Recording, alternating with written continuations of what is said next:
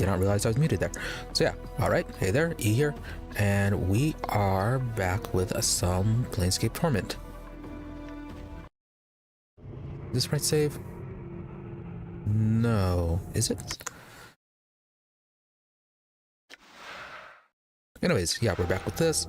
Last time we didn't make an exit save. Yes, I did. Okay, yeah, last time we did a quest for Pharod after encountering him. Tried to play it off as we did not lose our memories, but completely fell into that. And once he realized that, he freely took advantage of the Nameless One situation. Had him go find a mysterious golden sphere, which was something that the Nameless One had tasked him to find before. And for some reason, he was acting like, well, not really for some reason, but like once he discovered that we were amnesiac, or Nameless One had lost his memories, he tested it as if it was his sphere the whole time. Anyways, went to the catacombs, found some sentient undead fighting off against a swarm of cranium rats. Got taken prisoners by these guys, managed to negotiate our way out because yeah, they just asked us to help deal with some cranium rat spies, which we did. It wasn't that hard to do, but continued our exploration of the area, found a tomb that the Nameless One had set up previously for one of his incarnations. May have been his journal, may not have. I think that was actually his journal. But yeah, found a tomb with a whole bunch of carvings on it detailing his past. Well, the various thoughts of the incarnations of the past. Some of them being in despair, some of them questioning how they became immortal. Found out that there is someone hunting the Nameless One, and they're also kind of immortal themselves, potentially. They always seem to know also that the Nameless One is always around. So they have some sort of link to him. Maybe connected to the shadows, may not be, but definitely someone we're going to be encountering later on, considering things. Then we also found a copy of the tattoo that the Nameless One had on his back that Mort read out when we first woke up. Turns out that Mort did not read out everything. There was a final line that stated, "Do not trust the skull." Speaking of which, we do also need to talk to him about this. Also, what else would happen? Had a few items inside the tomb. Yeah, kind of enchanted battle axe for our trouble besides all those journals, I guess. And a few spells.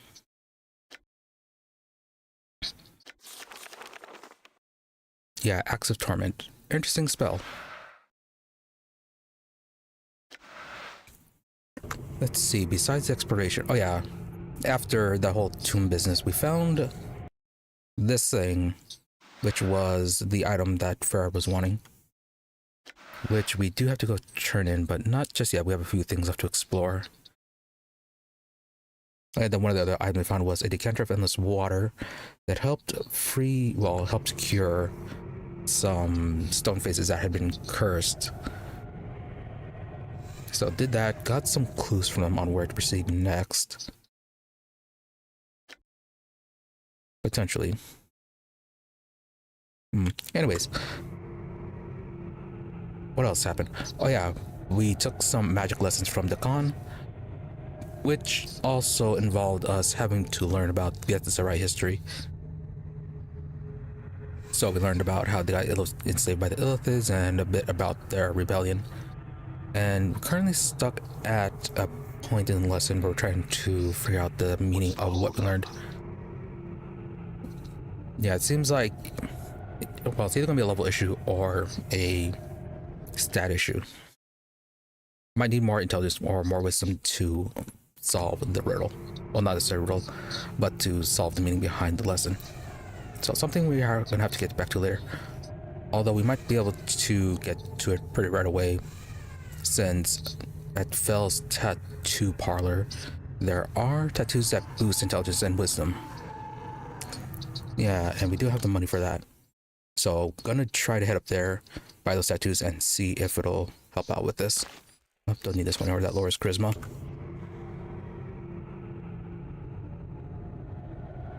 And yeah, we found apparently the Nameless One's arm also. I mean, like, I know he has two right now, but apparently he lost an arm in the past, which had a bit of tattooed some of his history on it. Talked about past traveling companions, and we got a few extra tattoos from it that boosted XP gain. Well, not really boosted XP gain, but gave bonus XP. This was one of the tattoos we got from it. Yeah, there are a few other ones, but we can't use one of them. Anyways, that's enough of the random recap. For now, plan is, before we head back to Pharod, we have a few stops to make.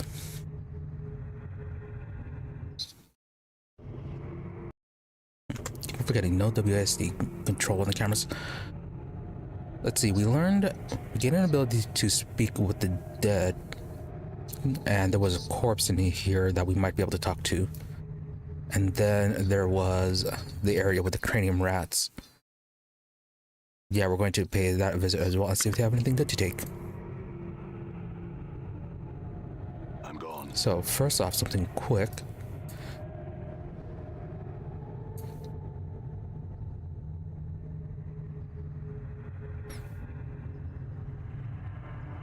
Let's see, when we were last here, we got ambushed by a group of rather strong ghouls.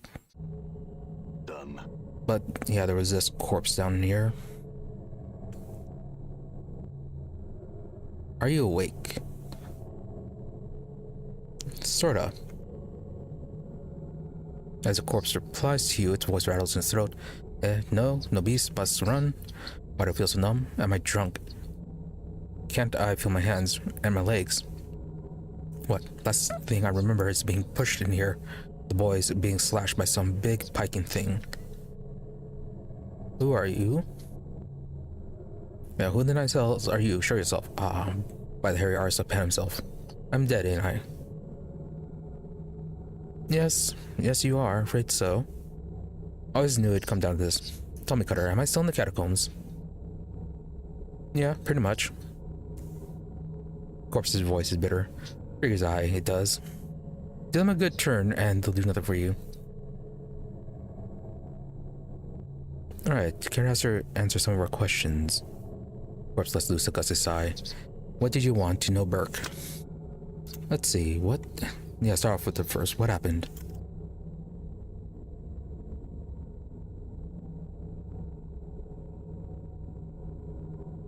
We enemy boys had just popped the script, and it was harder than picking a chastity belt, I'm telling you. After tearing and prying at the door for a little past eternity, got in here, and we're looking at the opening the main crypt, when my blood starts shouting, and this thing slashes me and dumps me in the crypt. I'm fighting it, and I hear them start running me bloods. What happened to them? Rebirth? Load in? They make it, or are they in the dead book? Don't know.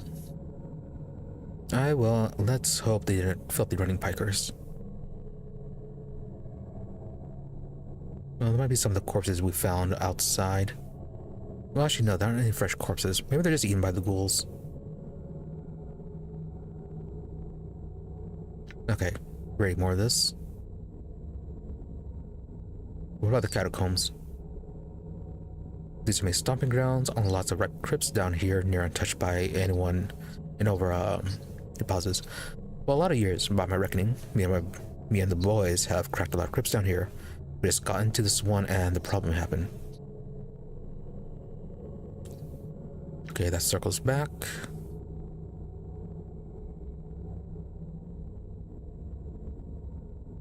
Okay, what crypts can you tell me about? There's one to the left of the entrance, with a bunch of them Vargi ghouls head flying about. Don't want to be messing there without a lot of torches and some crossbows. There's a crypt of pretty tiles to the right of the entrance and down a ways. Then there's the one I was exploring before unfortunate circumstances.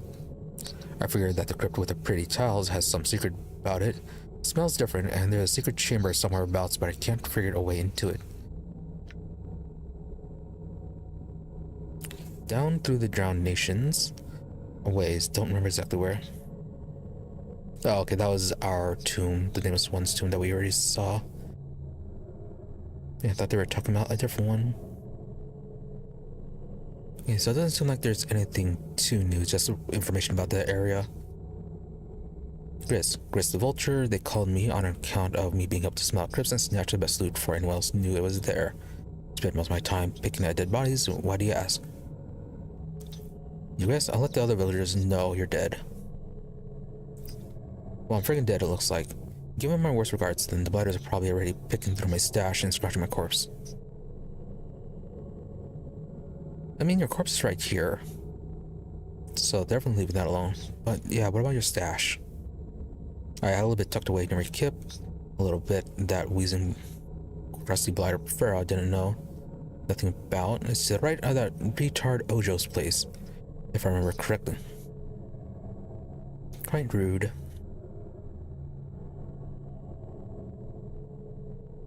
Yeah, we might have gotten that though. Right, and then nothing new with this. Okay, so nothing much aside from information about the crypts, which we already have because of our exploration. Yeah, really only the stash thing was new. Okay, we can enter this way, or we can enter through a side entrance that is past the detonations.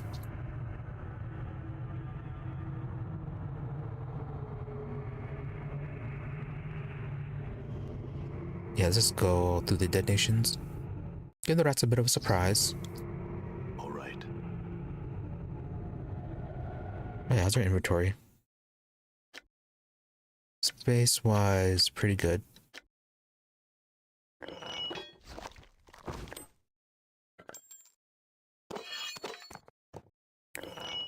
Could probably sell some of these, but don't know if any of these are going to end up opening portals or not.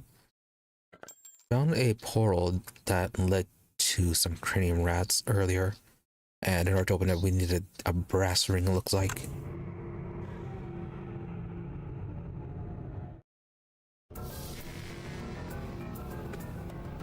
What? Why are you hostile?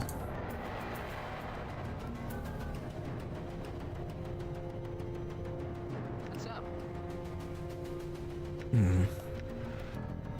Flies wouldn't even rest on your carcass.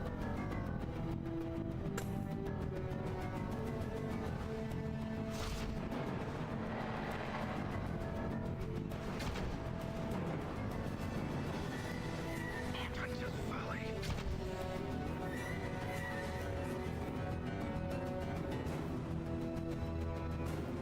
Yeah. Here's Dog's body.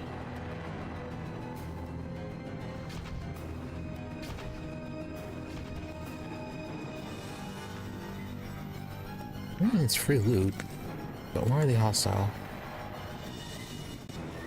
Are you guys going to be hostile?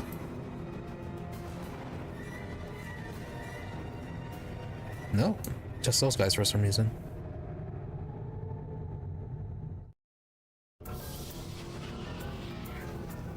Okay, for whatever reason, they just respawn hostile.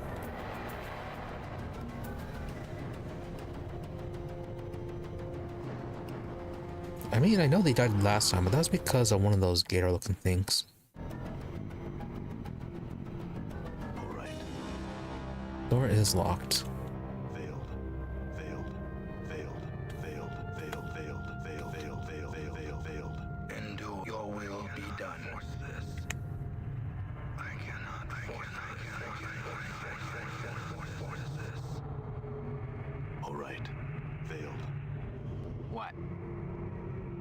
Sure, why not? All right.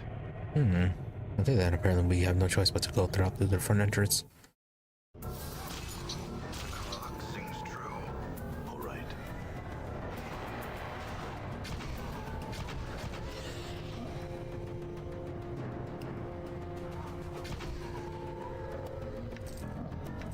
What's up, Chief?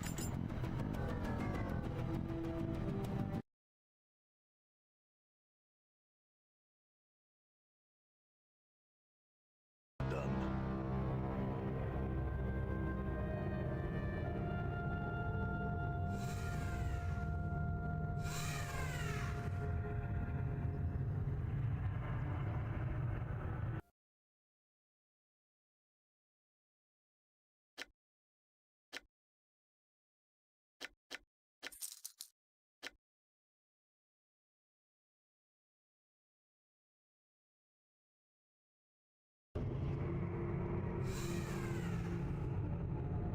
And rest, but shouldn't be that big of a deal.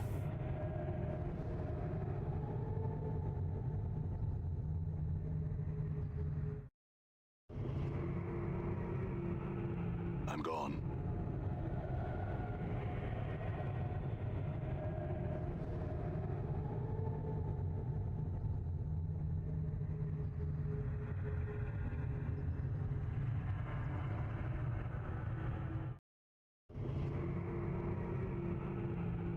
Yep, intelligent. He's a half man, half rat hybrid. His red eyes gleam with stern cunning, and the voice that issues from his mouth is oily and insinuating. So a biped comes. Well, you're a biped too. Willing to the halls of the Nameless One. What do you want, man, and where do you intend to go? Step lightly, intruder, and speak the truth to Mantalk. I'm from the buried village and was just exploring. Ah, the village. Refresh my mind. The scavengers, yes. Have you come to scavenge? Not, sorta, yes. I mean, mainly just looking around. I mean, if they have something good, we'll take it, but otherwise, you know, just leave them alone. Then your answer for is my talk to inquire. Why are you here? A wrong turnabout, separated succession of mistakes, yes. Have you come seeking me or as many as one? Or perhaps you simply do not know why you're here. You explain this to me.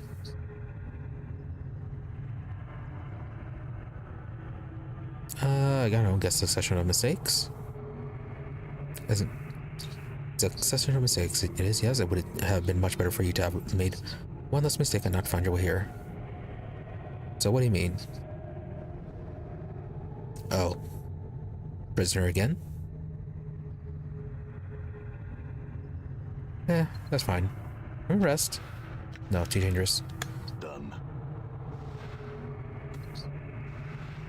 Anything good? Cheap axe, that doesn't sell for much.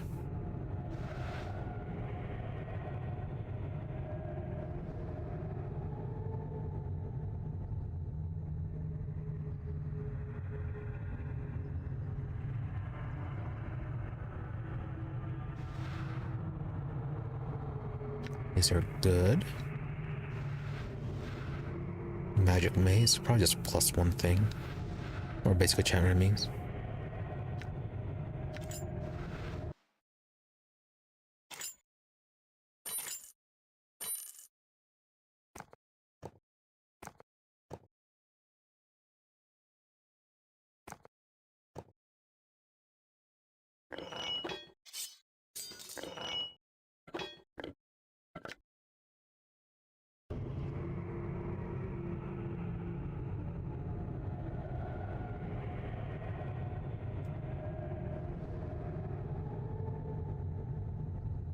Okay, dead collectors.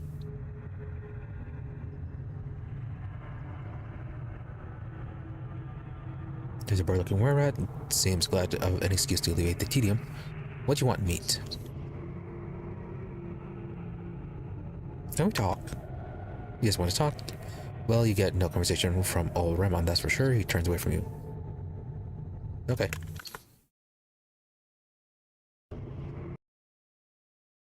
Okay, so those catacombs are just right there.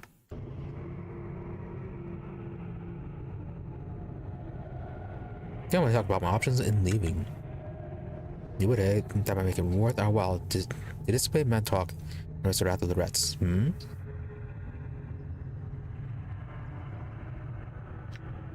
Let's see, what are our options? Probably should have just fought at the start.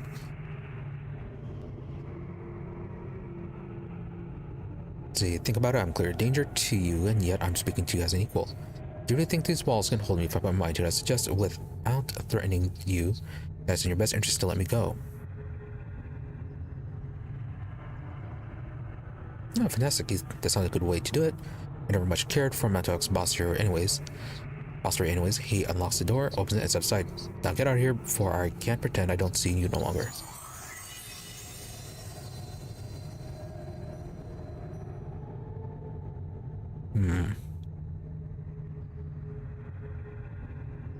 Okay, got those guys there. You're gonna attack us, aren't you?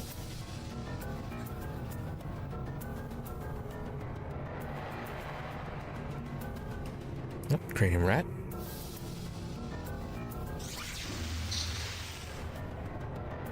Really?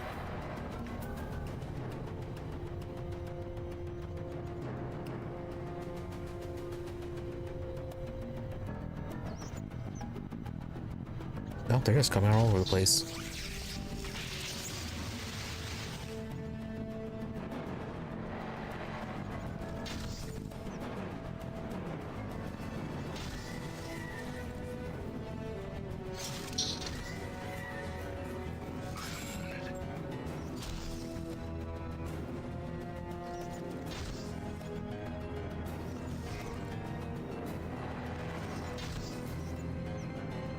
Are these guys just unlimited spawns? I hear your words.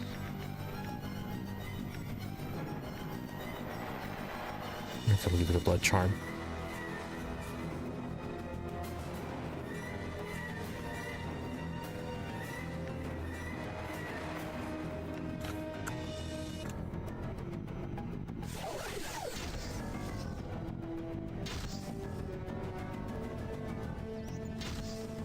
I will hear you. Your will be done. I'm gone. Okay, maybe not unlimited spawns, those are just that large group from earlier.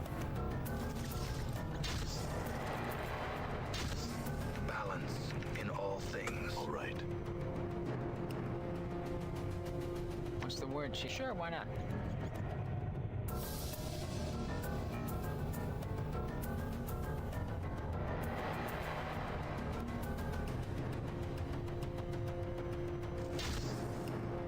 It is I. What's up? Sure, why not?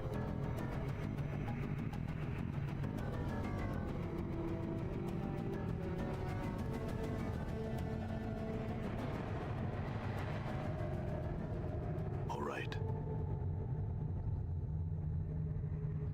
Okay, the Nameless One has some really good healing. So it'd be nice if we could tank. Yeah. You father of trolls. Huh?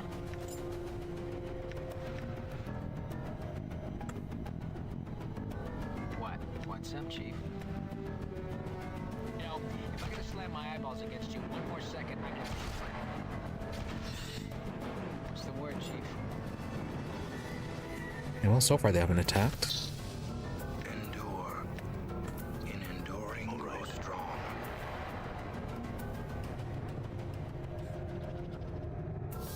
Even more. Oh, that's a lot of them. Always a lot of them. You see that?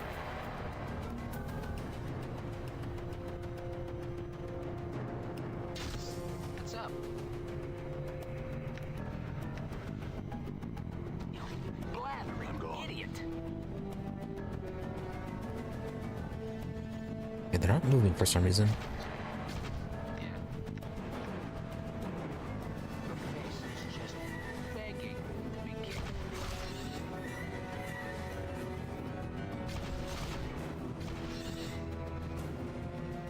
Huh? Done.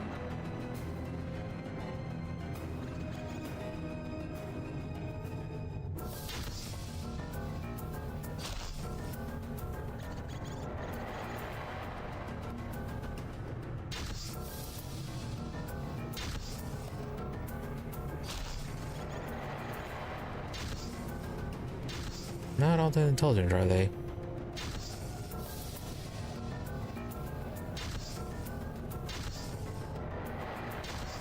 I hear your words. Okay, and the con increases the Bractail collection. Your face is just begging to be kicked.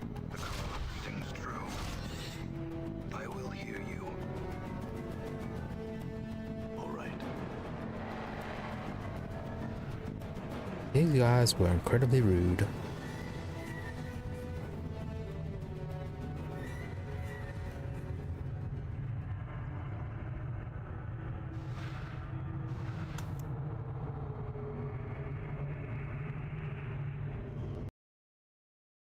Cranium Rat Collective. Alright, sounds important. We'll go there last.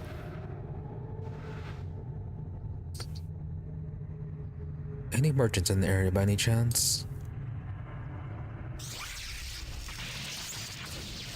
Oh, delightful.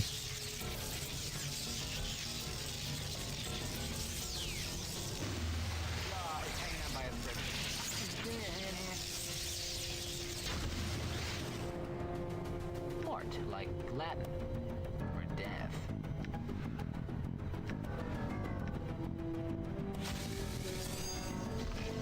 Women are the reason I became a monk.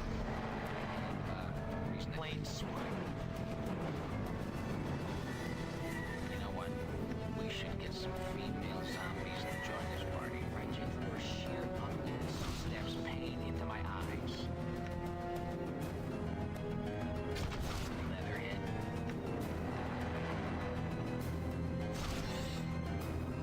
Oh, you alley-bred dog.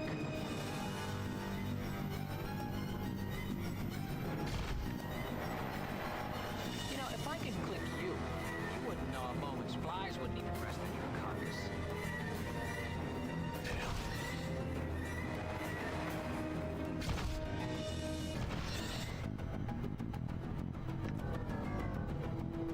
What's up? Balance in all things. In the sky. Is there more than one in that spot? Yeah, it looks like there were two. Heart. Epoxy bastard. It is I. Your will be done. I'm gone. I'm sure the collective will not be that happy about us killing all their servants.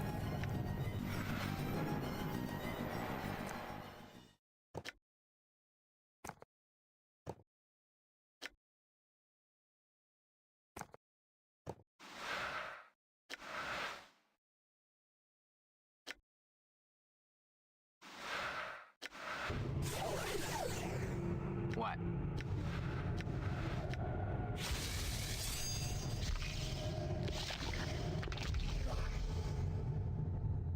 I'm gone. I thought that was supposed to heal. Oh, small bottle.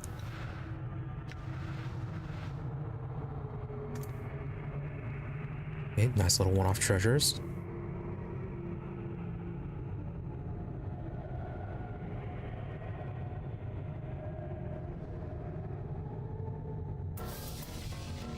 What's up, Chief? Your sheer ugliness stabs pain into my eyes. Endure. I shall I'm serve. gone. What's the word, Chief? Hi, Dad. What's up? Prime scum. Yeah. How many times must this fool die? Many. You're dragging your corpse back Oh wow, here we're with my teeth. just sticks it back at the front. Fun.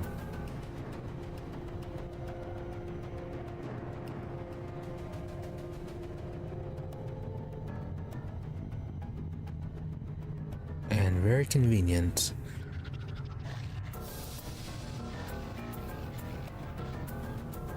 Kill you before you cast a spell. I hear your words. All right. Oh yeah, how's our XP progression? Huh? You epoxy bastard. Mort, like Latin. You dog's body. Women are the reason I became a monk. I will hear you. The reason I switched back. The con almost has a major level up. And gets still 1,000 left before Nameless One gets to his level. Mort has a very long way to go. Done.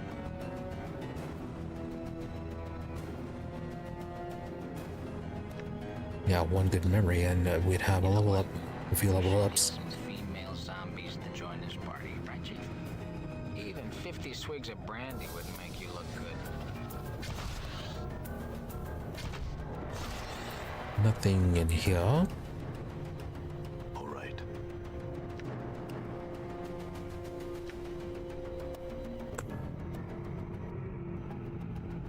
never ever bothered to check to see if it was. Ooh, that's a lot of them. But yeah, I thought the XP was per person or if it was split among the party. Not coming in. Well, coming out. You are. You know, if I could click you, you wouldn't know I'm a stupid gallo.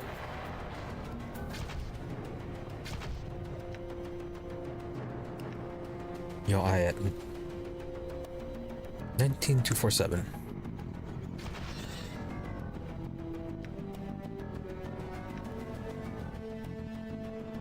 Okay, split amongst the party. Balance in all things. All right. What's up?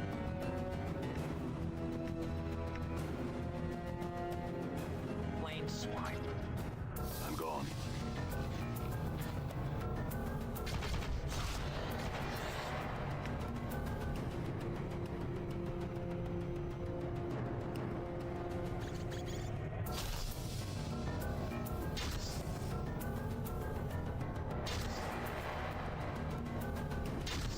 I wonder what happened with these guys. Why are they not being all aggressive?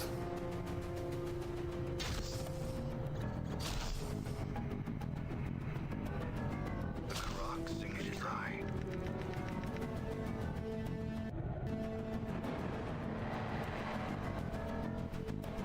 Yeah, I guess except for that one area, we more or less explored everything.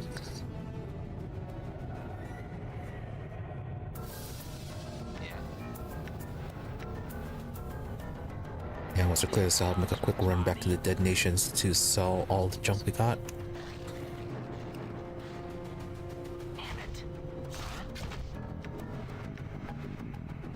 Sod.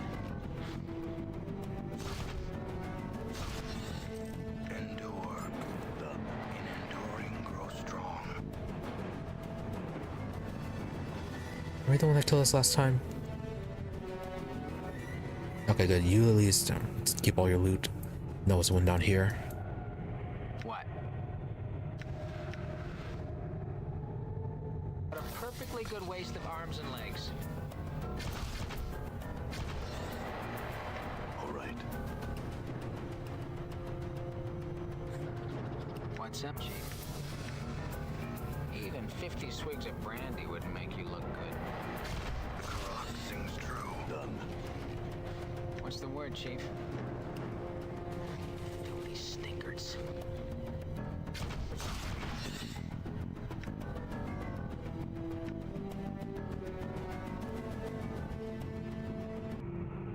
I'm gone.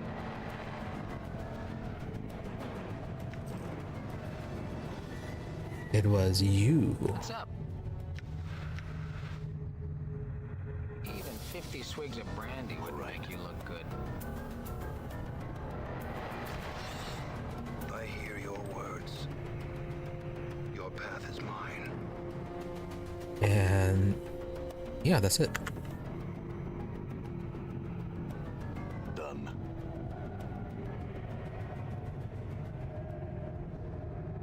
Okay, pretty simple, except for that one point of death.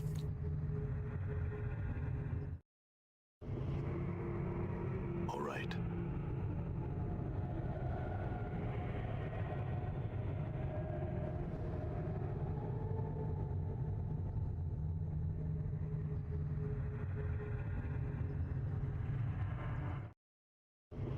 Done.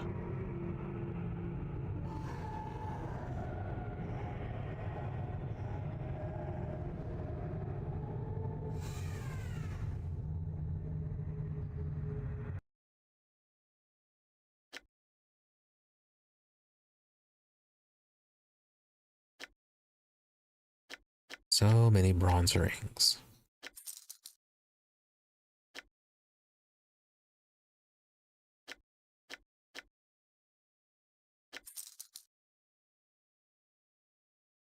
Let's sell the... Yeah, let's go and sell the rest of the stuff.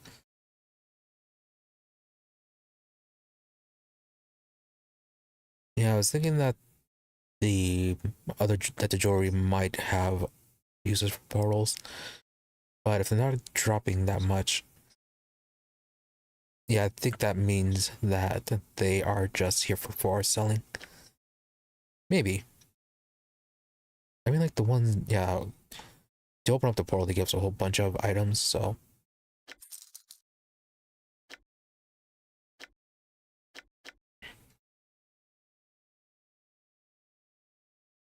They should take the were-rat skulls as some sort of bounty.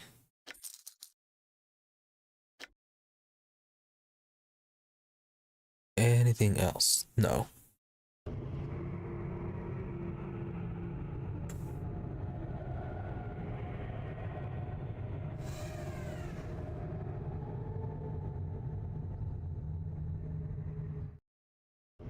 All right.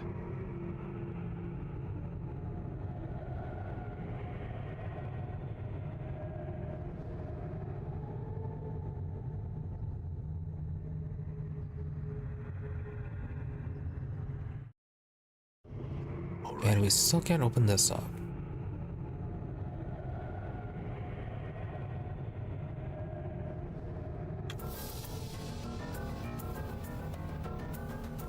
Oh, they respawned.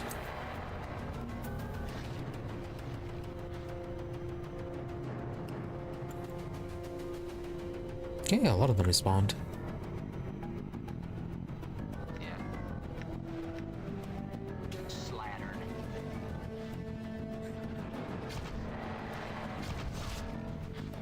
I shall serve. Leatherhead. More like Latin. Or death. You blathering idiot. Yeah, that's the reason I became a monk. And, something.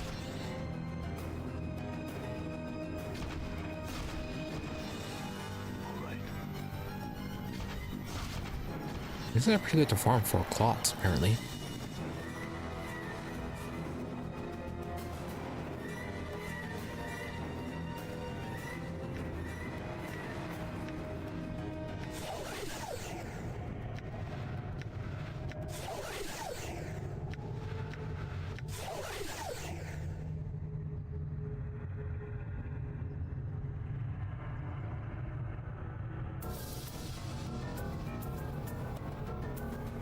You know what?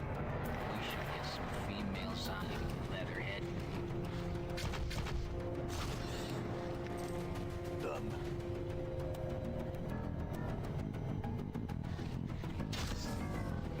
Balance in all You know, things. if I could click you, you wouldn't know. Stinkers. So, Planescape. In knowing the teachings of Zerthamon, I have become stronger. Where sheer ugliness stabs pain into my eyes. Feel inside.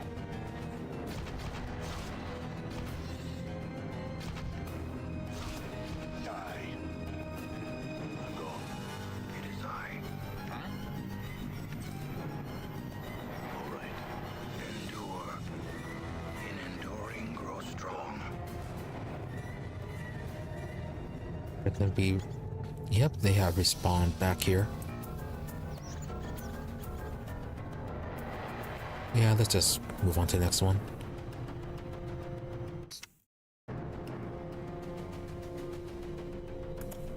Many as one. A voice that sounds like the anguished pain of thousands echoes through your skull. A voice sounds curiously subdued with an undercurrent of incredible anger. Murderer, we ask that you leave our halls. We do not wish more battle with you. If you will perform a favor for us, we can perform a service for you, and we can go our ways in peace. Well, I mean, you guys attacked us first. Let's see, what do you want me to do? Prove yourself worthy of trust, go to the halls of the Walking Dead, kill a Sign King. Nah. Although, what could you offer us? Safe passage and the lives of friends. I mean, we could just kill you all. That would make it much easier.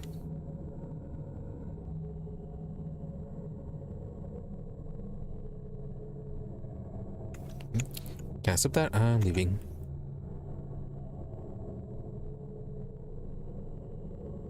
Alright, try to stop us.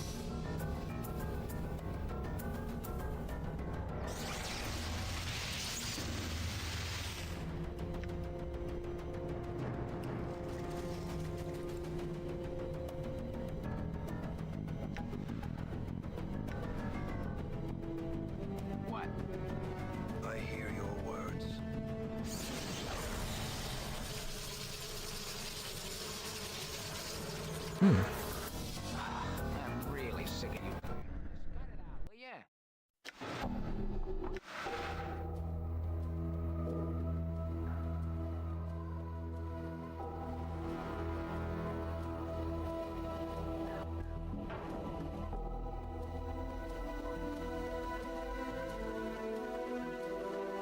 In knowing the So this one? teachings of Zerthamon, I have become stronger. Oh yeah, he had to level up.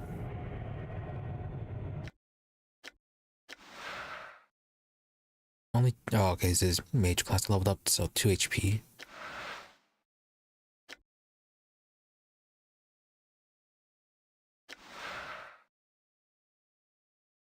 Saving throw -1, penalty to attack rolls. Okay, we'll get that one in case we run into something difficult.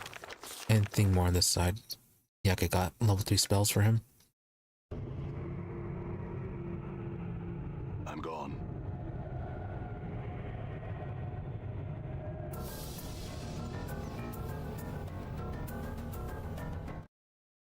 Try this again.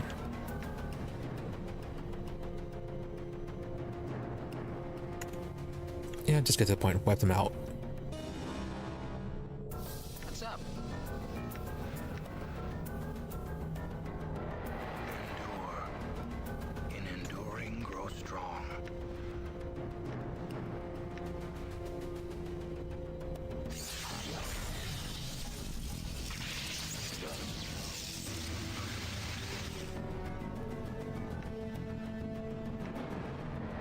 How big the area of this is?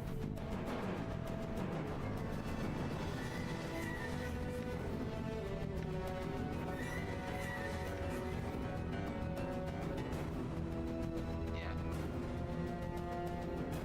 I hear your path is mine.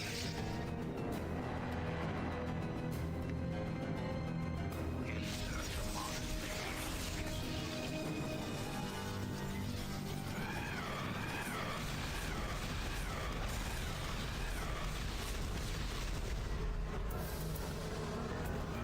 Neat. Didn't seem to do much.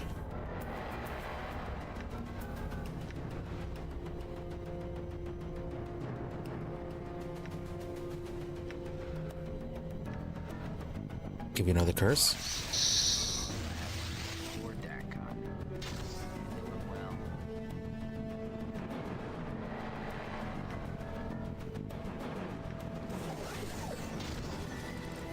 Oh, Minions 1 is actually dead.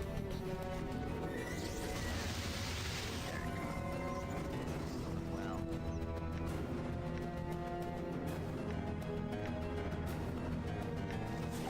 See that? I will hear you.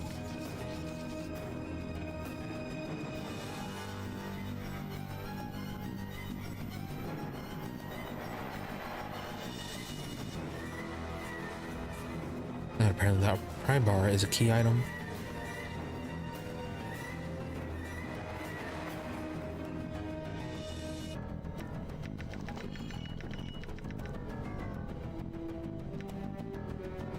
You get anything out of this?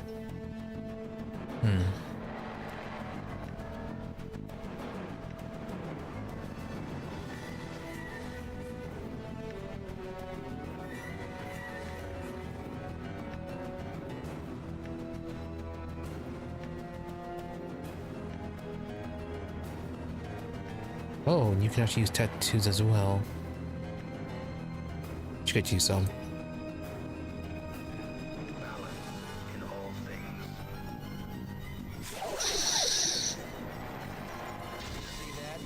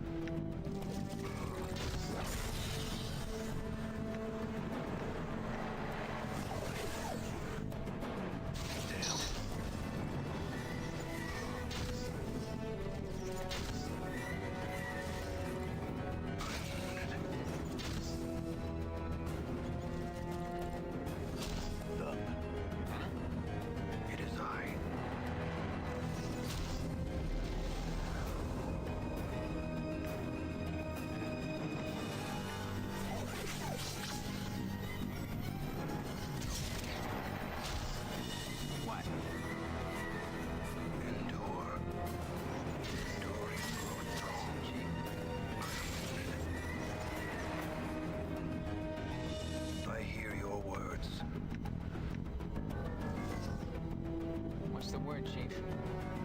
What's up? I will hear you. Princess Valley.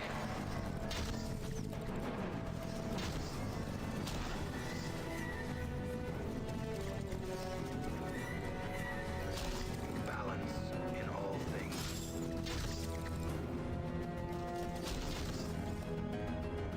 Mort, like Latin. It is I. Women are the reason I became a monk. At least this week, you know what? We should get some female zombies to join this party, right, Chief? In enduring grow strong. You know, if I could click you, you wouldn't know a moment's peace.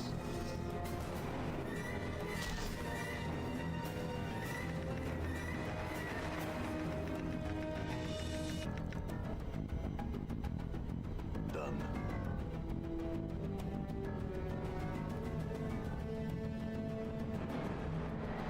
So, anything to say up for yourselves?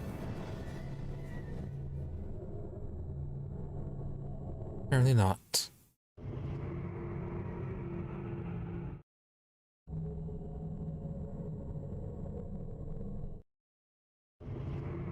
Killed the rats of Nim.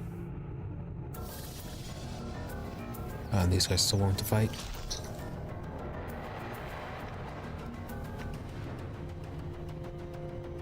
Your reasons for your incessant clicking are not known to me. Done. Yeah, I don't feel like dealing with them.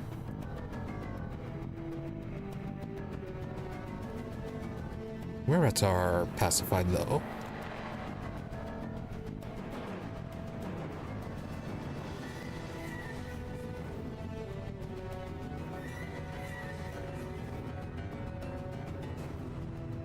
Up to that one rat, the one that greeted us at the front. He just full on disappeared.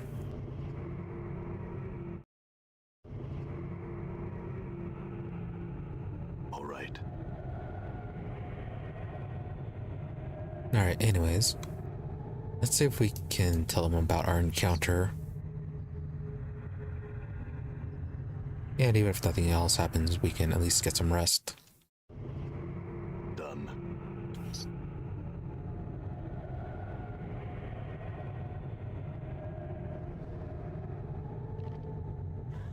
Do we have anything to sell?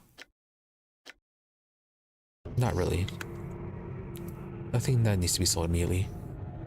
Hardgrim, where are you?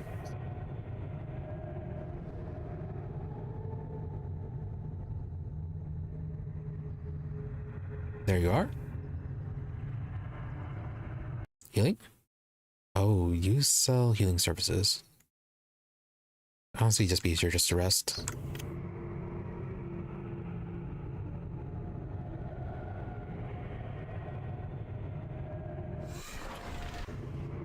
Okay, so nothing special with our encounter from the rats. You didn't even get any good treasure. Disappointing.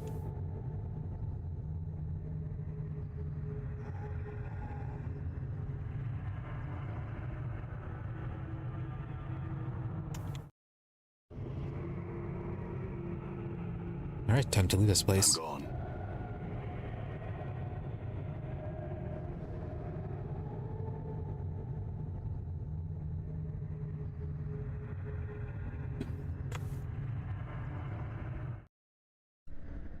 All right.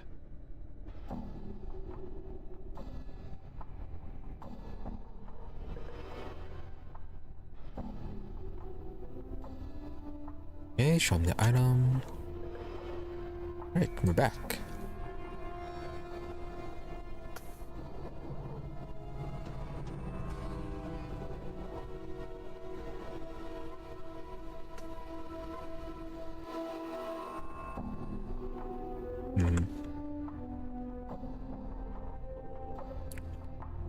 Stash should be around here somewhere.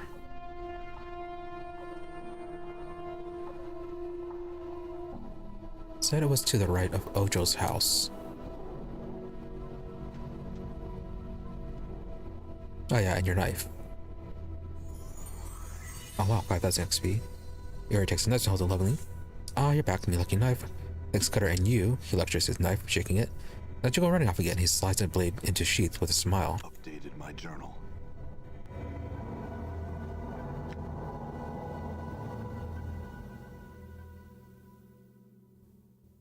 Turned Uyir's lucky knife to him. Perhaps it'll work a bit better for him in the future. Though it did keep him from getting eaten by a ghoul once. True. That's Ojo's place. Oh yeah, we should also talk to him again. See what he has to say about the rats. All right.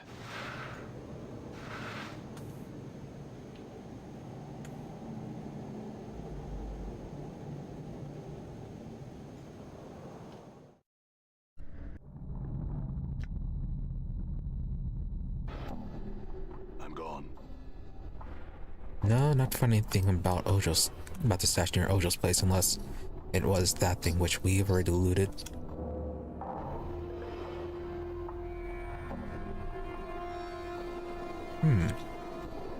Done. Yes, this is apparently not Ojo's place. Done. Oh, it's this one.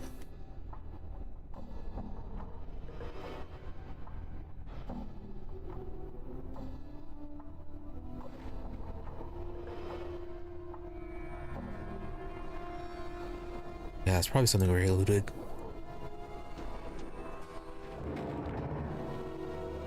Done.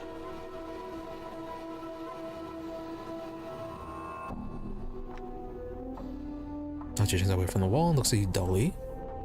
The big hitter has your foot in the wall. Now she turns away from the wall and stares at you, Mort, a slow smolder in his eyes. Alright, it clearly knows what we did. Alright, Mort, that's enough. Mort said, whatever you say, boss. Alright, Ojo, questions.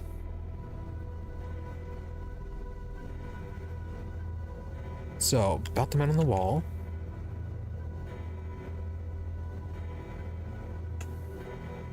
Okay, stories about what? Yeah, nothing going on. A lot of the same old.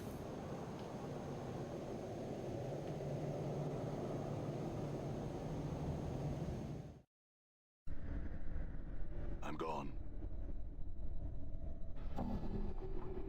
Yeah, I had no idea about that stash, unless we looted it already. Okay, Pharod time. I'm gone. Pharod. There you are. Ah, corpse. Pharod turns as you approach, his crutch clacking on the cobbles of the court. Licks his lips and smiles so expectantly. Have you brought what I asked? Right. Bronze sphere it is. That was a whole lot of XP. 15,000. And really not enough to level. Oh yeah, wait, no, we just leveled. Anyways, Bear's eyes gleam as you hand him the bronze sphere. He touches it gingerly, almost reverently. You, he chuckles. Ah, corpse, such a gamble you were and paid off handsomely you have. Pharod studies his reflection in the sphere and insists. The years have been cruel to me, I see. I did what you asked. Pharod, now I want some answers. Pharod doesn't even look at you as you speak. His attention is swallowed up by the sphere he holds. Yes. Ask your questions. Pharod turns the sphere in his hands. Very important. Your questions.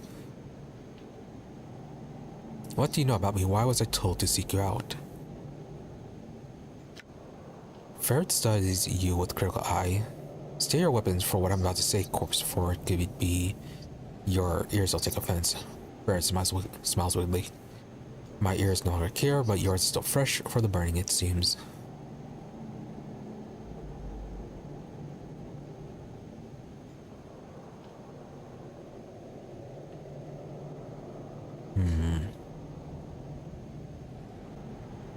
I can always kill him later for other things. You have my word that I'll stay my hand for it, but I need to know what you know. The truth of Pharod's tone softens as if cajoling. Truth was stretched a bit from my mind to my tongue, and then we first spoke corpse. In all terrible honesty, I know little about you. He raises a withered finger. Yet hear me out. Yes? You're a cutter who plays at being dead, as I see.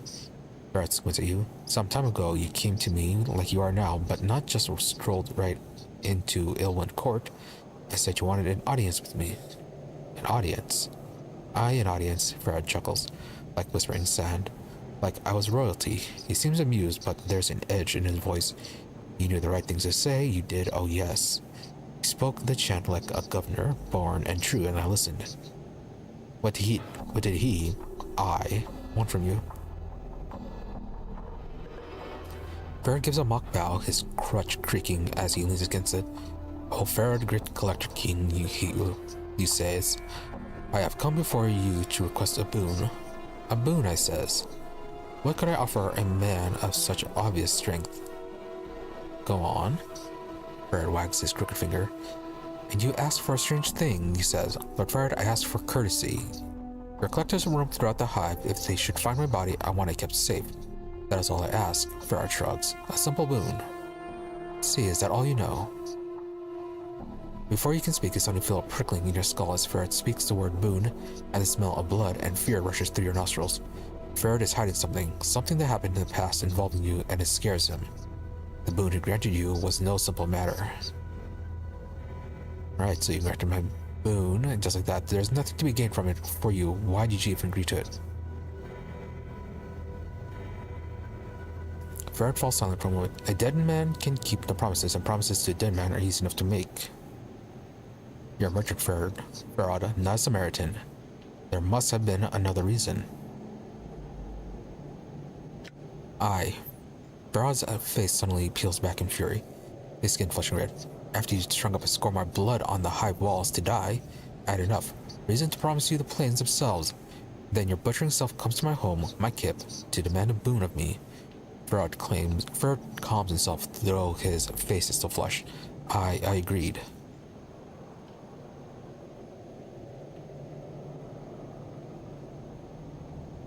Don't apologize. So what else? You know things about me, things only I knew. You know I was greedy for something beneath Sigil, and you put a name and picture to it. A bronze sphere, you said. I didn't think you would fetch it for me, he chuckles. Yet did you? The planes turn in strange ways. And that's all you know? All I know, nay, but it's all I know about you, corpse.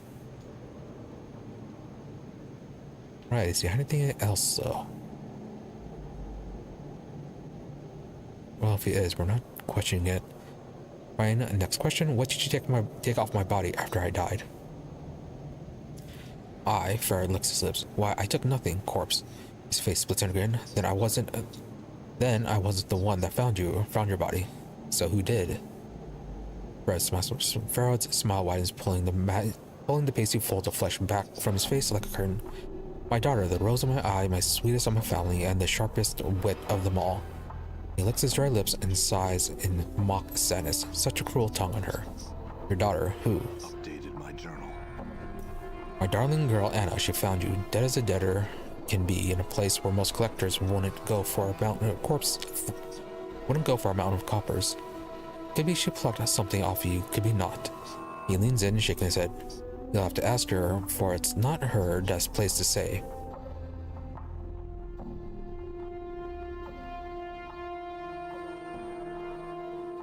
Don't lie to me, Pharod. You're a merchant, and you always take a cut from your workers.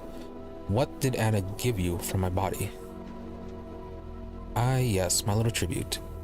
Pharod folds his withered hands over his crutch almost protectively. There's no telling what was from you or not, corpse. Most likely there was nothing.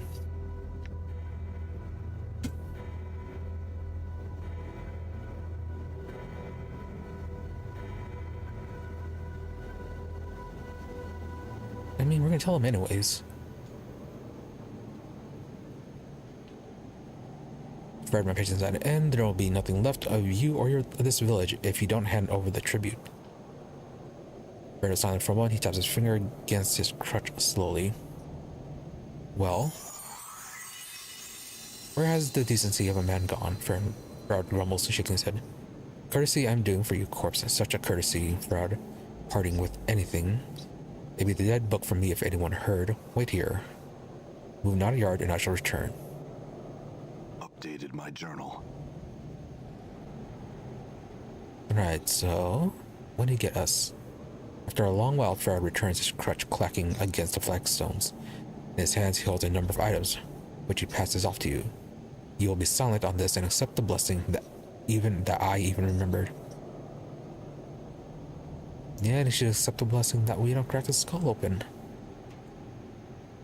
A few hundred coppers, a scrap of paper, bandages, and a ring. Well, now, who was it that found me? Oh, might have overfilled our inventory. Right? Okay, 350 copper. So where is she? Where's Anna? She's hiding in the shadows here, I expect, listening to us trade the chant. I called for her after you went below. I had to ask her if you are really in the dead book when she found you or not. He chuckles dryly, then takes a deep breath and calls out to the darkness. Anna, stop mithering in those shadows and come greet our guests. I feel stronger. Hey, it's her.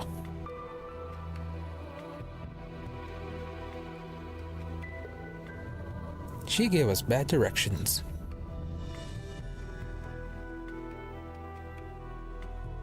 Oh, what now? He turned to see a striking red-haired girl dressed in leather armor. He didn't even hear her enter the chamber. Her right arm is covered with a series of interlocking plates that look as if they were taken from the skin of some creature, and a horn shoulder piece protects her left arm. Oddly enough, she has a tail that's flickering back and forth as you watch. Yep, we met her outside the mortuary. The girl ignores you and turns to Pharod. What's this about then? I'm not playing the leash pull with this scarred dog. So I'm not. Get one of your other gullies to do it. Pharod, Anna, rose my eye. I have not taught you to respect the dead. A thin smile warms across Pharod's face and he makes a slight bow towards you. This resourceful corpse needs to know where you found him. Anna, what are you on about? What are you on about? She squints at you. He's done a deader. Ah, yes, my mistake. Pharod nods and then his voice drops dangerously. Yet, my darling Anna, that still makes it your mistake. For this one only had one foot in the dead book when you brought him to me. He taps his crutch against the flagstones with a light tap. He woke up, saw me out. Most embarrassing. Anna, so? Anna glances at you, then shrugs. He shouldn't be playing deader on the hive while I'm about, or I wake up in Dusty's arms, he will.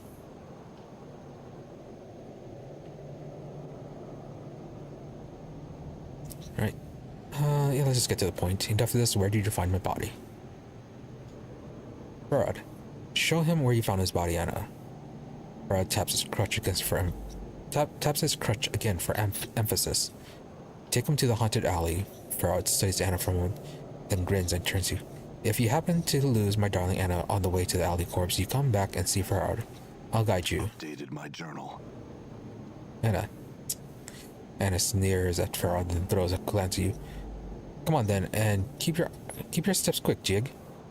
I have a little time to waste on ye likes of ye. Her accent.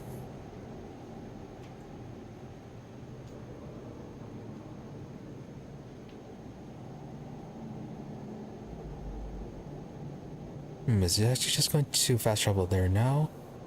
Or are we going to get a access point? Kind of want to go to Fel. So I suppose we can just go there afterwards. Achievement gained. Anna rose to my eye. Gain Anna as a companion. Okay, new companion. Anna points at the door in front of you. Through there. There's way where we want to be. Alright, let's head on in. Okay, new person. Looks like she is caught up level-wise. 4 and 4, fighter thief. Also, we need to level up.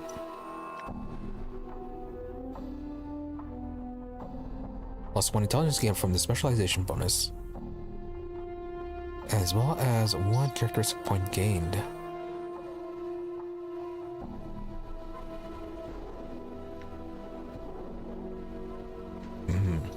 Go even further. Alright, but let's go with wisdom.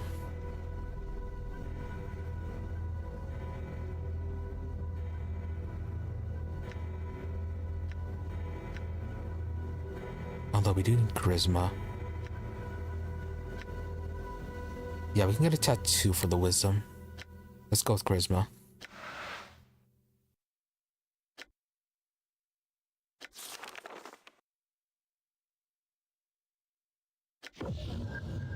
Okay, give a bit of horror. Really only has one spell. Oh yeah, then that one over there. Alright, before we head on in...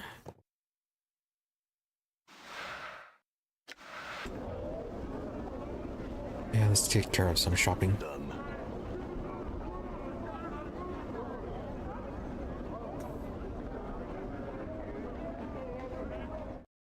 Are you daft?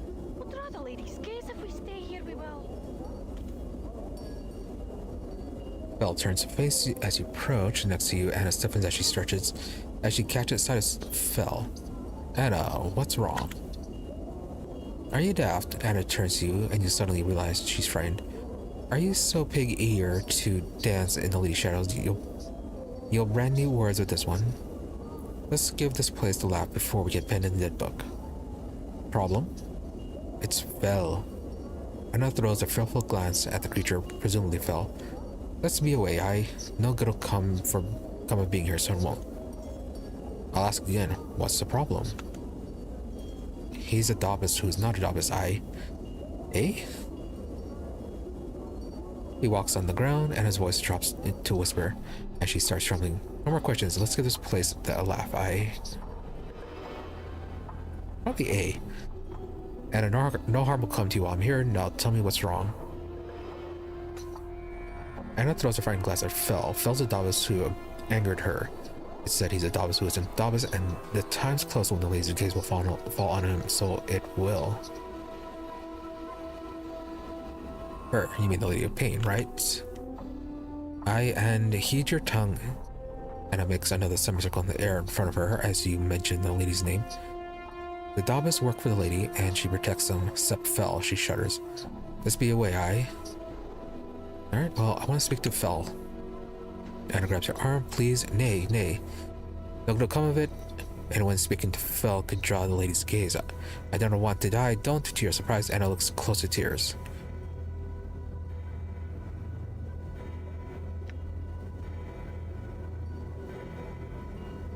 Right, well, we need her, so it can't be that rude.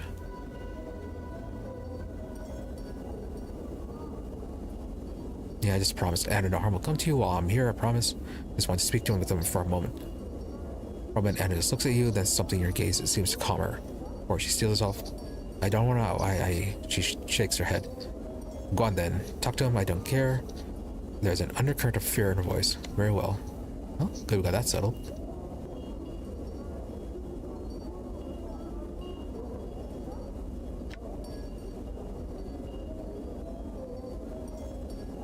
Okay, ready to talk to him about the tattoos on the arm. Yeah, we're here to buy some. Oh, hey, tattoo of Anna. +1 to Dex, -1 to Charisma, -1 to Wisdom. Yeah, thief version.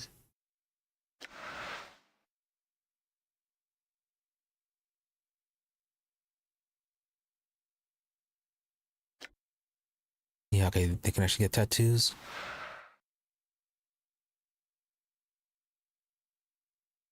Hey there, old woman that drives. How are you doing? Let's see, and the good tattoos are going to be a bit expensive. Now, first off, where is that wisdom tattoo?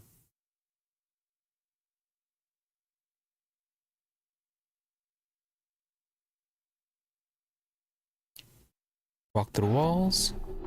Solid walls? No. Unless you just force your way through.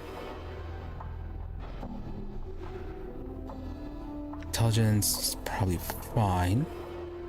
Where is that wisdom one?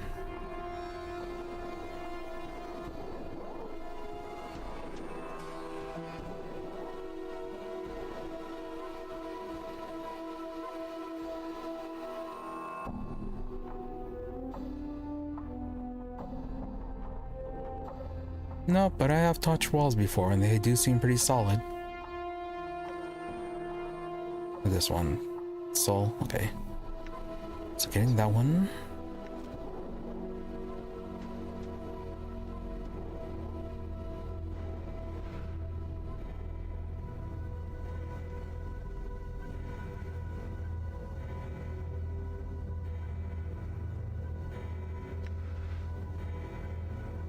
True, I suppose with enough speed you can get through just about anything. Now that's charisma.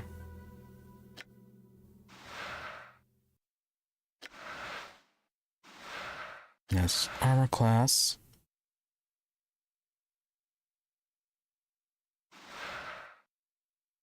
Change constitution.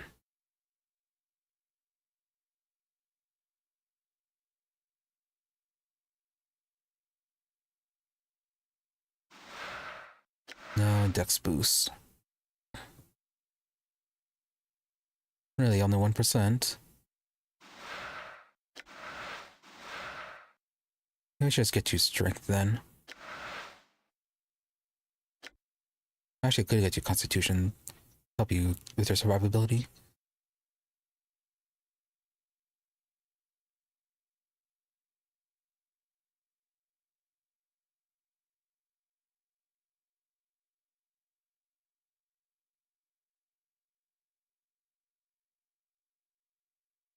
That's true, I suppose. Actually, yeah, let's wait on buying you your tattoos.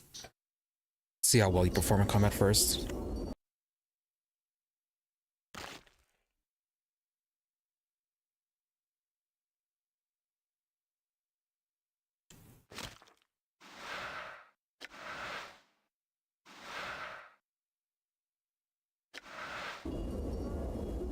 No. Done. Alright. Let's get the intelligence one.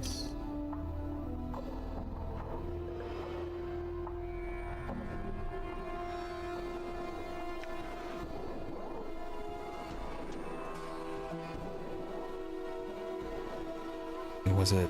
Yeah, Revelation.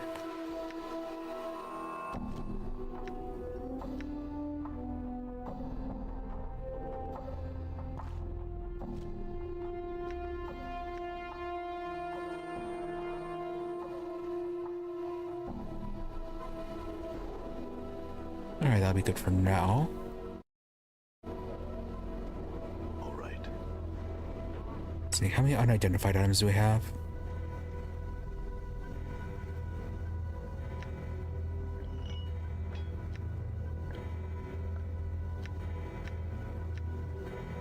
Okay, 4, yeah, it'd be good enough to just use infinite recall.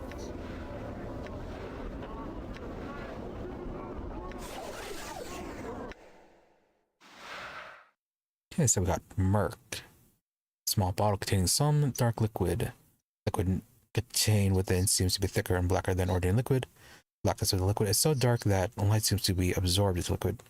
So we can get Black Sphere, wherever that is. Bloody Teardrop. Permanent +1 constitution, but only useful for lawful good. Right, if we ever go lawful good, we can use it. Silver Ring. Saves versus poisons. I haven't really encountered any poisons though. We also have Quint's Poison Charm that cures poison. But that, yeah, I'm not sure if that's single use or not. That's for the mace. A Beitsu mace. Yeah, it seems like just a regular enchanted mace. And another Cloud Kill Pipe. And they do not stack. A little annoying.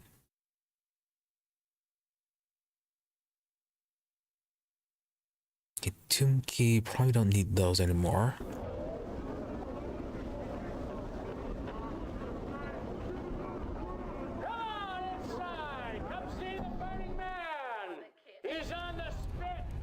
Oh yeah, we have the decanter of Nameless Water. Might be able to use that on Ignis here. Just any stories about him? This is a woman with fading bruises on her face and arms, and a look of despairing longing in her sunken eyes. She might have been pretty once, but those days were long ago. She turns slowly to face you, life pours into her features, and the spark of sardonic light that dances in her eyes now makes you wonder if your eyes were deceiving you. Welcome to Smoldering Corpse, Scarred Man. Yeah, a long time ago, we were told to ask her about the burning guy over here if we want to know about him. Updated my journal. That despair you saw on her face before flits across it again like a black-winged shadow before she masters herself. That's Ignis, one of the greatest wizards ever to come out of this slummy excuse of forest cesspool. They got him and they opened a channel to the plane of fire through him, and now he's just a doorway for it, keeping himself alive by force or will alone. If someone could douse him for a few moments, they'd give him his life back again, but they don't make enough water to do that. Yeah, but this decanter of water, word has it, it's endless. Yes, he is out of him, he'll be sure to come free. Oh my Ignis, I wait you. Pause it for a moment, dread your eyes. Do you know the command word? Not yet. Oh, okay, there's a command word apparently. I'll find out and implore you. Yeah, we're kind of told that.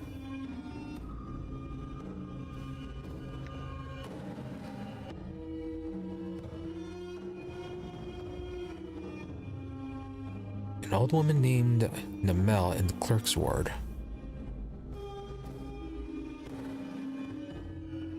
Didn't we encounter some in Namel already?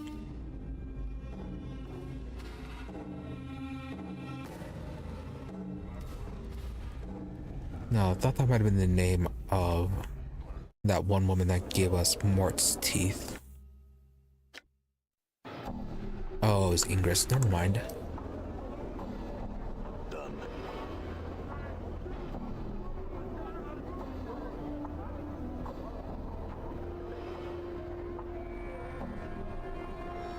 Oh, right here. I'm gone.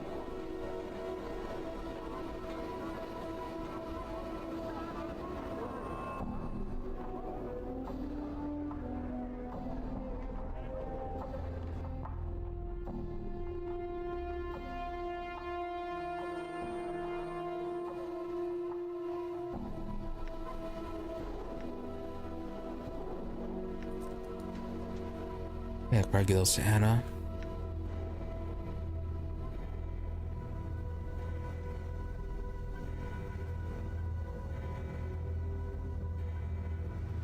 Cranium Red Charm. I suppose Anna can use that as well. As for the clubs, 309 crushing, tackle +1. Less damage with this one, but it causes confusion.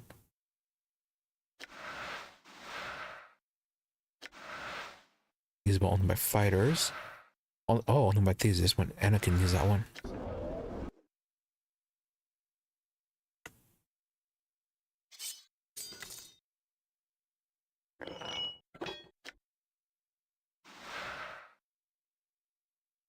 Oh, apparently not. Guess you don't have club wield proficiency. That's 1 to 4. 1 to 4 +1.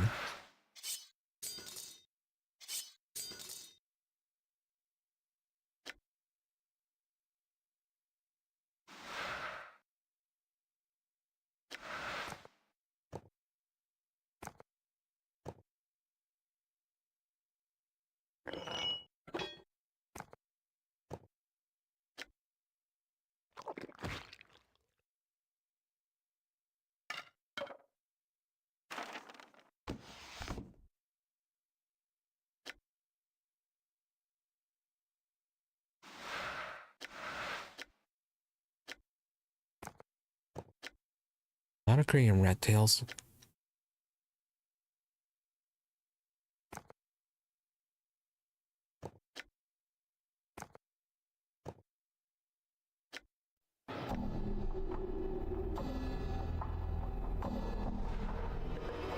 Alright, that's the Nameless One only.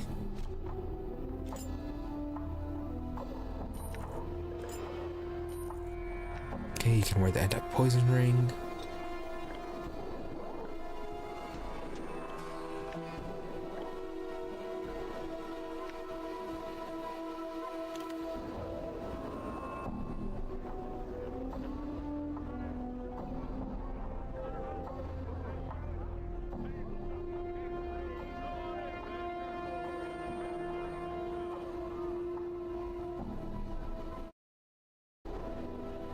All right.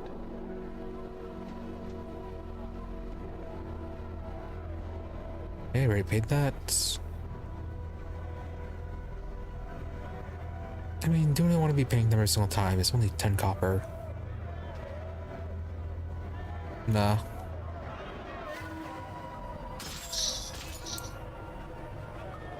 You're at 40. That's probably all the copper we gave them.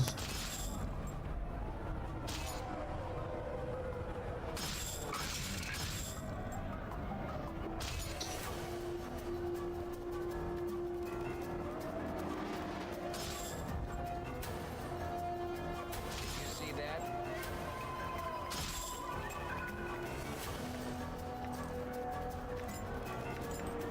Hi.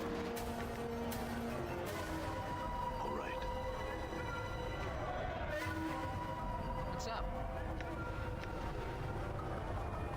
What abilities do you have? You have traps, thieving, stealth.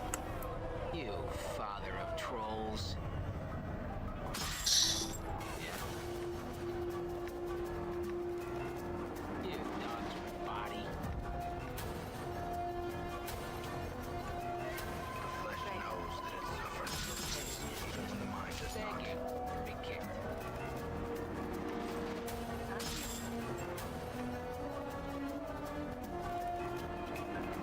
I'm gone. Huh? Prime scum.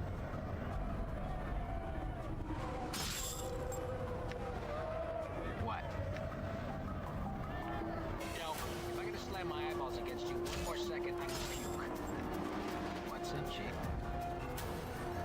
Even 50 swigs of brandy would make you look good. What's the word, Chief?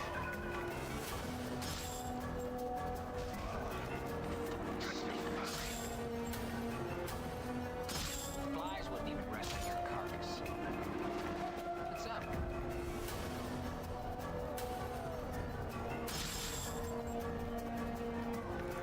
On the blasted plains, Hi, what? Zerthamon told Gith that there cannot be two skies.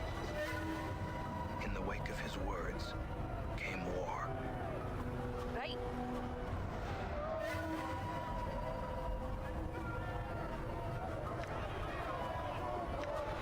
I'm gone. Oh, okay, you're named. Probably could have been a bit more peaceful about this. Your sheer ugliness stabs pain into my eyes.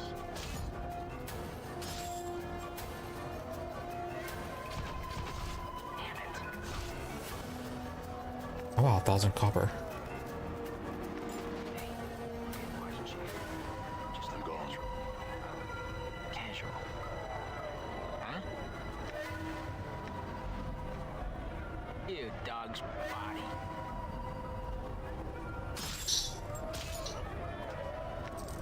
Well, they'll probably be back after this.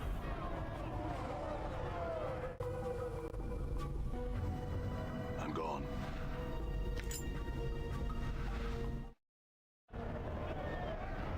Done.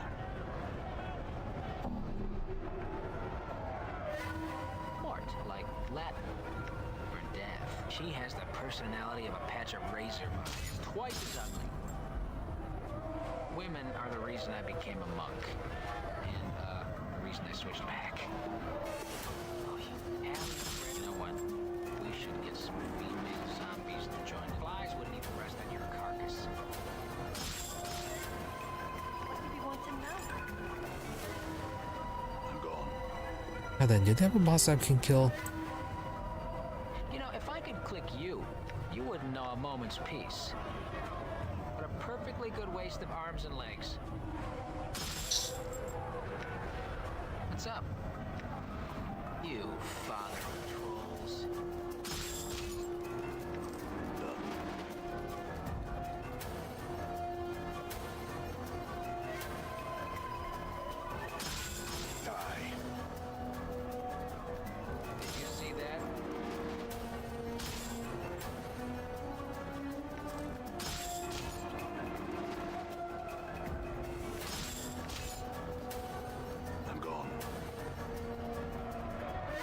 Oh yes, they did actually have a boss. Epoxy bastard. Your sheer ugliness stabs pain into my eyes. Just casually walking up to us. See that?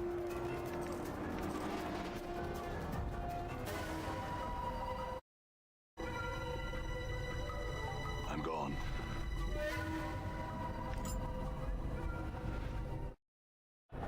I'm gone.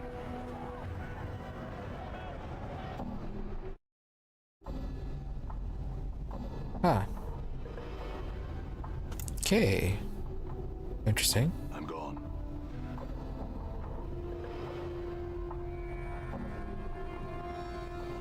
Rock. You see a young man dressed in plain but well-kept clothes. Pauses in his pacing as you approach. Greetings, Rock. In trouble? Big help? You do. So what's wrong? Rock, forget rings. Intent. Friends need to magic with. No rings, be mad at Rock. One ring down. One ring brown like Jink, other shining like mirror.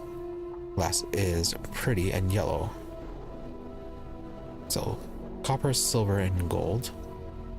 Updated my journal.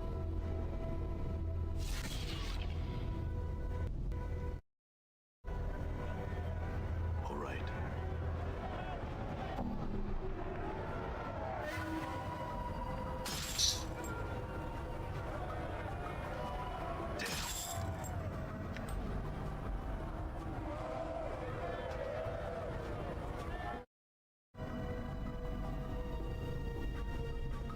Got to be here somewhere.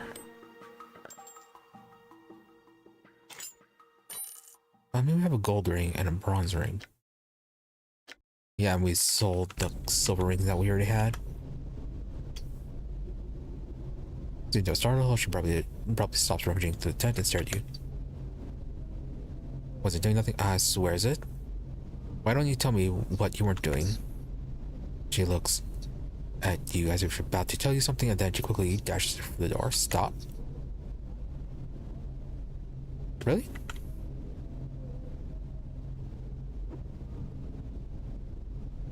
All right. Okay, well, we already have all the rings. All right. Aye?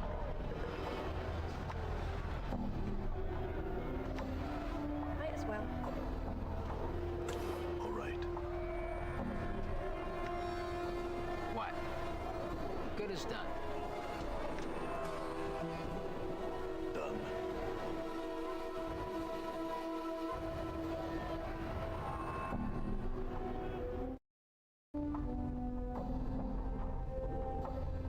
Alright, Rock, got your rings. You know, friend of Rock now. Rock take rings. Rock thinks, new friend. Updated my journal. Master Rock has the rings. Then let us begin. Abracada. Ahem. Oops, brah. I think they messed up.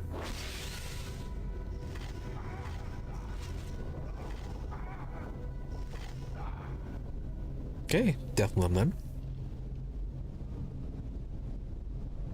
Scroll of Identify, Armor, Fist of Iron. What's up, Chief? And a gaudy ring. Interesting. See what appears to be an ordinary limb. It's hard to believe that this cute little creature slaughtered 5 wizards. Leave it alone, don't kick at it. Might kill us. Rockless friends, but Rock make new friend, call him Green Thing. Good for you. I'm gone. Maybe they'll treat you better. Really?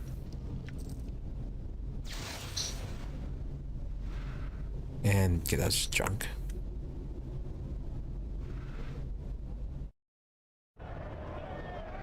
I'm gone.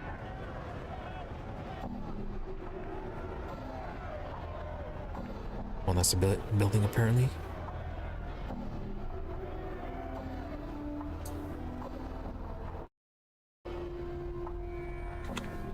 Aula. Welcome to the Cathedral of Alskar. Have you come to worship Alskar with me? You can be a second disciple. Are there no other disciples of Alskar? Over the years, I have had many disciples. Unfortunately, they have all disappeared. It's quite frustrating, actually. As soon as they become initiates, I never see them again. Lately, there has been a rumor going around that the lady herself is the cause. Now, no one comes by anymore. You are the first soul I've seen stop in a long while.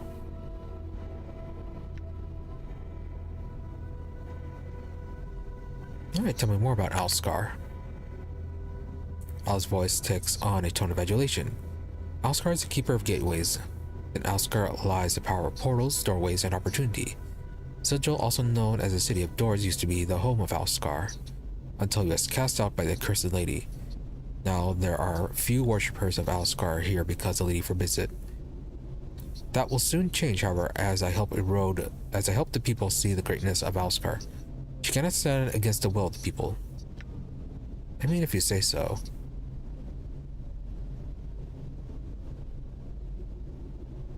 We are kind of busy.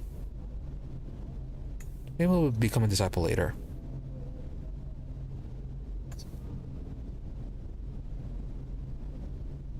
Oh, okay, we actually can't do that later.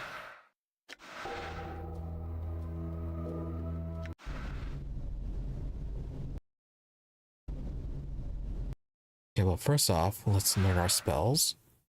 Level 1 Fist of Iron. All his normal punch attacks are +3 to hit, +60 damage. Cannot cast spells by Fist of Iron is in place. Nameless One only.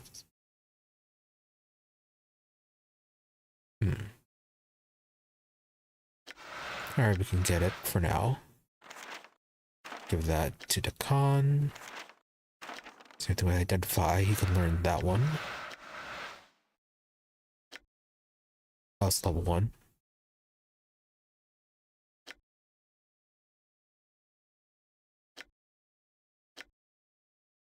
And then we have that one ring left.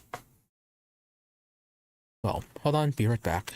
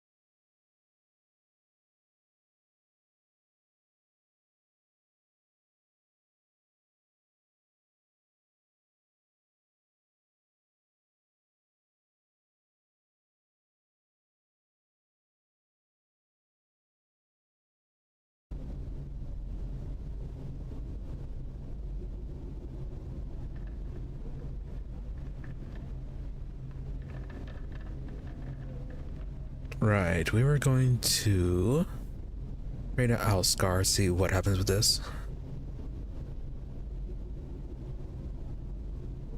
Yeah, because denying him cut us off. Marvel's been so long since the last person asked. Allah makes you perform a series of complex rituals and then says, "You're now a disciple of Alscar.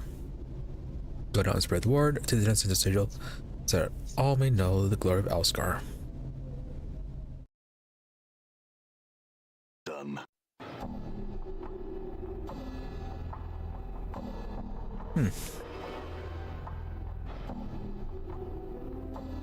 Okay, nothing bad happened.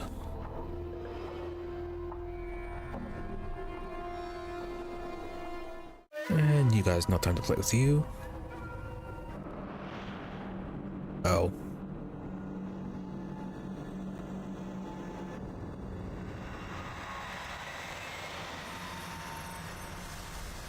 Played? What the hell happened? Nope, mazed. Lady's gaze drew the lady's gaze and got mazed.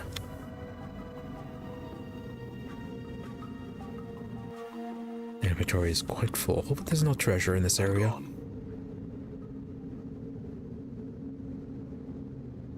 Is that the sign of Torment? Or is that something else?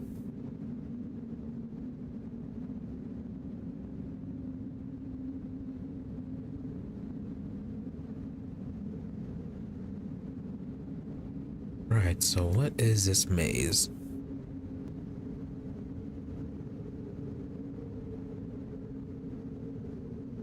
Plato is rather merciful. At least we were not flayed.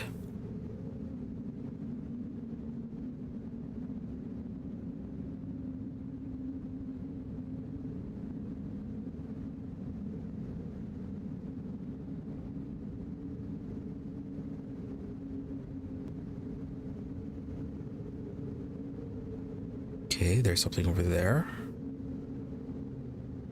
And over there.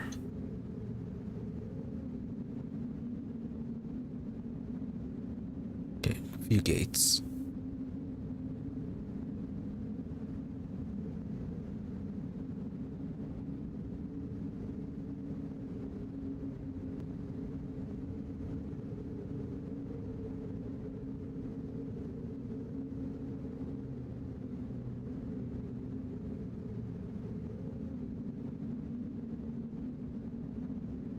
This is it. What? Why is this it?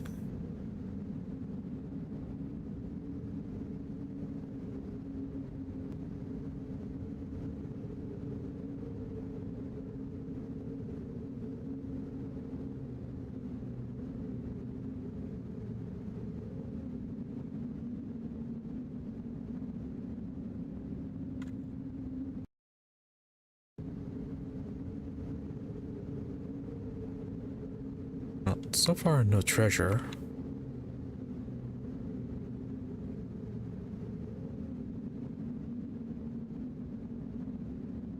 Bunch of different portals. Well, not really portals, but gates.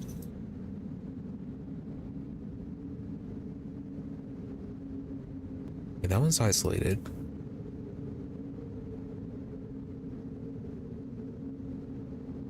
Why is that one isolated?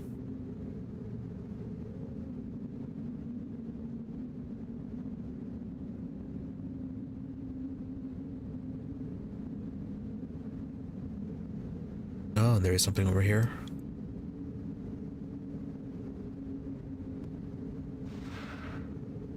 Sledgehammer and a bone frame journal.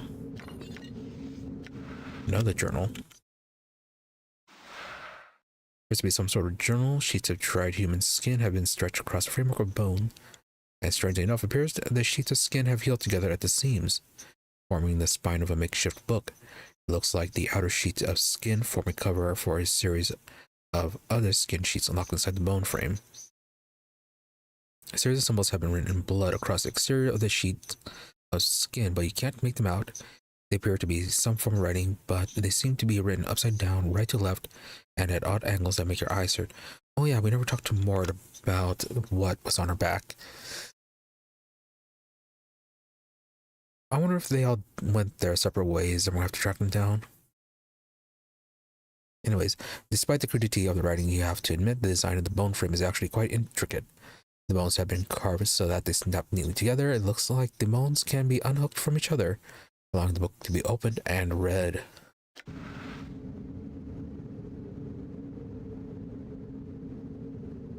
Okay, the exterior. Series of symbols have been written in blood across the exterior of the sheet skin, but you can't make them out. They appear to be some sort of form of writing, but they seem to be written upside down. Yeah, right, left, and all that. Then frame.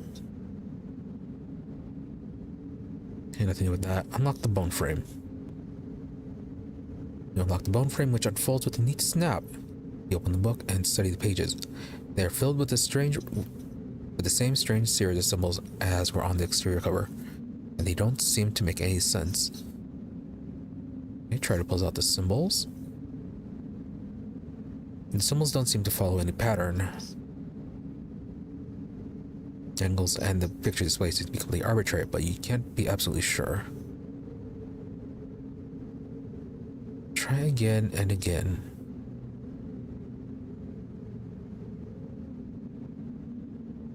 Okay, not smart enough or enough wisdom apparently. As you rehook the bone frame, you're suddenly struck with a strange thought. That the pages of the interior aren't supposed to make sense. Oh. You, whoever you were at the time. Really, when did we figure out this was ours?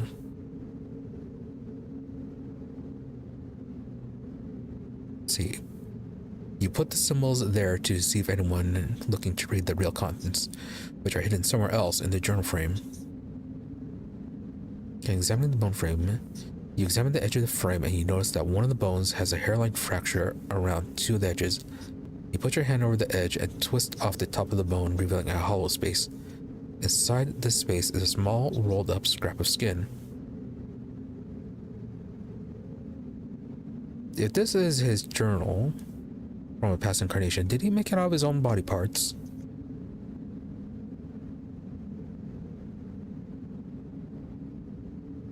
Pretty amazing if he did.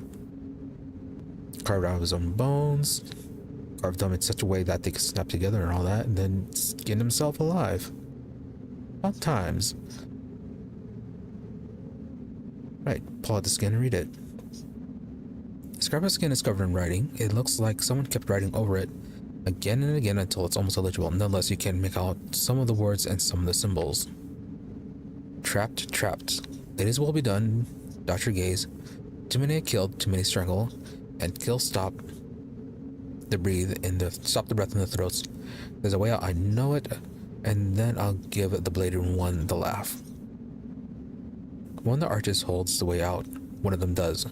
One has the way out. Can't just keep going through them one at a time. Maybe. Maybe I should go through one, then walk back to the same portal without. The entry trails off into indecipherable scrawls. For some reason, you have a feeling that was the last entry. Either incarnation died in the maze or escaped time somehow. I mean, if he died in the maze, that's unlikely. He'd still be here. Unless the maze only helps if you're alive.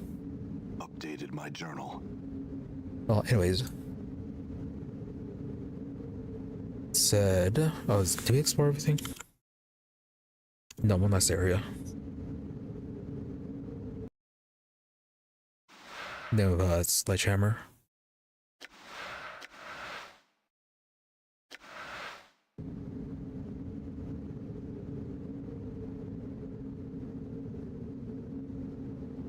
How are we supposed to get to that one?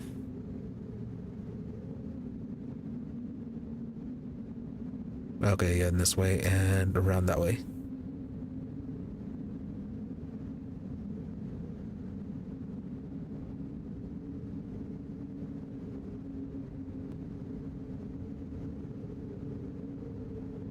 I really liked how Rogue Trader kind of fixed this whole travel issue. Oh no.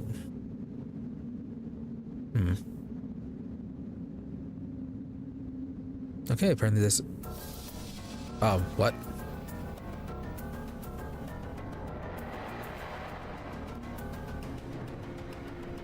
Okay, startled me. Right. So apparently we have to leave.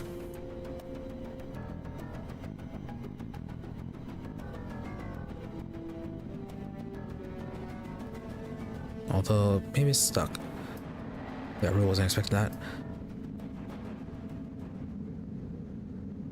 Anyways, yeah, Rogue Trader, it had a thing where if you're just running across the map and there weren't any enemies, you moved a lot faster.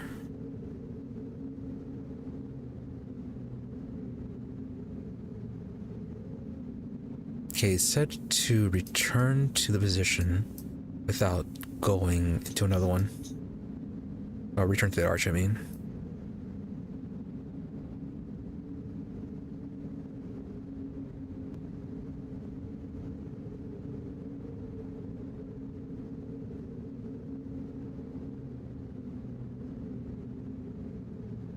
Okay, so where did it go?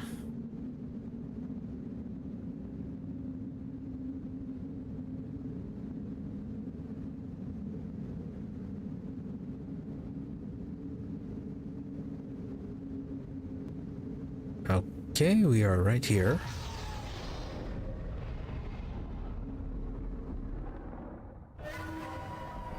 Oh.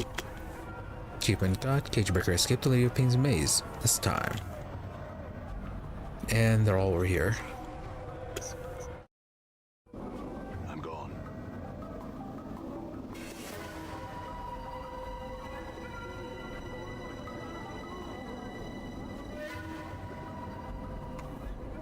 Hey, we're being watched, Chief. Just look natural.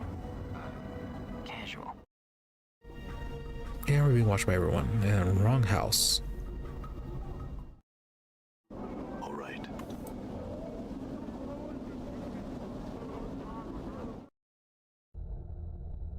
All right.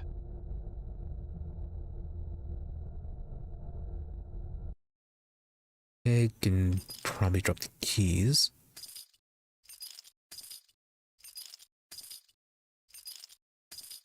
I wonder how he got out without...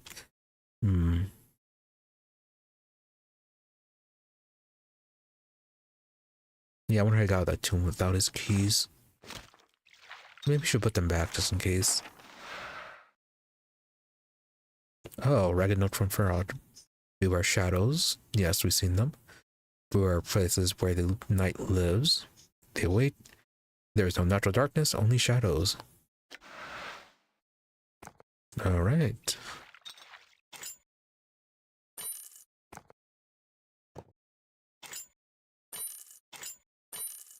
Okay, plenty of junk to sell.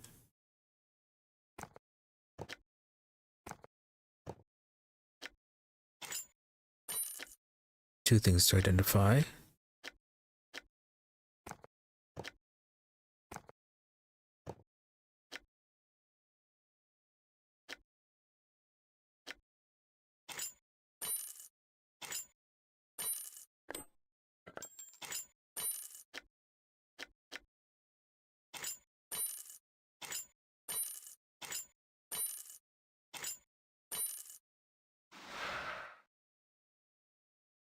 Unified piercing, nothing too special about it.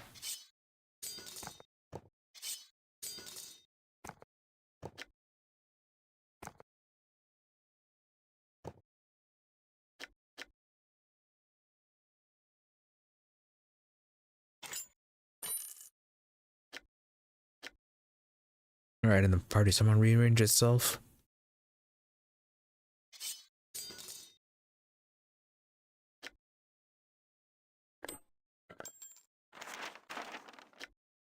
Okay, make a stop by the market just to sell all this.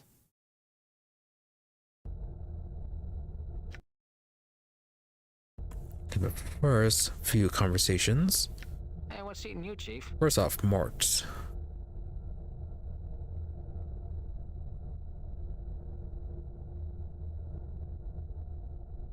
Yeah, about the tattoo on the back.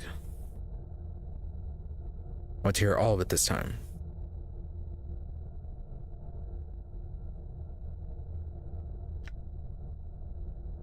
Keep going. I will hold on. Alright, here's the last bit. Don't lose his journal. Or we'll be at the sticks again. Yeah, apparently the journal was at Tomb. And whatever you do, do not tell anyone who you are or what happens to you. Do what I tell you, read the journal, then find Pharod. And we did that in the wrong order.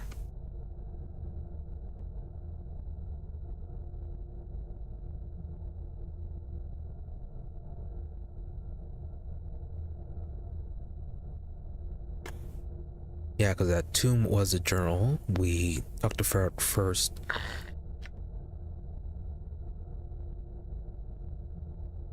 Yeah, I wonder if things would have changed if we had done it that way. Anyways. Go on, what is it for that? What are you talking about, Chief? There isn't anymore.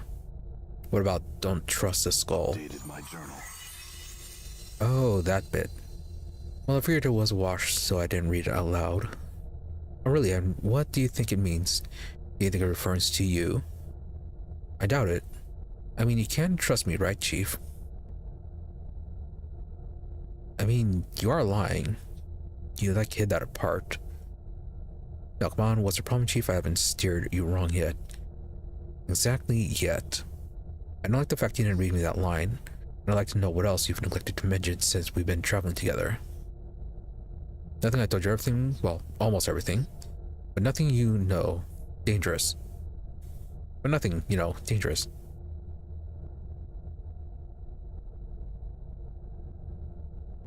Yeah, and obviously there would be things you want to tell, but... yeah, is there anything else? If seriously there's nothing else, I wouldn't hold on you. I mean, you already held on us. Okay, apparently This is it. okay, apparently it's something we have to, yeah, deal with later then. What is your will? Now then, let's see if we can solve that one part of the Circle of Zerthamon.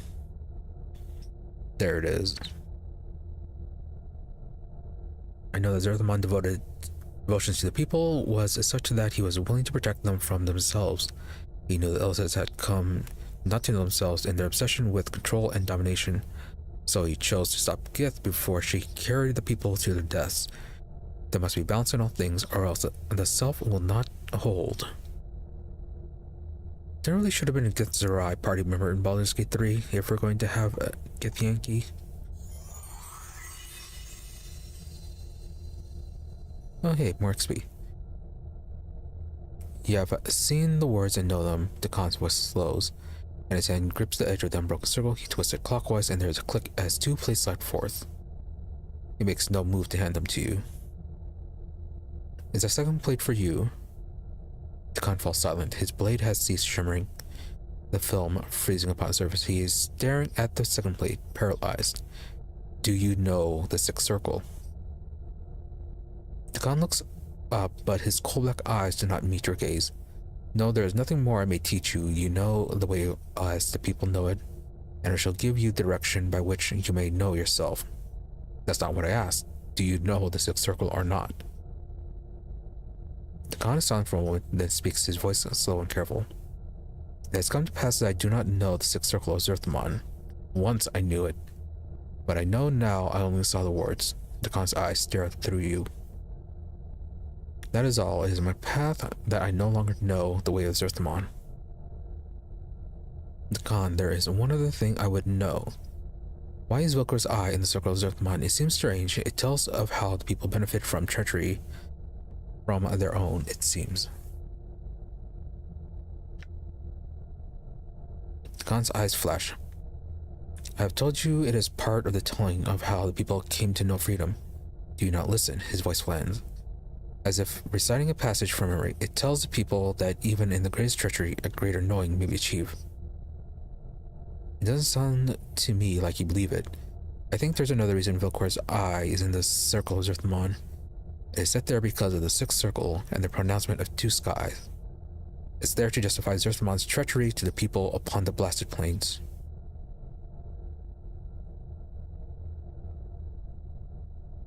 I mean, is it really treachery considering that Gith was going to take them down a path of conquest? Basically the same path the Liliths were walking. Dakon is silent as his blade seems. blazed into a dead black, teeth rippling along the edge. He divided the people upon the blasted plains. The Khan he divided a race when they were on the path to victory. I'd like to believe that it was because he wished to save the people from themselves, but I don't think you believe that.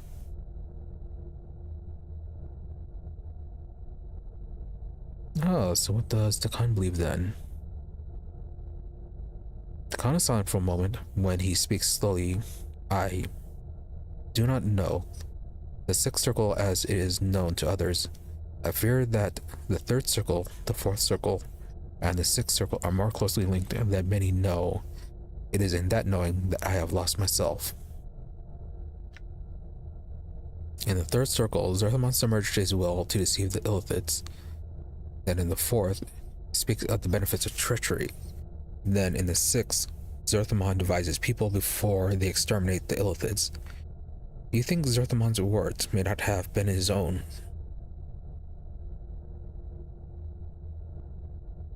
Know my words and know the wound that lies upon my heart.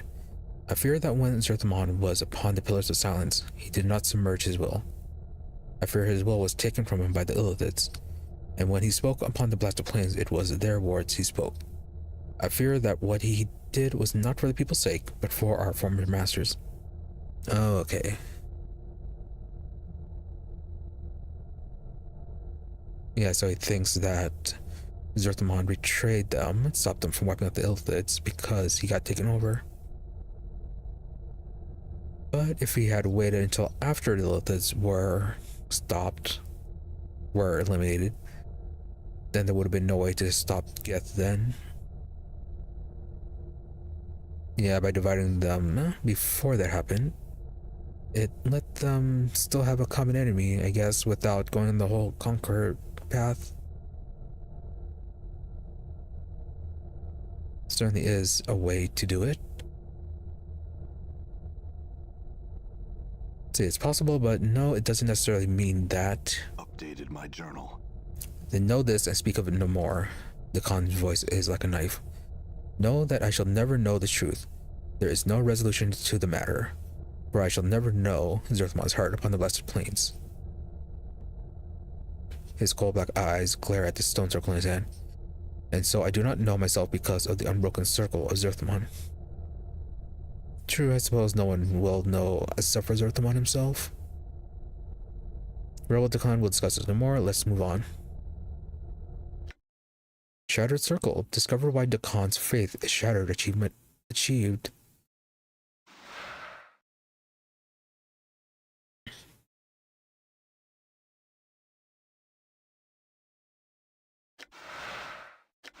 Okay, one for Nameless One, one for Khan.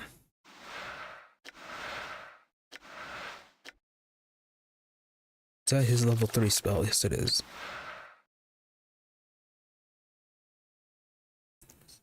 Spell only affects the caster whenever the caster is attacked while the spell is in effect. All hostile creatures within a 10-foot radius take equal damage. Oh. So it's a reflection spell. Lasts for one attack per 4 levels of the caster. And the effects are not cumulative. You cannot have more than one balance of spells erected. If the spell is not triggered, it lasts for 5 seconds per level of the caster.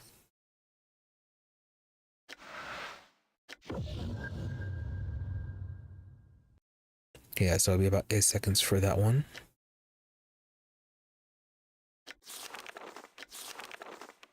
Yeah, and no room for that. We need some level 4 spells. Endure. In enduring, grow strong. Alright, let's see if we can get the 6th circle. No, the 7th.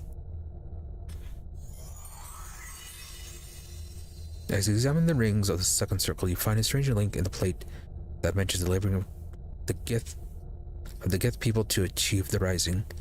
A new circle emerges from the link and you can unlock it pulling the plate forward so you can study it. Alright, read the symbols. Know that the rising of the people against Illithid was a thing built upon many turnings. Many were the people who lived and died under Time's blade while the rising was shaped. The rising was shaped upon a slow foundation. Steel was gathered so that it might mark Illithid flesh. A means of knowing the movements of the Illithids was established. At first weak and confused, then stronger like a child finding his voice. When the movements were known, then the illithids were observed. In observing them, the ways of the mind were known. When the ways of the illithids were known, many of the people were gathered and taught in secret the means to shield their minds and the way to harness their will as weapons. They were taught the scripture of steel, and most importantly, they were given the knowing of freedom. These things were not learned quickly. The knowing of much of the ways was slow, and in all these things, time's weight fell upon all. From the knowing of one's reflection in a steel blade, to the knowing of submerging the will, to the knowing of seeing itself. All of these things, more the people built upon, in time they came to know the whole.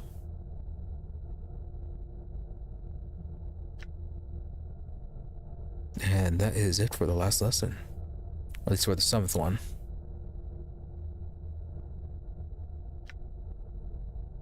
Yeah, so it seems like the whole lesson is that things take time, and none of what they did was built up instantly. What is your will?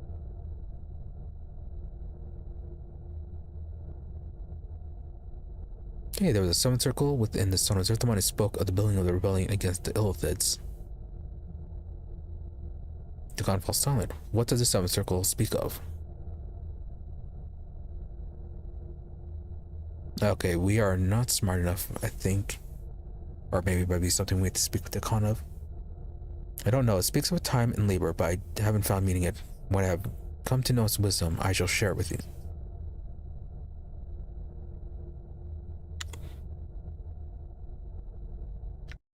Okay, so more points in wisdom.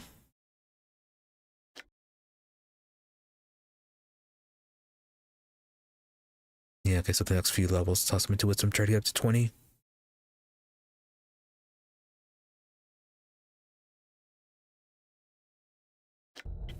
I have been here before. This time I will not leave. Cryptic. So, Anna, what about you? What is it you want then?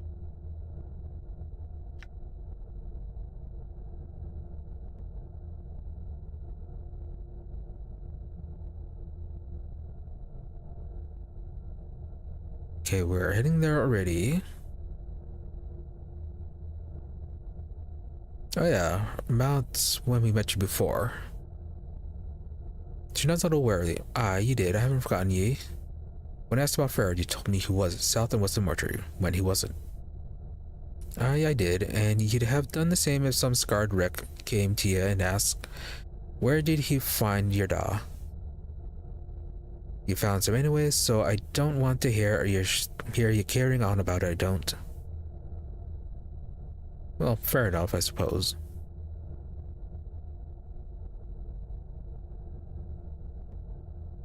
But what were you doing by the mortuary?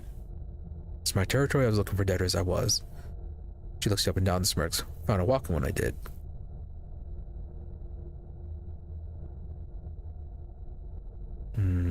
It's a strange place for your territory then. I mean, it's not, I know it's not exactly the nicest place to be, but yeah, there are already plenty of dustmen wandering around. Yeah, they could have taken the whole thing, take care of the whole thing.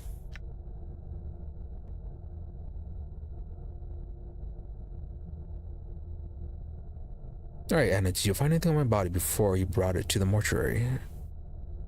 Anna looks at you warily, and her tail stops flickering for a moment, then resumes slowly, then slower than before. Aye, mayhap I found something, but if I found anything, it's mine by right. It is. The other bits aren't Pharod's keeping. And I don't have time for games. What did you find on my corpse? Well, you had some wrist irons, you did, and a little bit of jink. I left that for the dusties so they think I was a wee bit honest. You had an ugly ring that I kept. She dips her finger into her arm bracelet and pulls forth a small ring with a stone mounted on it. Worth thrice more than jink and irons it was. She studies the ring and squints. Too bad it's too ugly to wear. Alright, get the ring back. She studies the ring with a frown, glances at you, then back at the ring with a sneer. She flicks the ring to you. Didn't want the ugly thing anyways, I didn't.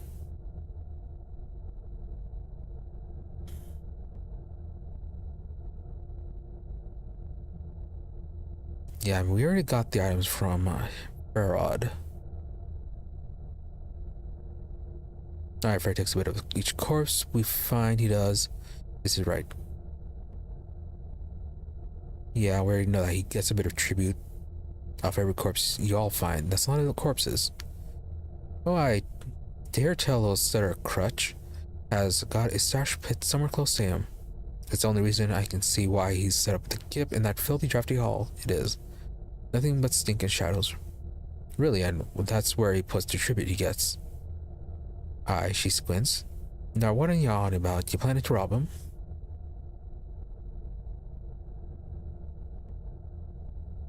After all that running around to get the sphere from him and then getting next to nothing in return, tempted. I'm warning you against such things. I am. Pharod can be daft sometimes, but he's mean in all fiends spit when he gets worked up. And he loves his keepsakes, he does. But where would he keep it all if he's been at the village for as long as he says? He would amass quite a collection. Well, I know it's time for one. I know he's never left this hall to get tribute when he needed it. Yeah, he wouldn't want to walk far with that lame leg of his, though. Alright, that's true, but only if you don't watch him careful.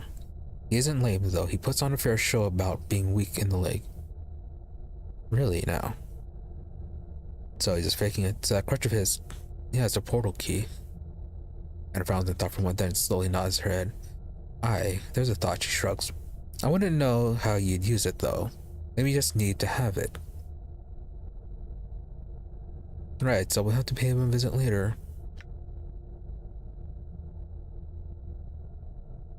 Okay, already asked him about that.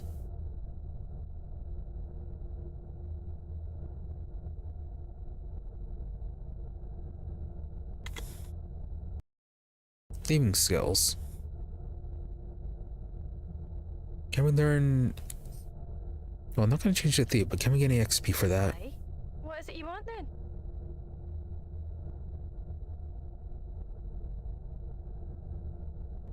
Show the art for a while and try my hand at stealthier pursuits. Really? No.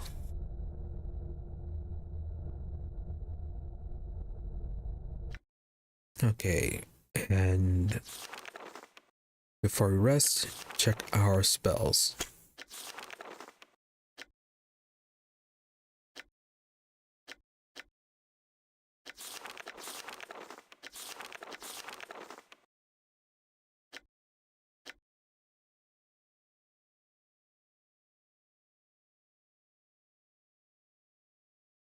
Oh, really? 2 gaudy rings.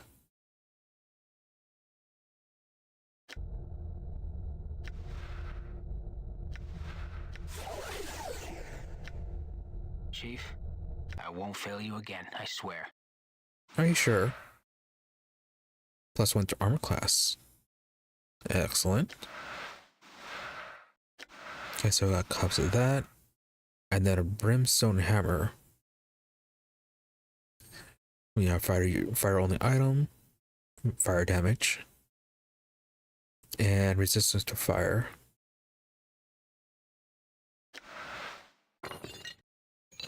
Yeah, shame we just don't have an actual fighter.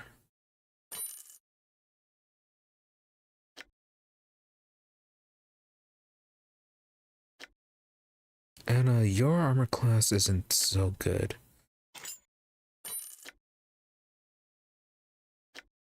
Yeah, Decon is 2, Mart is 2, Nameless One's 2, hers is only 1, that's a bit high.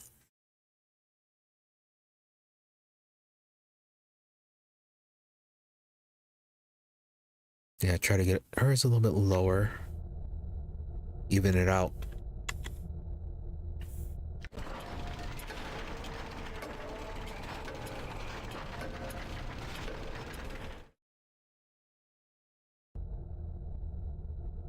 Wow, rested for a day.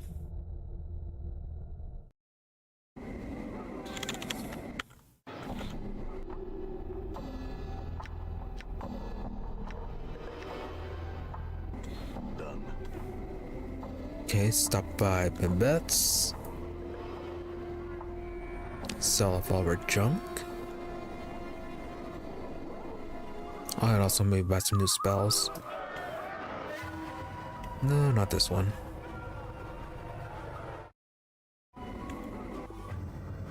Want this one. I'm gone.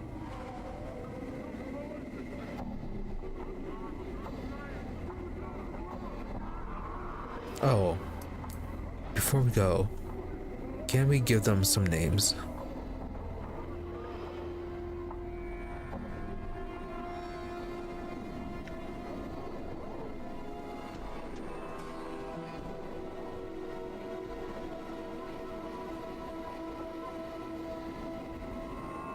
Okay, no, she's already there. He's not dead. Quentin, why? Why is his name an option?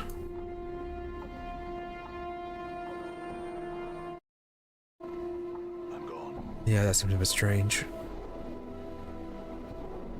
Because we know he's not dead. Done.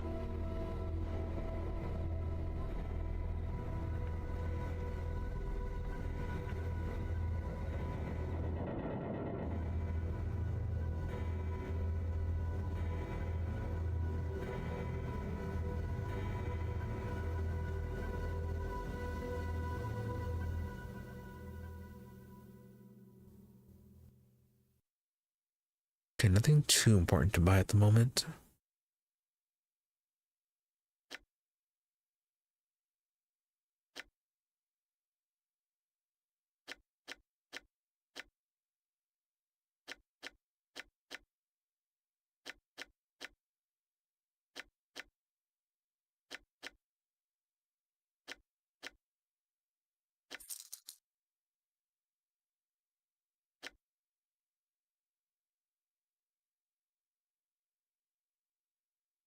That is super expensive hammer. I have to sell these.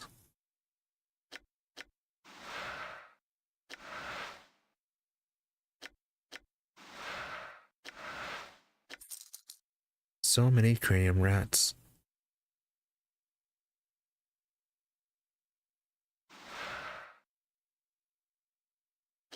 Okay, way to raise dead.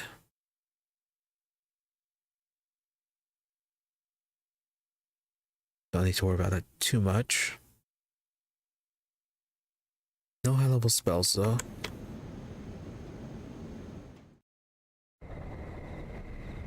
All right.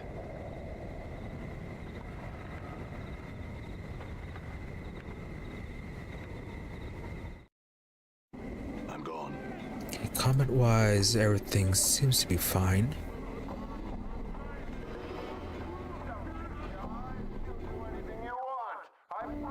Yeah, we'll save our money until we get to the next shop, whenever that is.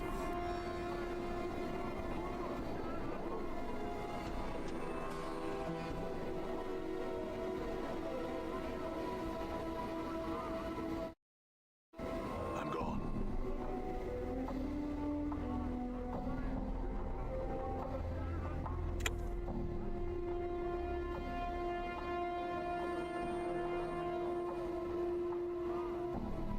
Now then this one. Examine the door. Are you sure this is the door? It's been smeared with barmy paint from the starved dogs it has.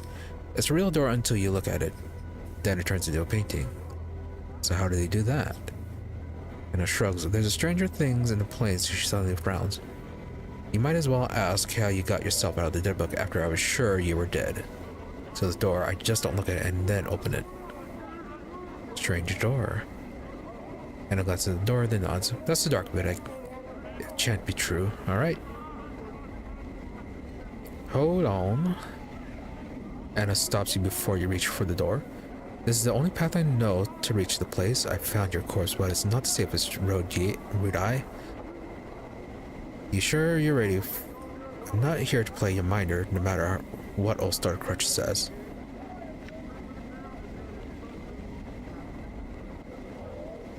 Okay, so what's so dangerous? Chaos Men. Army as they come, barking wild into the day and night, ready to either paint you with colors or crack your brain box with a chamber pot. Dangerous bloods they are. So how did you get through? Are you that good of a thief? Well, yeah, we did kind of see her Well, not released here. But she did appear at, yeah, Pharod's place.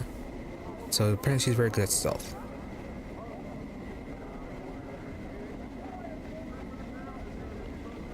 See, I don't think you need to worry for my sake. Just stay behind me. Now let me open this door. Close your eyes, reach the door and fumble around. You're surprised you find the handle. With a slight tug, the door opens. A narrow passage leads into the building, and from within you can hear a distant howling.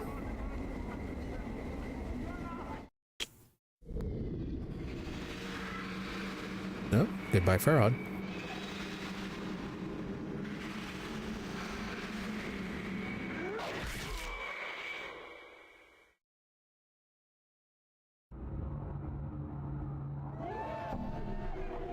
Tiefling painter. Did you paint the door? You see a slender tiefling girl standing with her back to you. You notice that both her hands and the upended table in front of her are smeared with a fresh coat of what appears to be a pink paint. She seems oblivious to your approach. Greetings. At the sound of your voice, the girl turns her head to regard you. Her face, though somewhat dirty and spattered with drops of pink, is strikingly beautiful. She flashes you a wide, mischievous smile, then returns her attention to the makeshift canvas. Alright, questions. The tiefling girl seems totally immersed in her artwork. She ignores you entirely. I'm gone. Case. Somewhat peaceful now.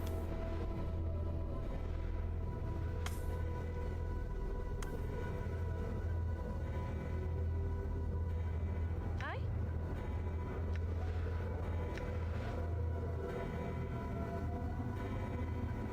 Does that affect your speed? No.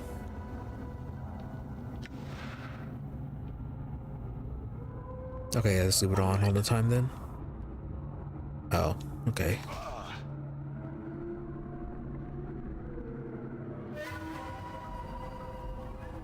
What's up? As soon as you stop detecting, we're starting to get hit. Slattern. Yeah, these guys are a little bit tough. I'm gone. Painted thug.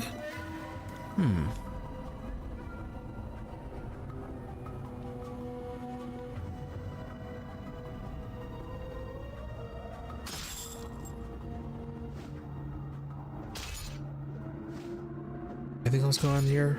No.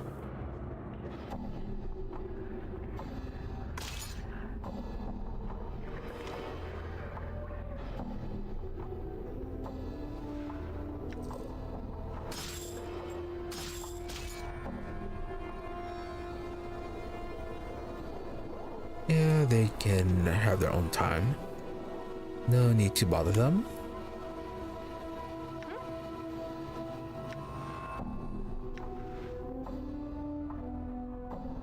All right.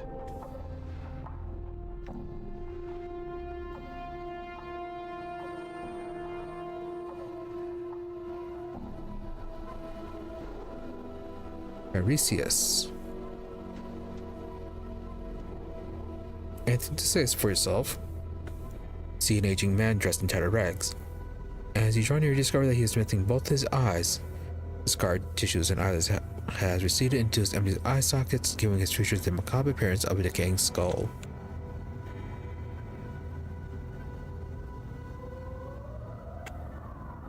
Can give him one of our eyes. Greetings. The old man turns in your general direction, his arms outstretched as if feeling for you. Darkness who be in voice. The friend words, I'll speak of you and call chaos. Alright then. Speak the words of chaos and you'll call me friend. In the jumbled up scramble speak really necessary. The old man cocks his head to one side, his sightless gaze fixed on his face. Chaos of you are not pot snot.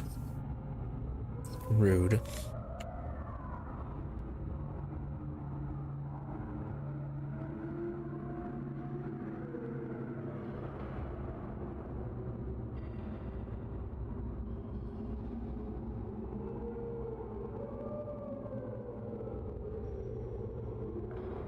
Has everyone lost their minds?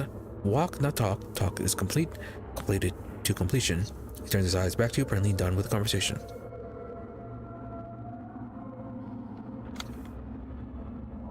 Okay, enough of that.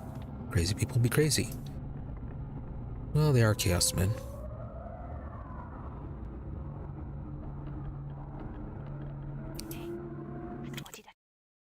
Bit of a maze, apparently. Up and it crashed.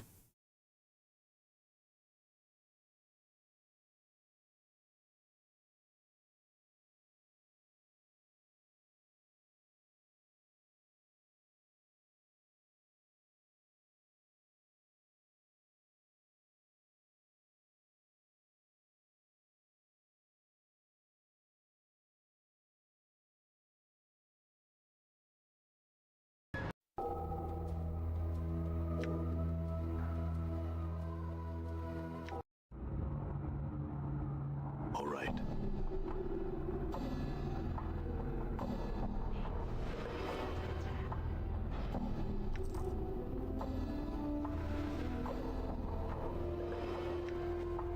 Alright, random pouch.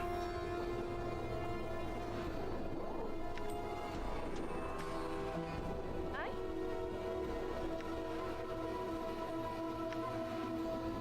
Right.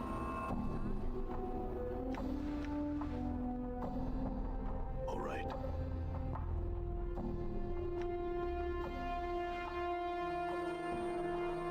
This is a small bag. Hold on for it now. Okay, we can go upstairs. Locked door.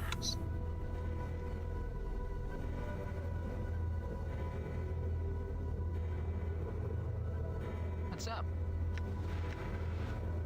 Plain swine.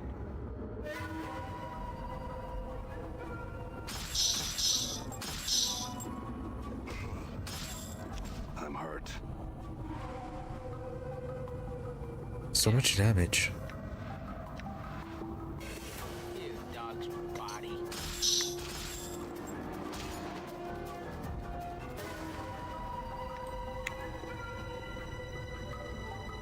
Done.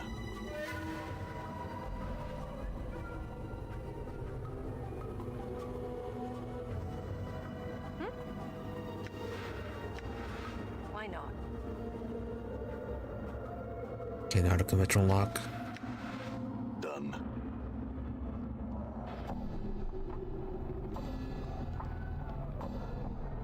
Huh? Stupid yabo.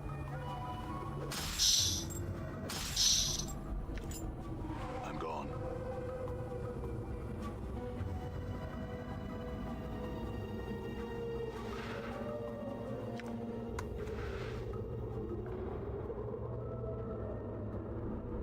Yeah, what about this door then?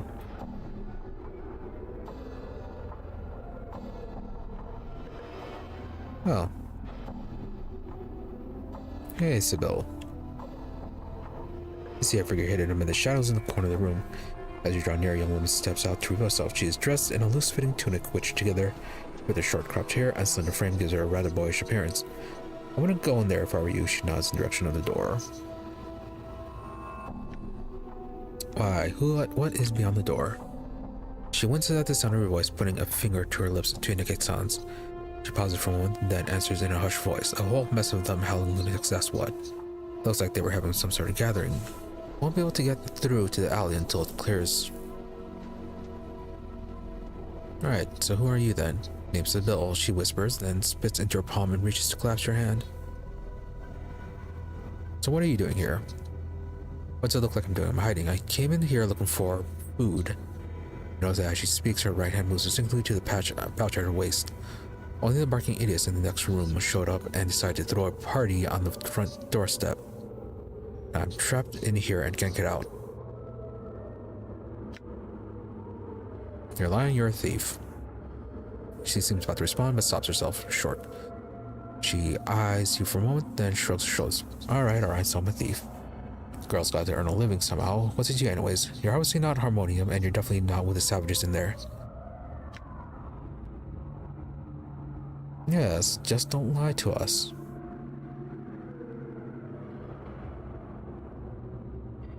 Alright, I don't belong here either. Do you know of another way to get out through to the alley? There may be another way to get past those animals without a fight. There's another door that leads in there. From what I was able to see, there are stacks of wooden crates along the same wall as the other door. It may be possible to sneak from that door to the exit on the other side of the room. There's only one problem. Right, always a problem. Wouldn't be much fun otherwise. Door's locked. I tried it. My guess is that the key is one of the thugs upstairs. I'm not alcoved enough to go up there looking for it, though. She folds her arms across her chest and stares at you expectantly.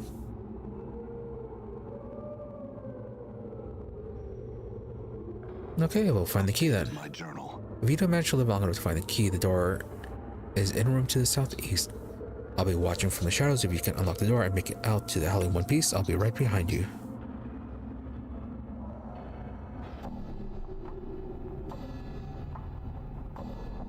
And back in the shadows she goes.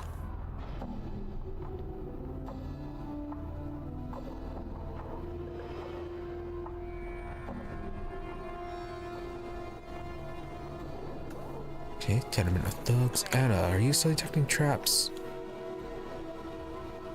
All right. Mart.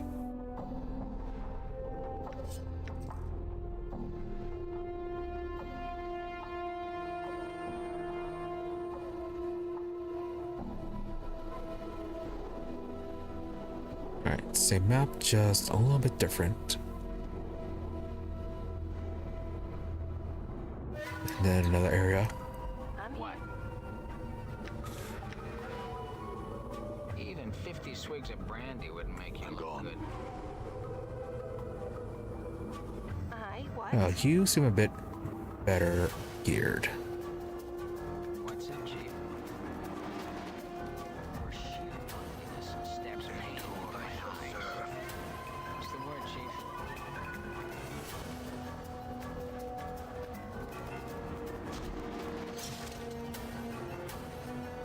I'm gone.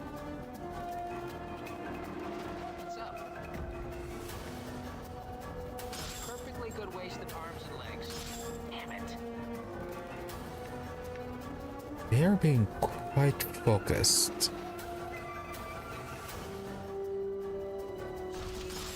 Alley breath of a dog. I hear your will be done.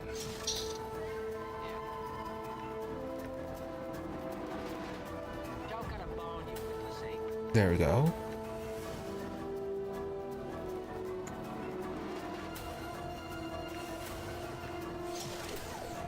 You know, if I gotta slap my eyeballs against you one more second, I'm gonna puke.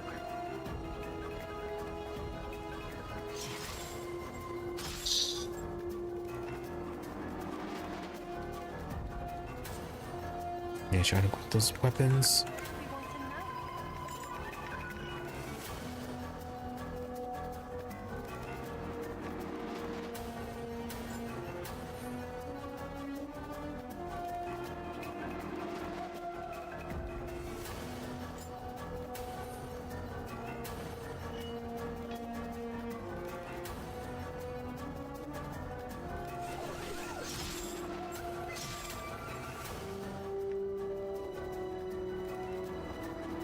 I'm gone. Alright, bit of a tough fight.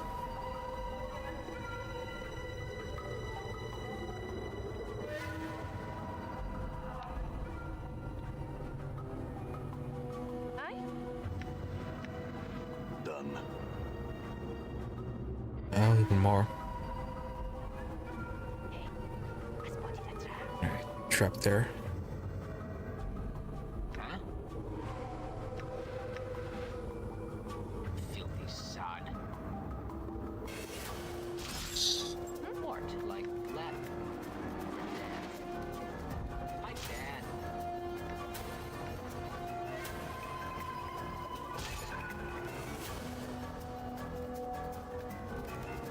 Women are the reason I became a monk.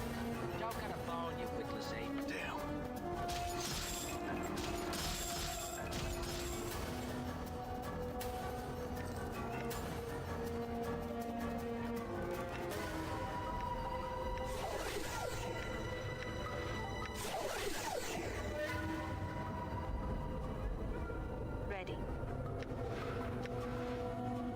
Yeah, we saw that there was a trap. Yeah, right there. Why not? Disarmed it. Oh. Okay, Stardog Mage. Done.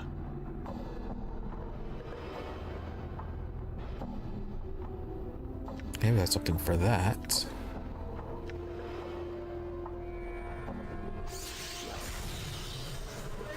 You know what? We should get some female zombies to join this party. Right? She has the personality of a patch of razor vine and twice as ugly. Yeah, let's stop them from casting spells.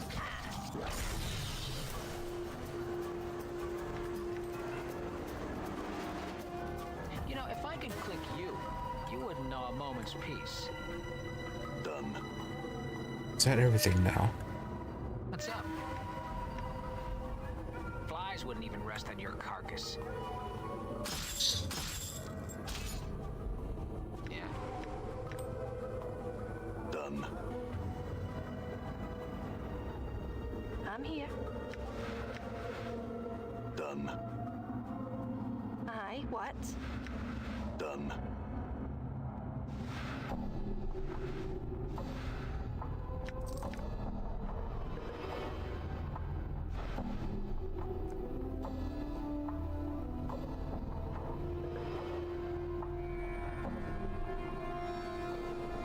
And nothing more.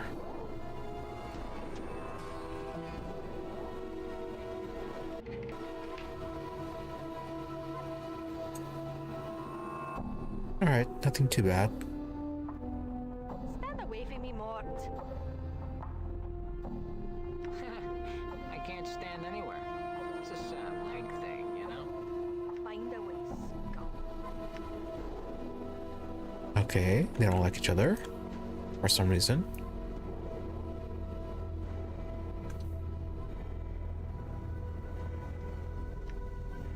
Really, this is not the key. What you be wanting now? Right. I'm gone. Okay, there's a lockpicking door. Aye. Done.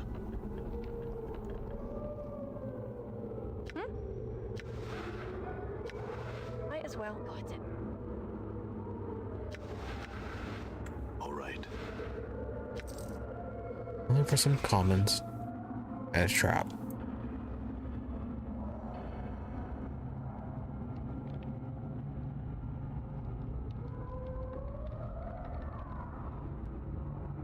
Oh yeah, we're supposed to be trying to sneak through.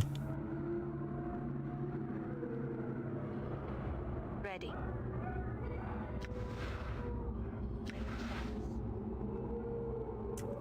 Like a shadow I am. Might as well. Like a shadow I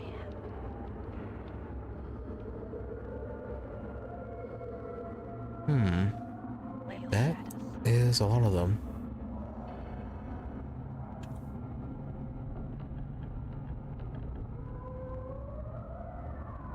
Huh? All right. What? Okay. I'm gone.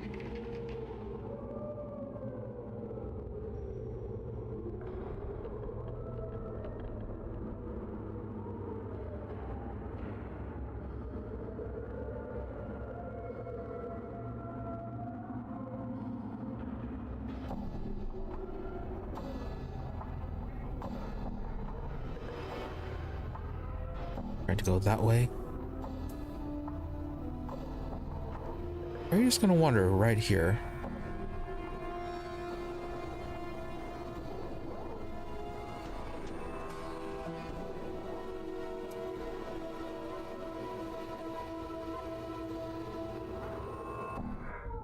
Alright, just made a run for it. Okay, Sigil. When I say Cutter, I'm impressed. I thought for sure those animals would chew you up good. Well, I guess I should thank you. He bothered for one, then reaches into her pouch and pulls forth a small green gemstone. Here, this one's on the dogs. See you around. Updated my journal. Ooh, Adder's here. Adder's Kiss. That one has a poison ability, right?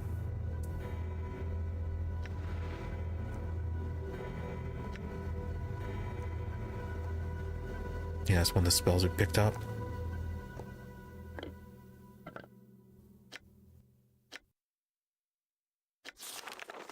Yeah, this one. Okay, very nice. I'm gone. Alley of Lingering Sighs. Massive iron gate rusted shut. No way to open it. Random Daubus. Rickety dwelling looks as though it stood for centuries. Its wooden walls are weathered and worn with age. A number of planks on the side of the structure appear to have been recently pried loose.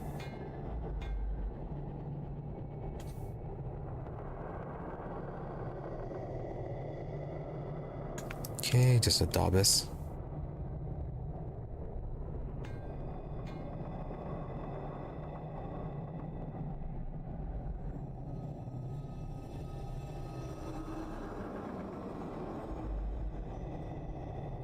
Yeah, dead ends. The Daubus structure seems to on the verge of collapse. Nothing more.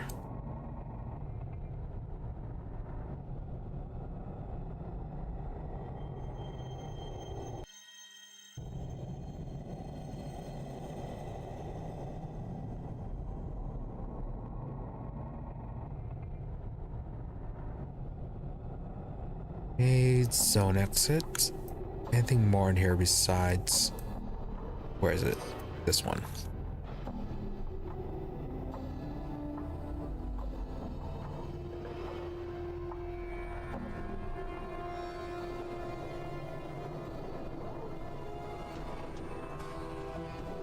Okay, then this is just a dead end. Alright, check this out, and then, yeah, just leave.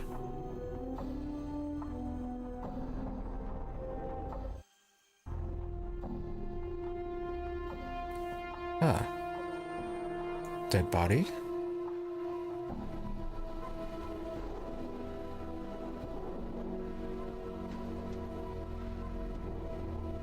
Alright, just a hammer.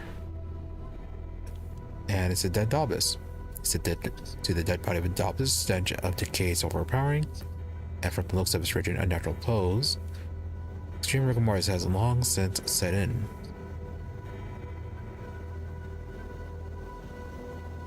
Okay, use your story's bones to tell on the corpse. Fun.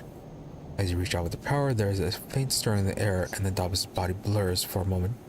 You feel a strange, retching pain in your skull as if someone's hammering on it, sharply, desperately. Try and focus. Your vision goes black for a moment, and the hammering pain fades, although it sounds like it's coming from outside your skull. The darkness clears, and you hear the hammering coming from outside the building. The entire building seems hazy, somehow confused, as if you are seeing it through a mist. Keep focusing on the vision. The hammering dies, and you suddenly see a spectral version of the Daubus entering the building. As it does, the windows and the doors become like water, suddenly sealing over the entrance the Daubus came through. Daubus turns, pauses, and then begins a slow circuit of the room, examining the walls and hammering on each one once, as if testing it. Right, living house. 8th Daubus. The Daubus completes the circle of the room, and then pauses by the door it once entered. It begins hammering, chipping away the stone, but with every blow, the wall repairs itself. The vision fades to black, and the hammering continues, first at a steady pace, then slower, and then slower. Your vision clears as the hammering ends, and you are once again standing beside the corpse of the Daubus. Looks as if it withered away here, trapped in the building.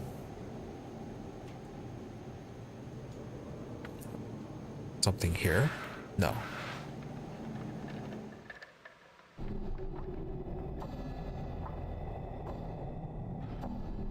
Done. Are you the one that was over there? Yeah.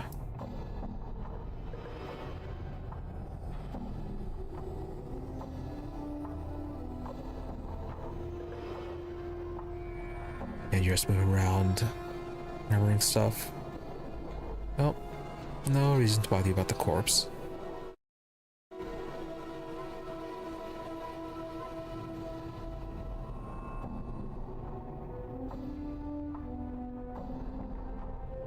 'Tis a place to find ye lying right where we stand.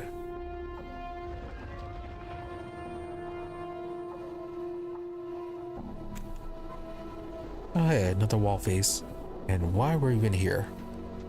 You stare in awe at the bizarre spectacle before you. What had appeared to be an ordinary, unremarkable brick wall now throbs and pulsates with movement.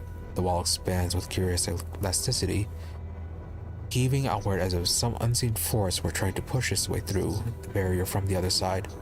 Slowly, the undulating mass begins to settle, its curves becoming more and more pronounced, and you find yourself at eye level with the stony caricature of a human face. What is that?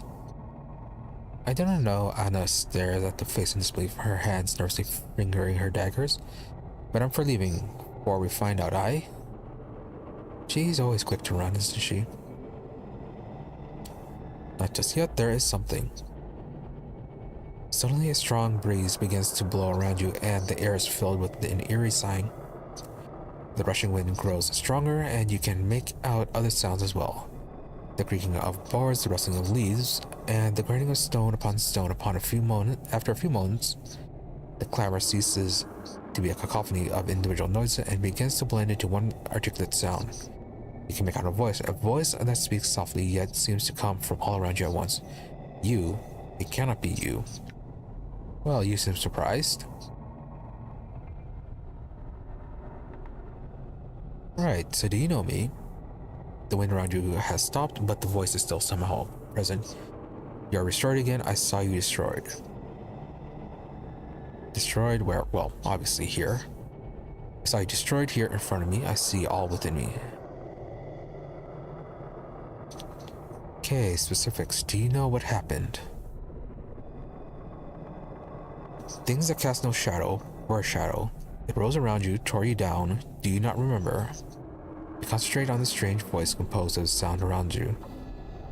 Somewhere in the deepest recesses of your mind, there's a brief glimmer of recollection. You feel as though there is something vaguely familiar about the sounds. Close your eyes and try to remember.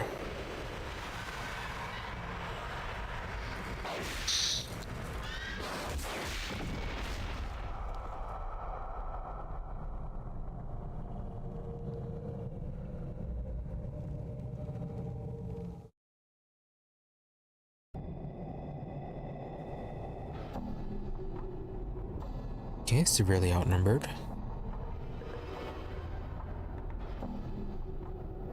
I wonder how long we were lying there before Anna found us. So then, yes, you remember. The voice of the alley rings in your ears, scattering the images from your mind and returning you back to present.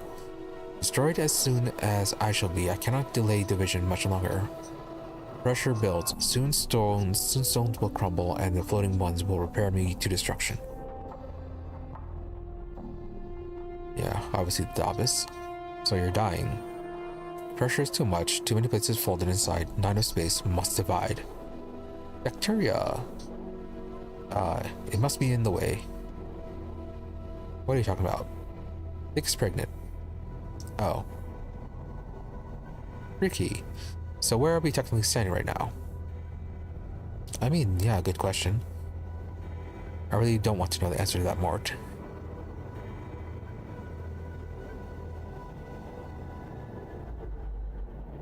I mean, maybe?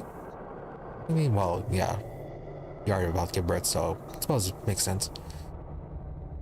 The voice continues. Help me divide, branch out, expand new apertures. Open, you may use them to travel to the lower world. Okay, useful. So what do you need to divide? The floating one is upon me, repairing it prevents me from dividing. I undo its repairs, but it returns again and again, repairs anew, must remove a floating one. So you want me to kill the Davis in the alley? Remove it, only then can I divide. Updated my Alright. journal. Davis removal time. All right.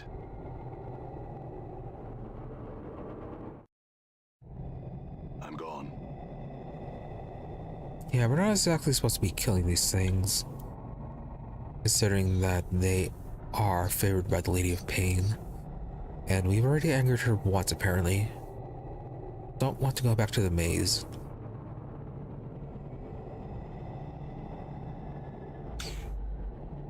Yeah, there were shadows wandering around that maze.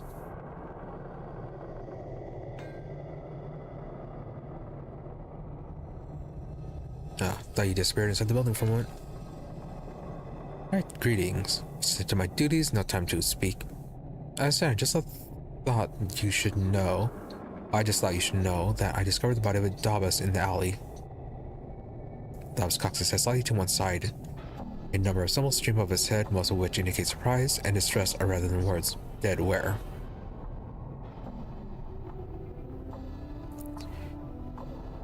Lies in the abandoned building not far from here. It looks as though it got trapped inside somehow. Davos stares it briefly, then bows slightly and floats off in the direction of the abandoned building.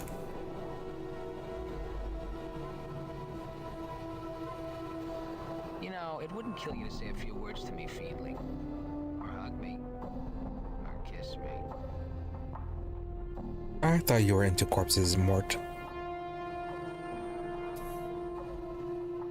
Well, Davos is trapped. It can starve to death.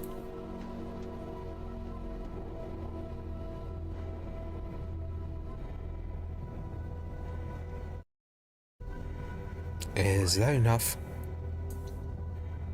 Or do we actually need to kill it? As you approach the stone face, the varied ambient sounds of the alley once again assault your ears, and through them the voice speaks. You have returned. I spoke to Davos, I told him about his dead brethren, and he left to investigate. Updated my journal. Yes, the floating one no longer repairs, it is now with the other one. I have closed myself around it, it remains inside me forever. Very well, I see. Now that it's trapped, you can divide without interference, right?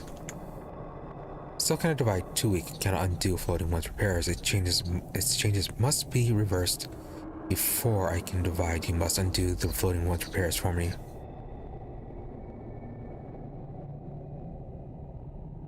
Right, so we lost all these two places. So how exactly can we reverse them?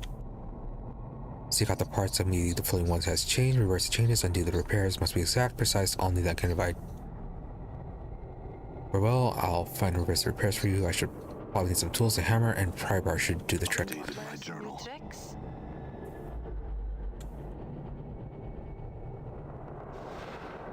Yeah, we have a pry bar, but we did not pick up the hammer though, that is the problem. Alright. Can get you leveled up, and ooh, more thief skills.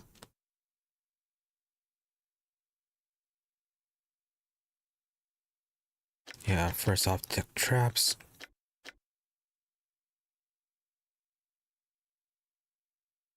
And I guess lockpicking. We don't really use pickpocket all that much.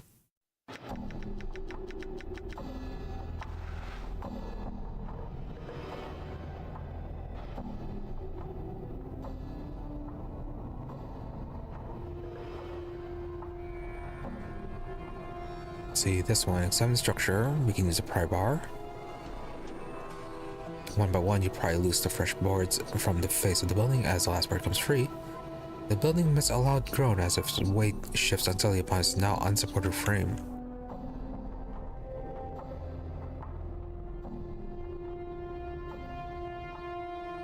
Yeah, then we have that one over there. Can we still go in here? No, it's locked.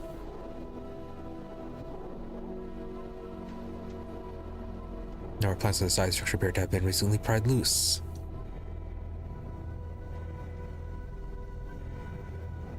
Yeah, we don't have a hammer. That might be a bit of a problem.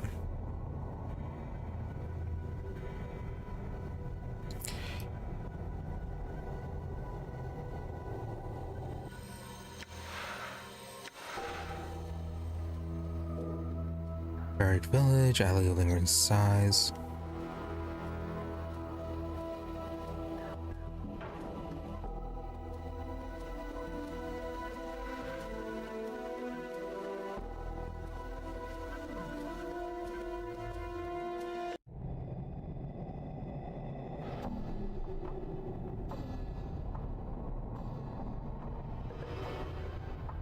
Alright.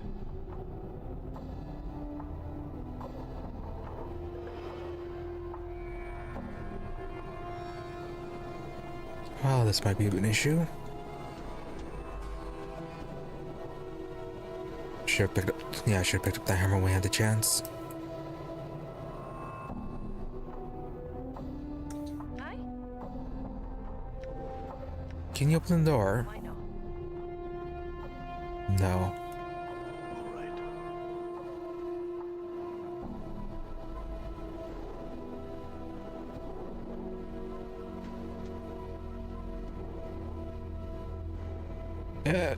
And the brimstone hammer is not good enough.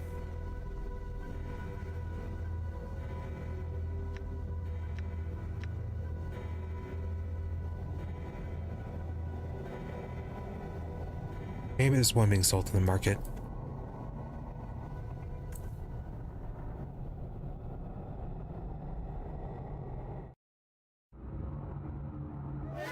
I'm gone. Not the Again, we're getting into a scrape.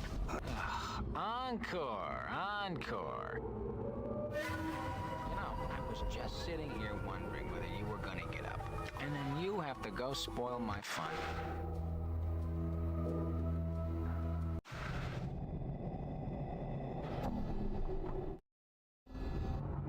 All right.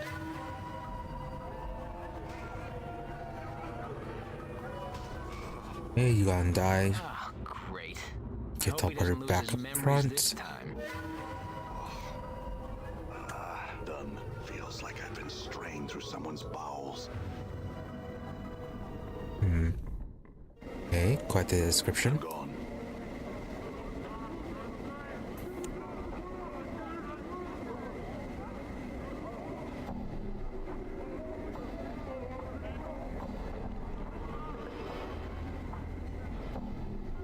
So then, do you guys happen to have a hammer by any chance?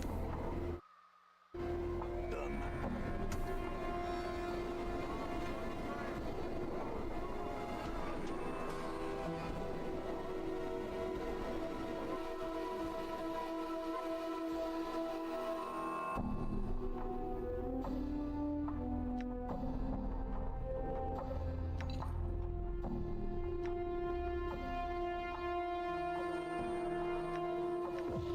We got that. Basic bone dagger.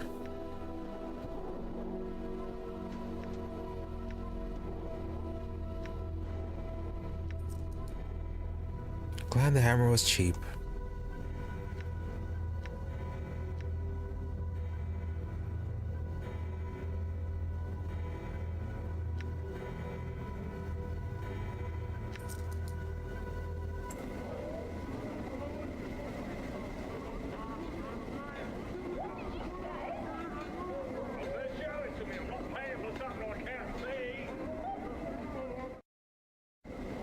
I'm gone.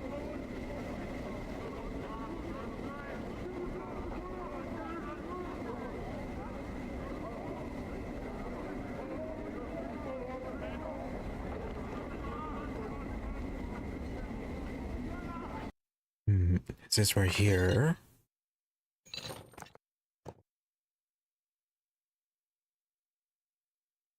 shall I go ahead and get those tattoos for them? Or wait and see?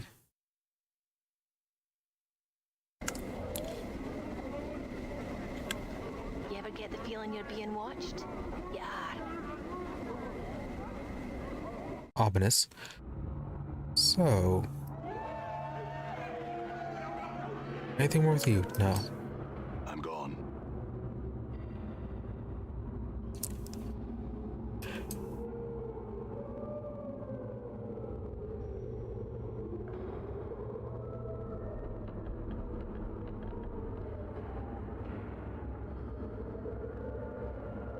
All right.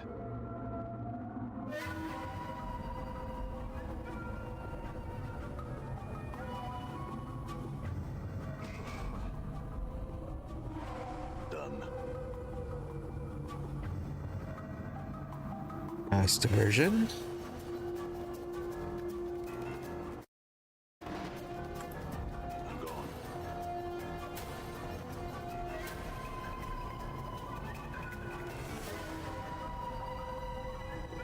There we go. You hammer the boards and lead back into place. Taking a step back to examine your handiwork, you notice that strangely enough, the building no longer appears quite as old as it did at first glance.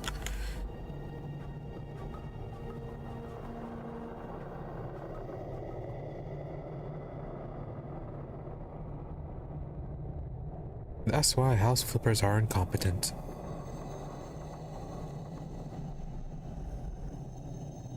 Always with the shoddy work. So is that it then? All right.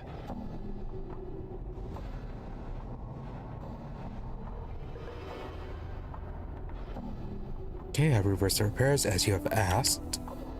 Yes, all is in order. I am grateful. Again, the wind begins to blow around you. This time with fierce intensity. The omnipresent sound of the alley begins to increase in volume until the soft murmur in the voice is nearly drowned out by the ensuing racket. Now you must go. The vision begins.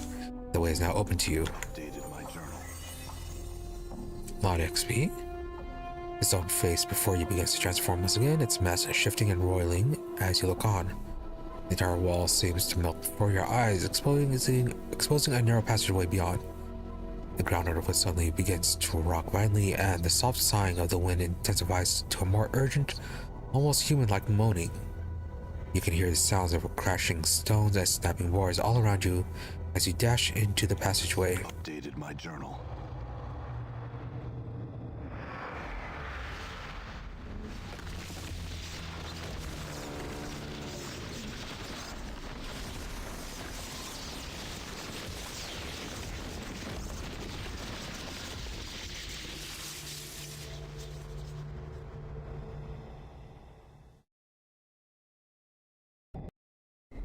Lighter version of Dark City.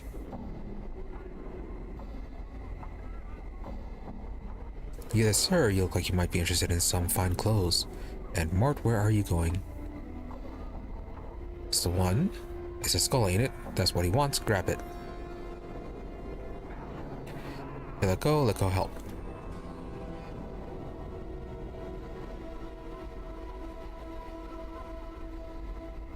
Oh, great. Our skull has been taken. Aye?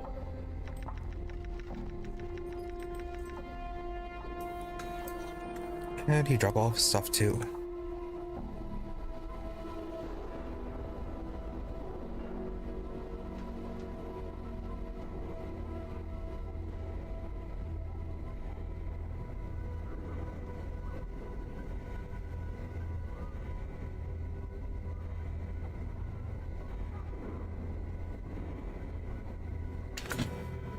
Right, so where are we? Lower ward. Still have to go to clerk's ward.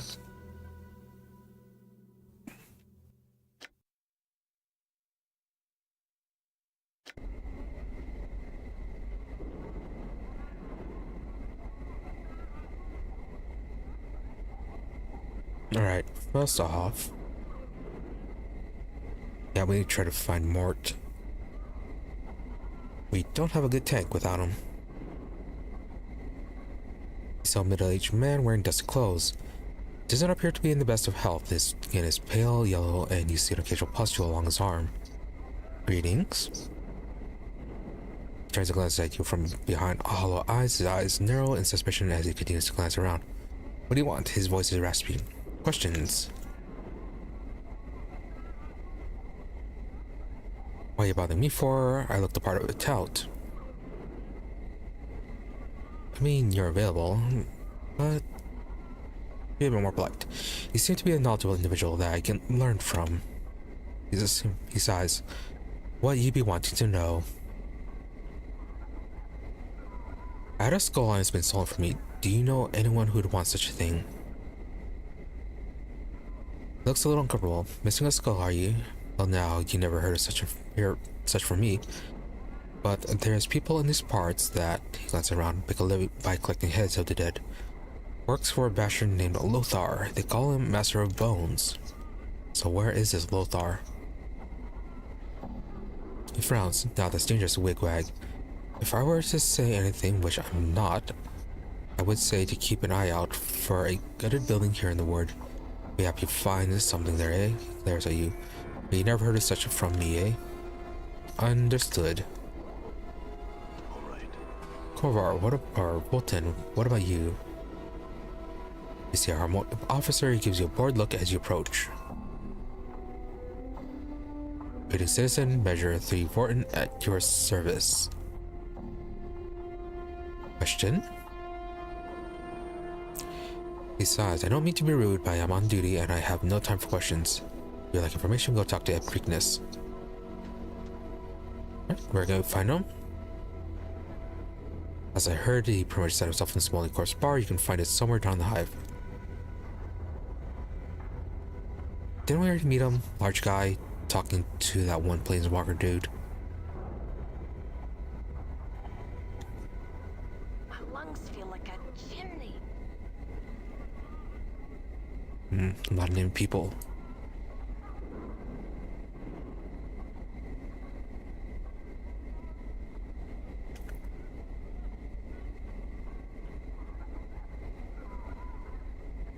Okay, fancy drawbridge.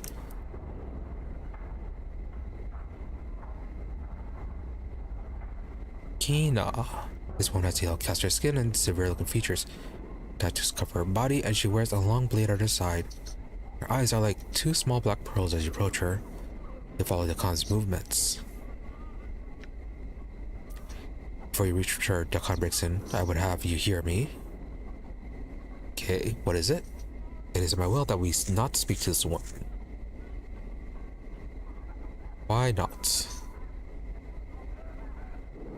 She is his earth. Our wills are cross blades, we have no common ground. Okay then.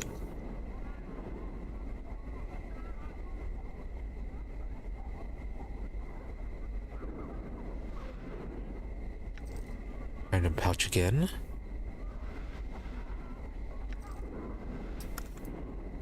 You got lucky to Khan. He wasn't... If she was a merchant, we definitely would have been ignoring you.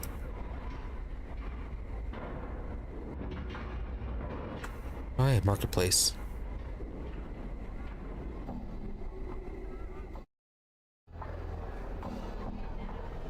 Done.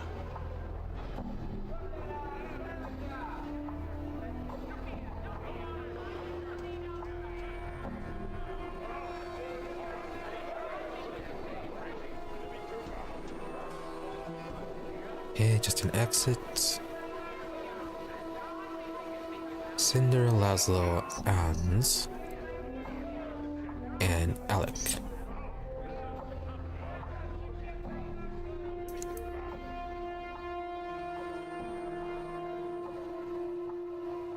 Alright, what are you guys selling?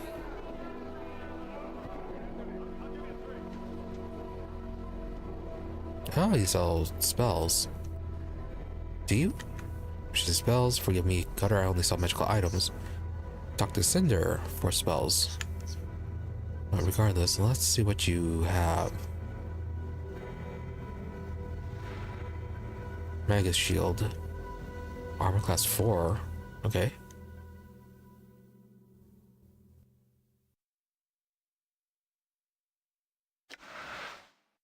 Better armor.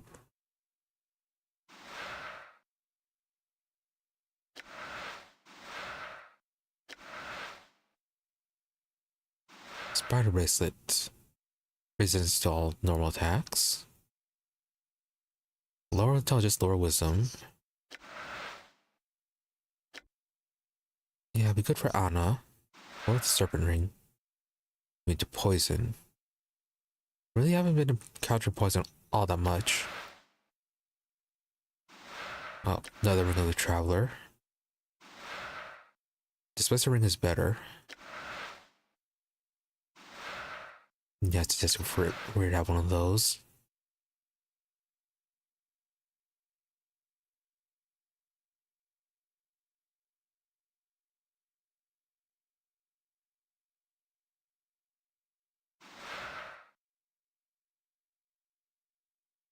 Yeah, definitely will be good for Anna.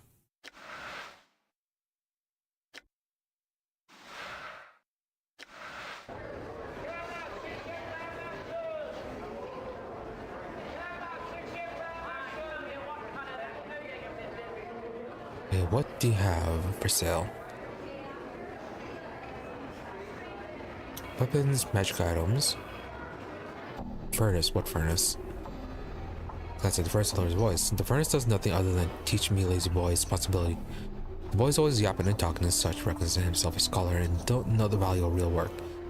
If you have serious questions, well, he may be better to asking me. Okay, interesting. So what about Lothar? Can't say I ever heard of Lothar. But this both fellow, yeah, I heard of him. Chance is you don't mess with him. Powerful cutter concerts with the dead and such. Right, where can I find him? Don't know.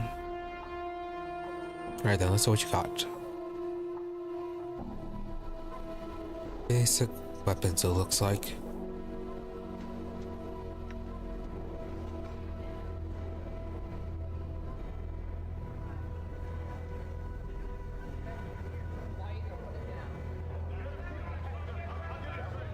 And then guess that's this kid.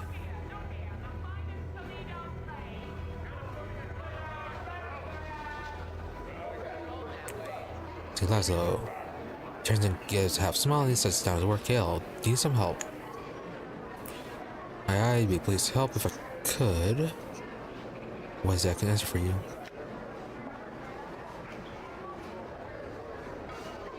Anything worth seeing around here? Not much to see. The Great Foundry is impressive, though. Might check that out. Home of the believers, you know. He stops to think. Most of the more amazing sights are in some of the upper wards. It might be better to look around there. I hear there's a brothel there, the Fest Hall, and some other places that are more interesting. I don't know for sure. I've been here all my life. Alright, Foundry. Center of the ward, pretty much an impressive structure to be sure, you can't miss it. Just head north, you know it by the big gates. He marks it on your map. Thank you. What about the believers? They got a bunch of names: believers, godsmen, believers of the source. We mostly just call them godsmen. They have their kip in the Great Foundry and they seem to get by pretty well. They're a pleasant bunch. They believe that everybody can be great as powers even. If you just strive to reach it. It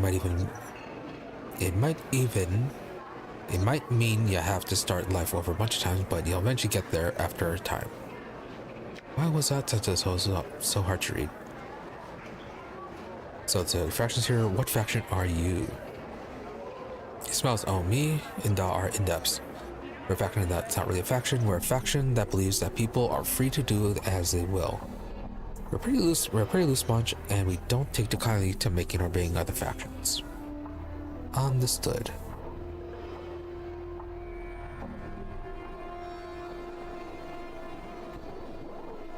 Purpose of all these factions. The factions are them that govern most of Sigil and the day-to-day business. There's a bunch. There's a dead, a dustman. Yep, already heard about them. Then there's the governors to make all the laws, and the sensates. There's a number of factions here in the lower ward. We mostly deal with the believers and the godsmen. They have the kip, yep, and the Great Foundry and all that.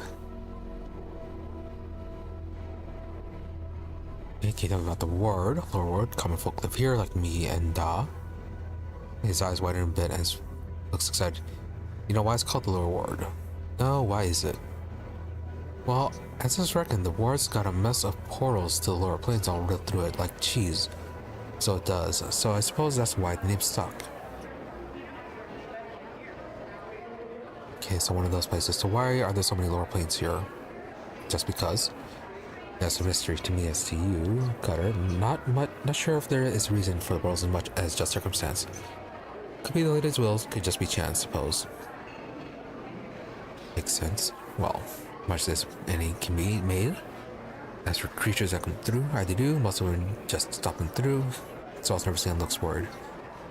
Look nervous, you've seen this yourself. I've seen it. He pauses once again.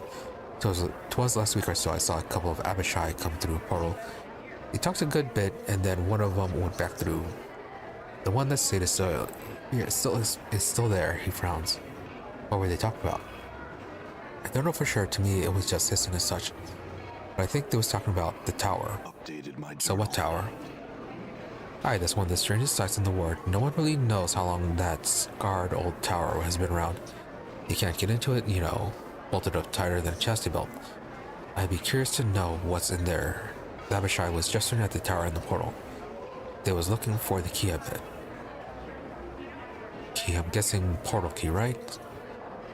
The key to the portal that leads to the tower. Every portal has a key that doubles it to somewhere. The key can be adjusted an item, etc. Many have tried hard to get in the tower, no matter how hard you try and fail.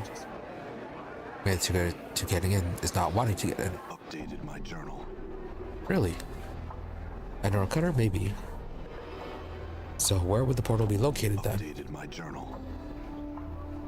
Right, the drawbridge, like contraption back in the tower. Okay, so something to look at later.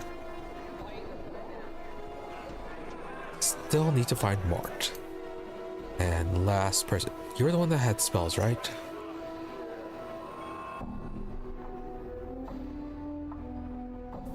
Okay, have a few scars yourself. That I do. For many years back, I had been kept separate in the hive. Some barman mage decided to burn the word right out of Sigil. Almost took me with it. Sick for a month I was. Month, not long. I could have been worse. Local mage healed me, fixed the scar and all. Could have grown my hair back, but I kind of like the look. You think the mage can help me with my scars? I don't see why not. Your scars don't look that bad. Now who's to say? You should talk to him yourself. Name's Sebastian, and he sets his skip over by the phone. Right, we saw him earlier.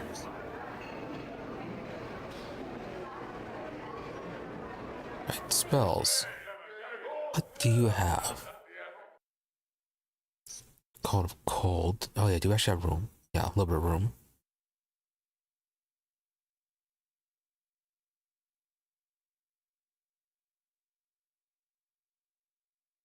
Vampiric Touch. Confusion.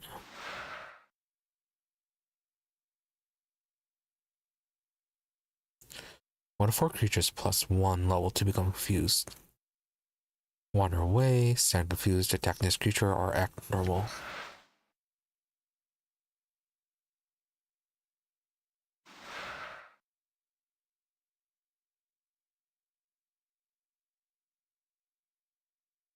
A cursed one, don't need to worry about that. Don't wear unidentified gear. Shroud of Shadows.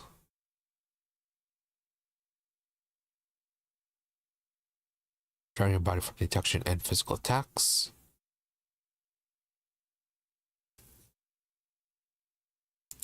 So +3 to armor class, and then bonus to stealth. Not that bad. Good defense. Force missile. So like match missile. Looks like a higher tier version.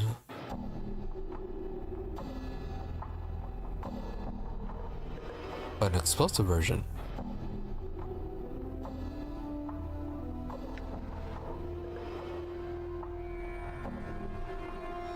Okay. Level 4, we can definitely cast that.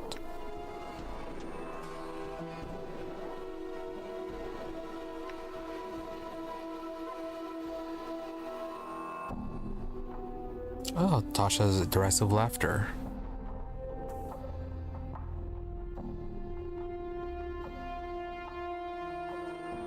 All male living creatures with intelligence of greater than 4 in range of the spell must make a saving throw over spells or get -2 to the attack, -2 to their AC, -2 to the damage rolls for 5 seconds levels per the caster.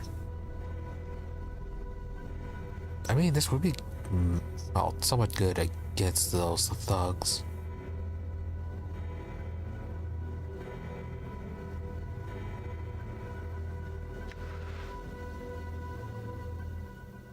Oh hey, hold undead.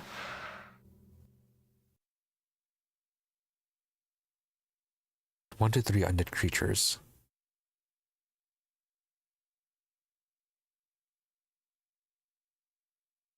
Total hit die of the creatures are equal to or less than the caster's level. For the undead with less than 3 hit die are automatically affected. Those with 3 or more each hit die are allowed a saving throw.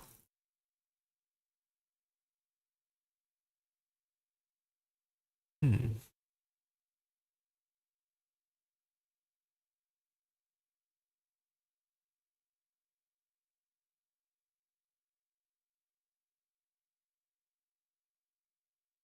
I think when we were talking about the negative plane that the shouts were from, they were mentioned being related to undead.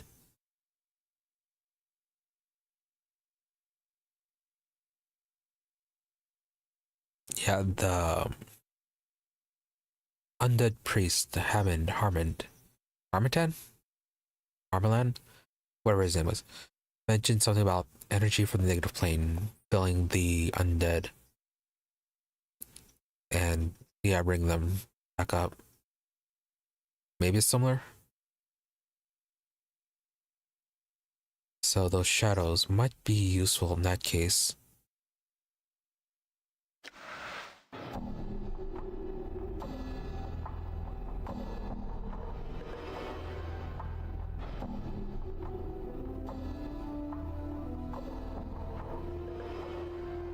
Right, so we'll try one of those.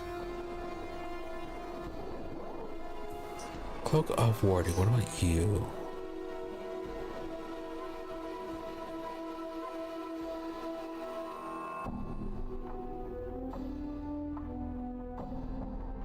Okay, it's somewhat decent armor, but only 3 to 12 points.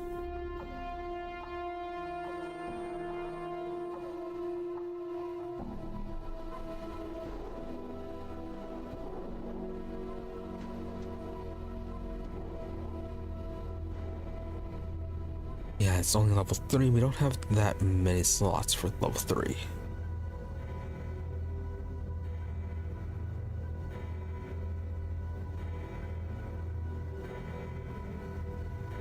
Let's go with this for now.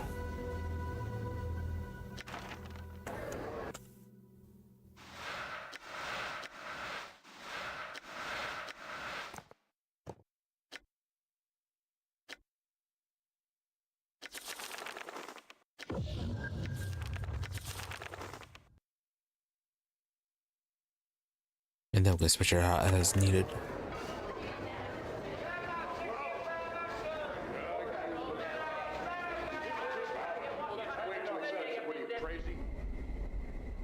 All right. And there's a shadow right there.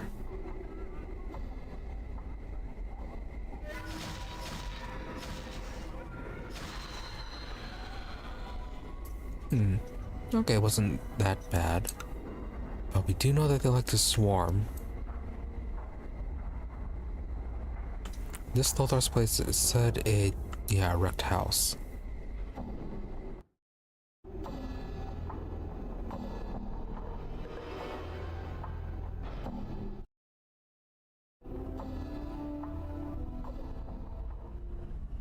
Shelf of Skulls. Take the powers. You're here, Chief. Get me out of here.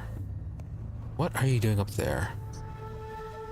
Those were at vermin nicked me and brought me here. Come on, boss. We gotta get out of here. This place is bad news.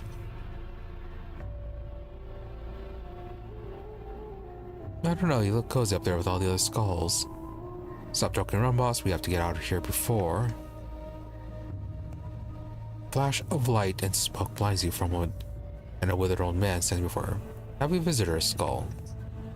Oh no, Mort whispers furiously to you. Do not defend this blood, boss. He'll dead book you faster than you can spit. The old man ignores Mort. Greetings, traveler. Who might you be to enter Lothar's humble salon without invitation? You kidnapped my friend. Give him back.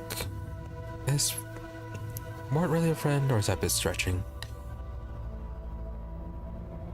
My pardon, sir, but you seem to have something that belongs to me. Ah, yes. Well, what might that be? My friend Mort wound up on your shelf. You want the chartered skull with half the grace and manners of any ordinary creature? Give me a greater skull return if you wish it back. I do not need to bargain for something that is already mine.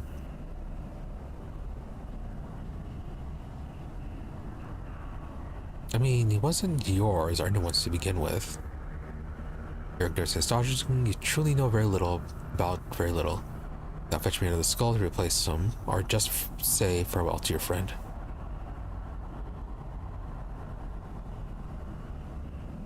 kind of rude.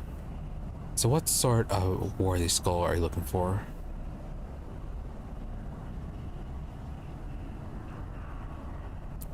Move aside the divan in the center of the room, and pass the portal on the eastern wall of the chambers below to the catacombs. The portal will remain active for your return.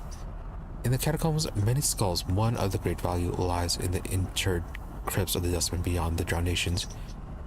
Bring that skull to me, as my were-rat minions have failed to do, and I will see to it that your friend is returned to you. Perhaps I shall even answer some questions for you. Oh yeah, that one. Yeah, that was our tomb. Alright, read a bit there, it's empty. Updated my journal. What does it mean that this tomb was so well trapped, so well defended from scrying magic that it was a challenge even for me? There must be some explanation for this, and he draws his words angrily and slowly. You will provide it to me. Go through the portal in the chamber below to seek the answer.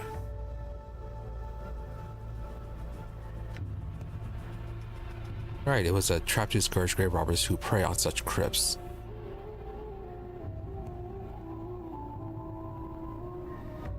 Yeah, avoid telling him that it was our tomb, because you might want our skull then. There's some merit in what you say, yet there's something about the crypt that spoke of such promise. I will think on this and encourage you to do the same. Right, bring me another skull, then our agreement shall be as before. Do not try to deceive me with just any skull, but either. I have something of a connoisseur. Return when you have something of value. Updated my journal. Stronger. Right. A lot of level ups from that.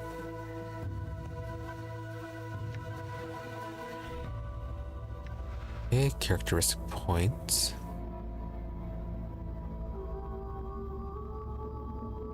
Yeah, I'd keep on with the wisdom then.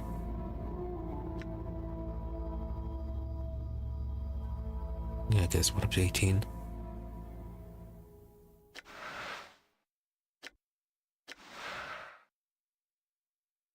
More the fist.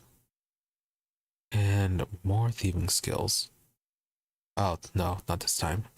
Use your fighter level up. This one was your fighter skills. Fighting skills are improved, and a small amount of HP.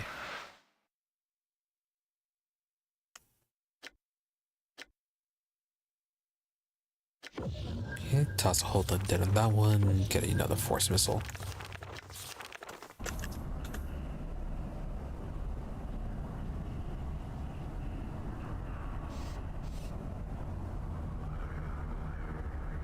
Alright, Skull of Sogo, the Were-Rat Dustman Missionary. Okay, glad we kept that.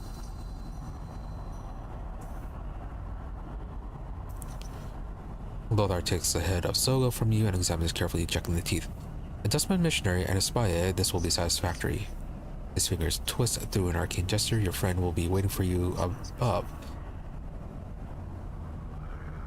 Have your answers from him. Oh, have your answers from me.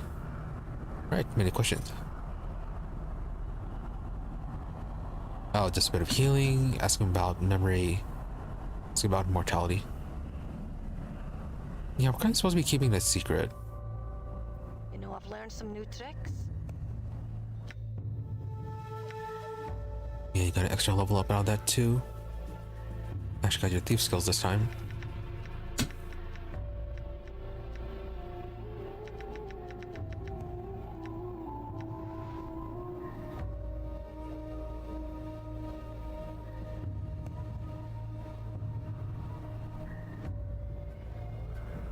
All right. Yeah, that was Portal. Where is this one? Oh, his room.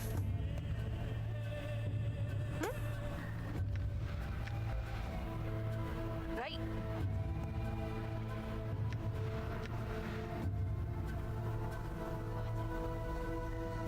I'm gone. Nothing and nothing.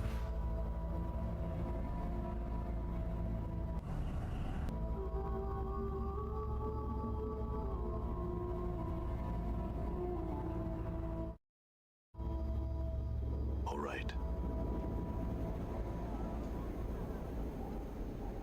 Mort, where are you? There you are. Friends indeed achievement. Rescued Mort. Didn't even get your HP back. Very rude of him.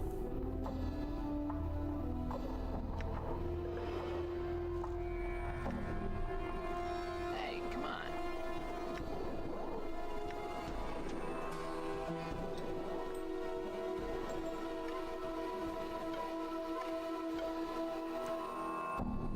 I'm gonna toss those, simply with the leather straps.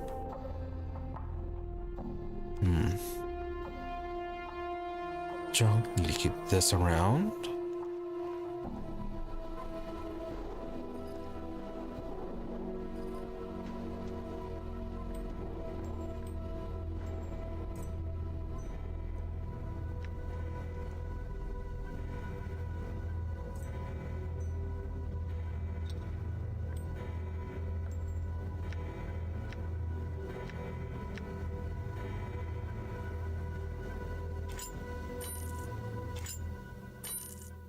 And that ended up being nothing.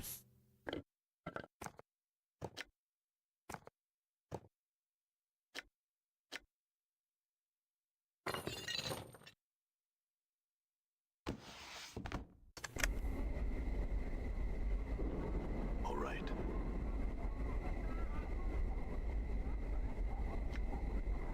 Okay, so that's it for diversion. Hey, what's eating you, Chief?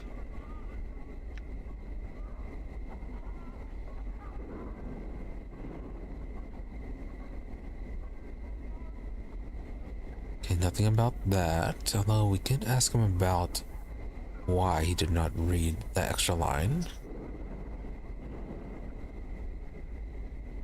Really washed, so I don't want to read out loud.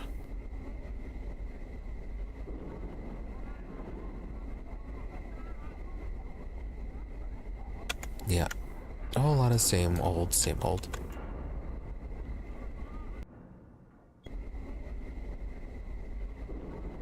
Let's finish exploring this place before we start talking to more people.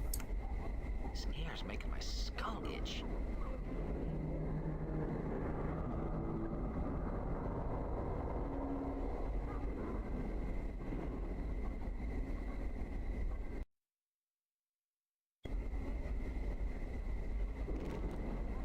Fort, Thorpe, and Zerb. Nice names.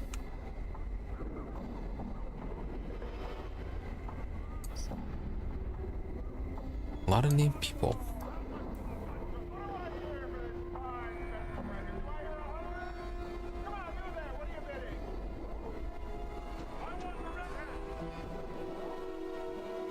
Print shop, warehouse, siege tower. Right, we were told about that.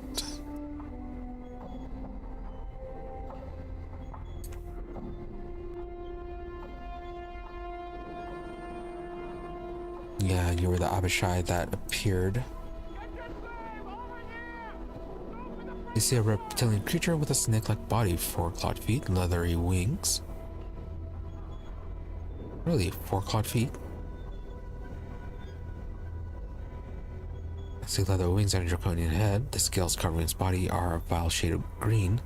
The creature stands upright on its hind legs, bouncing with its prehensile tail as you approach. Its eyes narrow slits and begins to hiss. Greetings, the air around the creature begins to radiate heat and its scales take on a pale sheen. Gives you a hungry look and appears ready to strike. Suddenly releases a flurry of hisses and relaxes its stance a bit. Go, Grossick no talk, told wait. Glares at you as its tail lashes back and forth. What kind of creature are you? Every muscle in the creature seems to tense as it releases a storm of hisses. It starts to reach for you and stops. Hate drips from its eyes and it speaks to you. Grossick no talk, you lucky human. You go, while still lucky, you stay. Grossick shred. Really? You can taunt him? Sure says a lot for someone who doesn't talk. The creature cocks its head to one side and stares at you, eyes wide with surprise. After a moment, its eyes narrows to slits of hatred and its body begins to shake as its muscles tense to cords of steel. You hear a cracking sound and glance down, noticing his claws have sunk into the stone beneath his feet. The air around the creature is heavy with heat and almost seems to glow.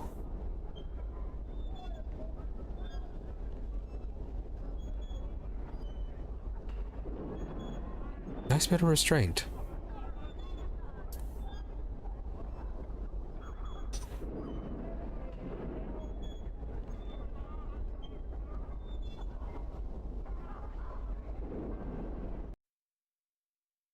We have the warehouse and print shop.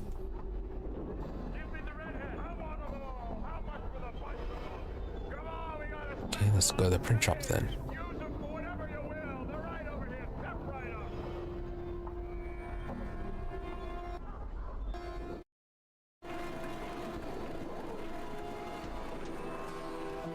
Got a message for you to run. Here, take it. Go back with your receipt. Scofflaw pen. Did we hear about you before you knew? He said, thin, stupid man hunched over a desk, scribbling on a piece of paper. His hair is thinning and drab, drawn back into a ponytail, and his thin spectacles adorned his hooked nose. His age could be anywhere from his early 20s to his late 40s. He doesn't look up as he speaks to you. What do you want? Make it quick.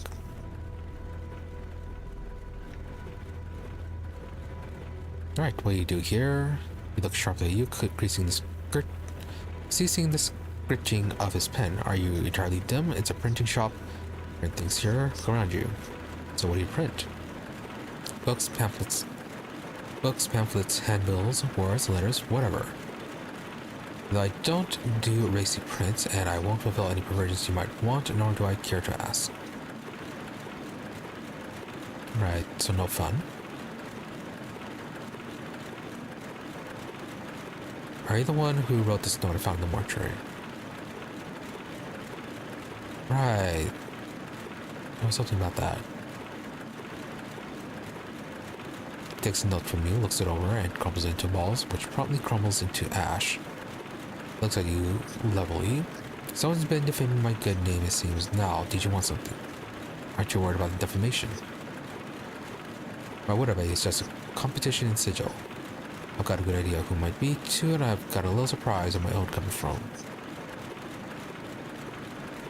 Right, so we can apparently assist with this. Okay, apparently not.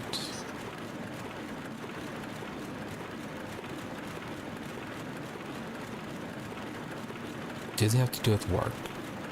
No. Well, okay then. Very busy guy.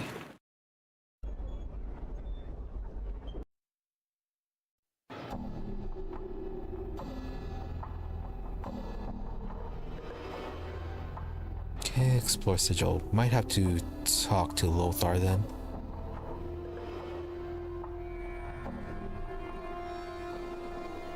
Oh yeah, I already found the whole thing with Pharod's bodies. We need to return and talk to the Dustman about that.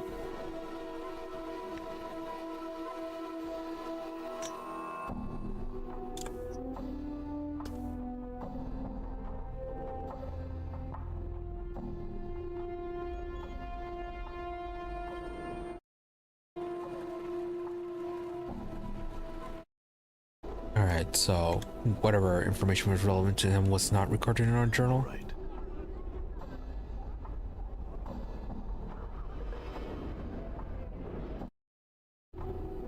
All right. Okay, just a warehouse. Vault of the Ninth World. Okay, and floating head. Welcome to the vaults of the Ninth World. How may I serve you on this fine day, Sigilian? So what are you? I am the voice of the vault of the Ninth World. I am here to serve you, your customer. Serve you, the customer. Instruct me in what you desire. Can we claim something? What is it you were looking for? Large bag of coins. We have a bag of coins like the one you described, sir. I'll just need to find one thing from you. How much was it? 1, 2, 3. Nice. Here you go, sir. Thanks for storing your goods and Vault Ninth World.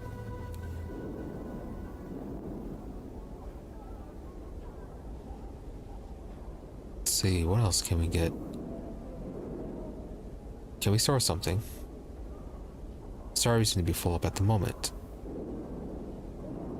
Right, how did that happen? That's supposed to be a big, huge warehouse. Well, yes, the head sounds a little embarrassed, only we ran out of space and there's something a little fishy going on around here. And I don't know what. The gist of the matter is this, we don't really accept items for storage anymore.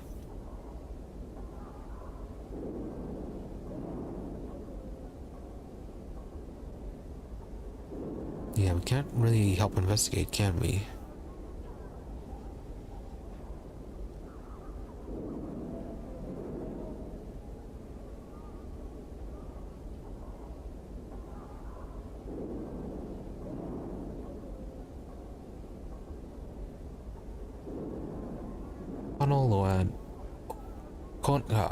Lena, Connell, and Otis.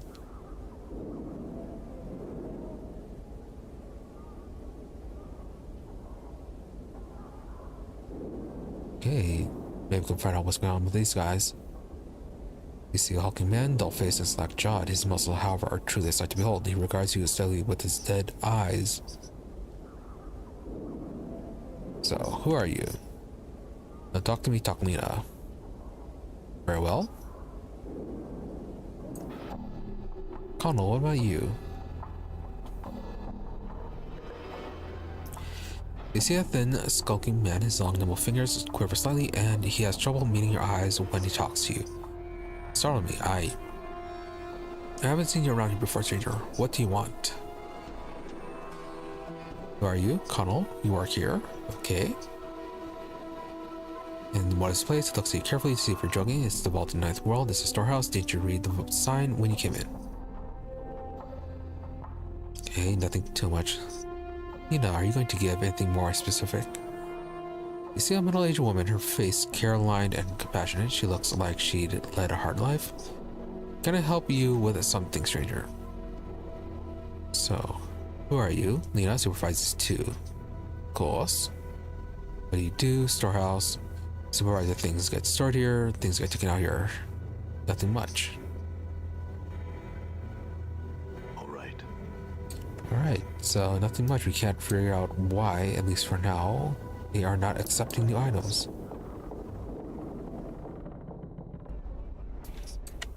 I'm gone. That's how things move so quickly.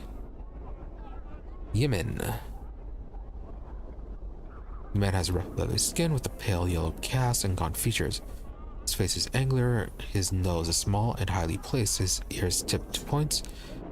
Tracery tattoos and scars cover his body. He is dressed in strange gaudy leathers that look more ornamental than combat ready.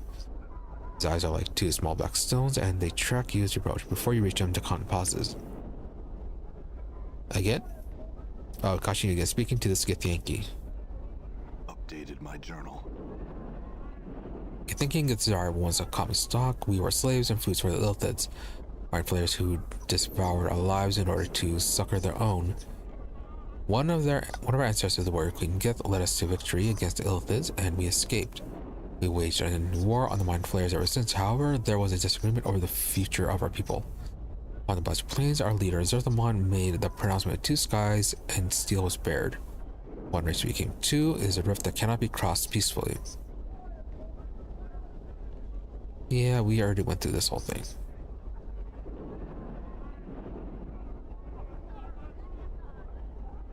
Alright, leave it alone for now then. Oh yeah, was our new wisdom enough to figure out the next part of the circle?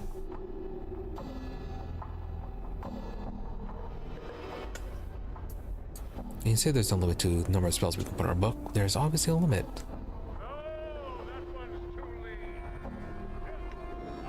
What is your will?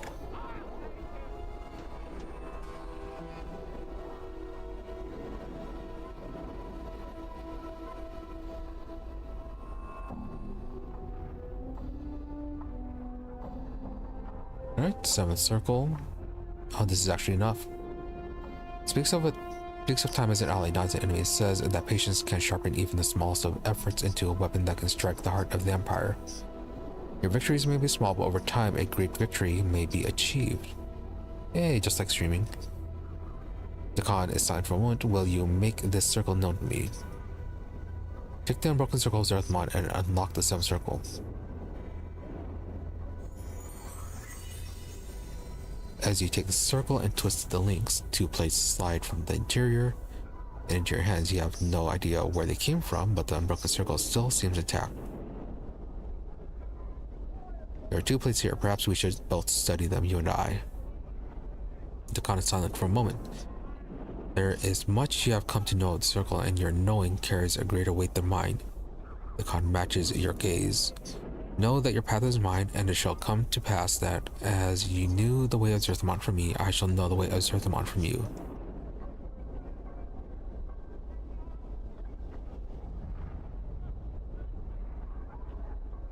Right, so... spells were they? Missile of Patience.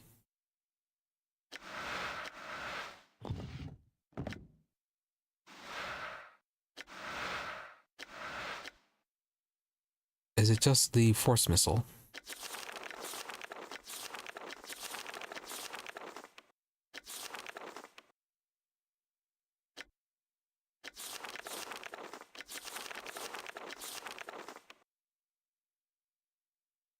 Oh no, here it is, Missile of Patience, level 1. Could the spell be any more useless? Cried Ilnek, mage of Amar. The bane of mages that were, could this be the practical joke of an archmage or living disproof of the old primordial axiom? Good things come to those who wait.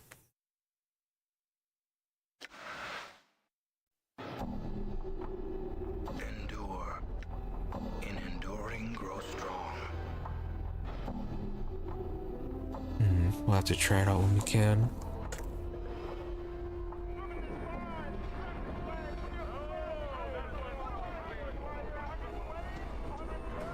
Nothing to ride. See a voice shocked near. He is very animated and does a lot of shouting, yelling, and stomping. Seems to have a tendency towards melodrama and makes a lot of strange facial expressions as he waves his arms. Glances at you and motions to the crowd that he's taking a break. 1,000 reasons do I bestow upon you, sir.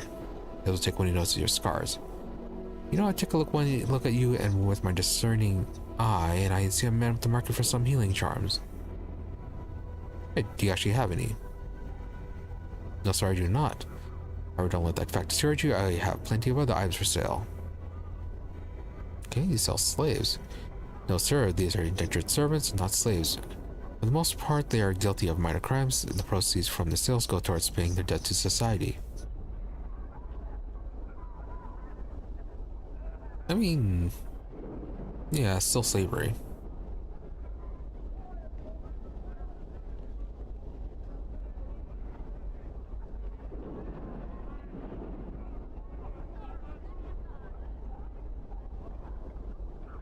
Let's see, good way to pay their debt. I mean, yeah, there is that, but there's still the whole slavery part. I mean, yeah, don't sugarcoat it. Use your bright smile. Don't concern myself with such thoughts. My task is to sell their contracts and given by the courts of Sigil. And collecting a percentage from my efforts, you understand. Okay, you said they were guilty of crimes. What crimes did they commit? Don't know, don't care apparently.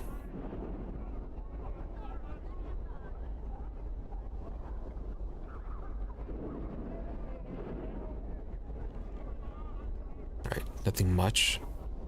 Wrists. The young woman is trying to get your attention. She is wearing shoddy clothes, but her demeanor is one of elegance, unlike that of the people who surround her. Upon closer inspection, you notice that her skin is clean and smooth, lacking the yellow tint of the inhabitants of this world. I think the Pharod saying, you notice me, I am in need of your service of a mercenary. If appearances are any indication, you would seem to be such an individual.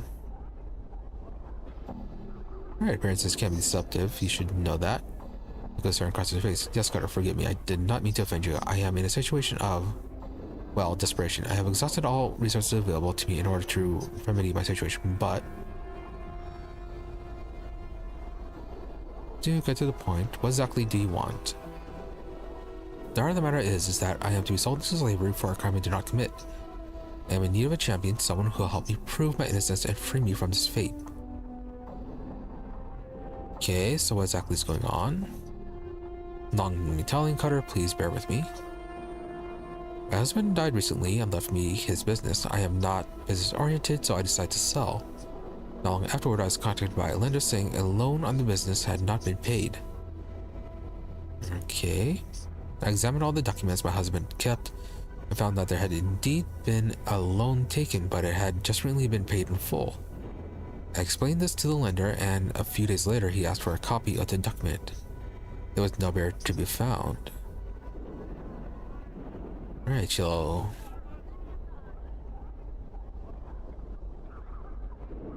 you're sold for not paying off a loan? Well, that always sucks.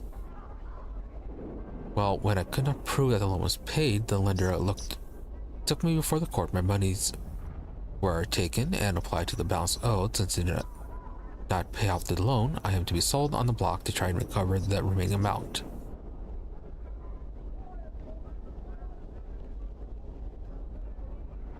And yeah, guessing slavery is just to try to get the value of the remaining debt. Many purposes. First, it keeps the prisons relatively clear of all but the vilest criminals. Second, the sale of the convicted is used to pay for any damages, costs, or fees involved in the case. Finally, the convicted still serve a sentence from which they are eventually released, supposedly as better citizens. Yeah, debatable. All fascinating, but I don't see how I can help you. I need someone to find the missing document, the one that proves the loan was paid, or if you could purchase my contract, I could pay you back.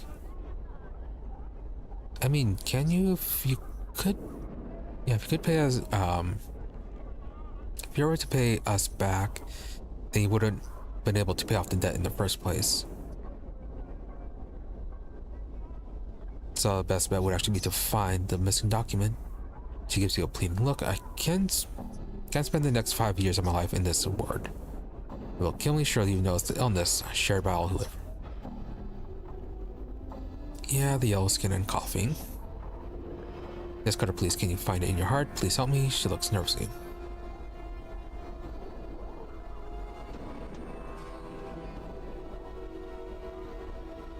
Well, first off, questions. Updated my journal. See, what's the lender's name? I know his name well, Cutter. After all I've been through, I would like to not forget. Takes a far look and then shudders from what Baron Pickett. We've seen him wandering around, and his associates may be somewhere named Lenny. Yeah, I think we saw Lenny down south. So Lenny, small, fair-looking man who came to court a few times. He would sit behind Pickett and whisper to him occasionally. I remember him because he always seemed to be uncomfortable in his clothes. He would pick at them as if they were new, as if we were not used to wearing them. On one such occasion, Pickett told him to sit still and stop fidgeting, called him Lenny. Lenny is, my son told me that some ruffians could be found southeast. Yeah, that's where we saw him. What about Byron? They can be found in or around the open air market. Forgive me, but I'm not certain. Well, we already saw them. Let's see, who did I talk to about your contract? That would be Darren the auctioneer. Well, we're gonna try to find the document first. Could you have misplaced the loan document? No, Cutter, I'm a very meticulous person. I kept the documents in a lockbox in my husband's study. Never left that room. Okay, do you think the document could have been stolen? I don't know, why would anyone steal that, yet leave other valuables? Maybe the lender stole the document so you'd pay the loan twice. I mean, yeah, there's that. That is a terrible thought. She hesitates and begins to tap her chin with a finger as she thinks. But also a most ingenious one, Cutter. This Baron Pickett does strike me as a knight of the post. Do you have a knight of the post? Thief or cheat, Cutter, such are called knights of the post. or of the cross trade. Yeah, Pharod was described as that too, wasn't he? Now then, you explained this to the courts, right? Oh yes, Cutter explained my situation many. You're the first to be willing to help me, though.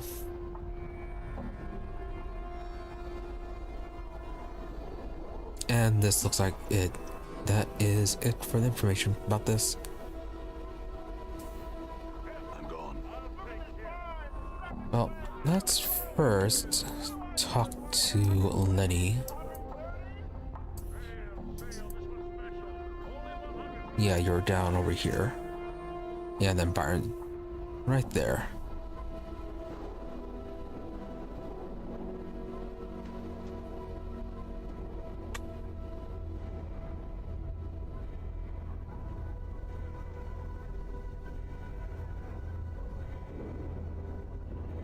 Okay, he looks you up and down, glances about, returning his attention to you, and then gives you a wicked grin. You guys have a good reason for disturbing Lenny Burke.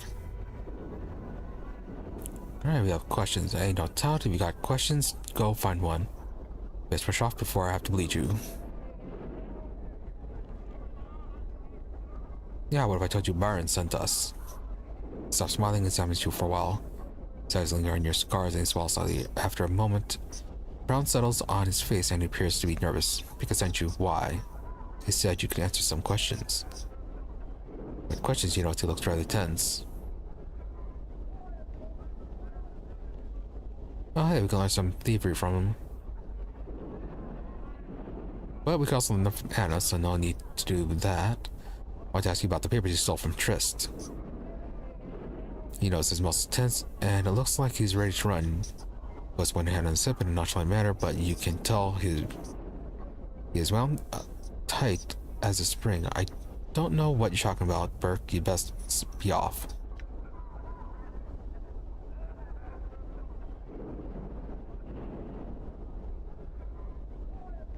Smile wickedly, you know that when talking about Lenny, Byron had you steal some papers from Triss. I'm here to collect them. He swallows hard and corner of his eyes starts to twitch. He glances at scars that cover your body, then tries to meet your gaze. But cannot collect them. I destroyed the papers after I nicked them, just like Byron told me. He finally meets your gaze. Really? Then why are you so nervous? Let me guess, Byron thinks you destroyed the papers, but maybe you didn't. Maybe you kept them a little blackmail material, perhaps. Says you for a moment, then suddenly turns to run. Grab him? Just as he starts to run, you leap forward to grab him. He definitely steps out of your reach and begins to sidestep you. Seeing your quarry about to escape, you make another more desperate lunge at him. Fail to grab him. But you do manage to bump into him hard, knocking him off balance. Hey, good job. Alright, I didn't destroy them. I'll give them to you, just let me go.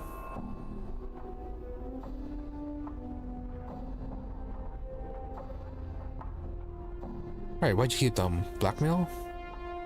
I kept them so I could turn Sag on your boss, Pickett, and keep Triss off the block.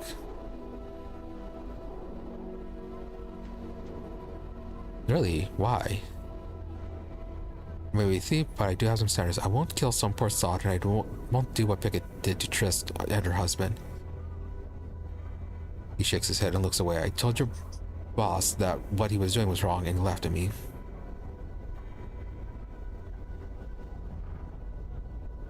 By the way, Pickett is not my boss. He's serious, I thought, but you said... He watches you closely for a moment and then laughs. He gave me a good peel, so I'd spill the chant to you. Hey, he respects. So let's go get those papers.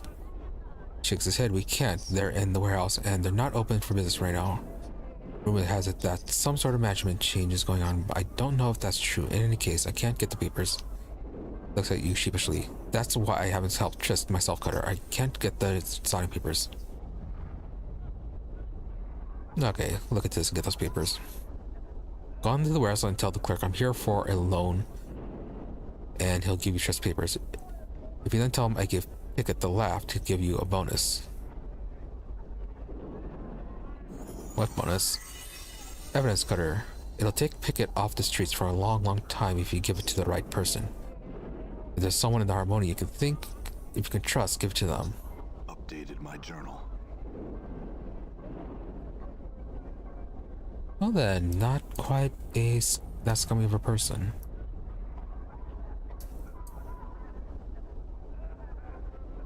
Yeah, we have to talk to Ebb Creekness, perhaps.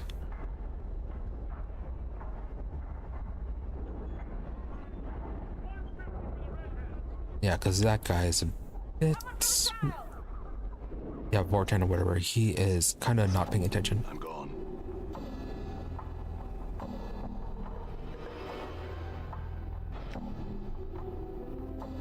Yeah.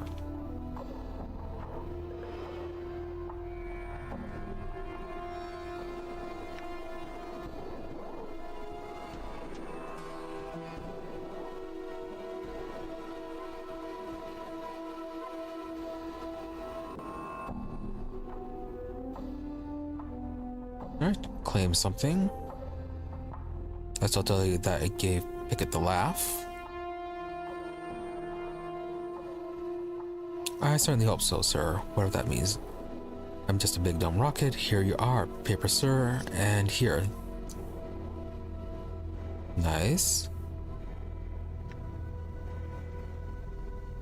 Loan document and a scroll of evidence.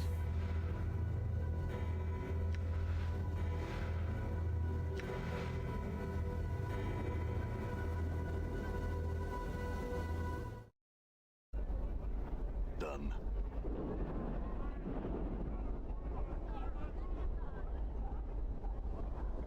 That one looks good. How much? How much? Look at this spine, strapping slag. Look how strong he is. What do I hear? Do I hear 120? 130? Sail. This one's special. Only 100. What am I missing? What am I missing? Vorten, can we give it to you or no?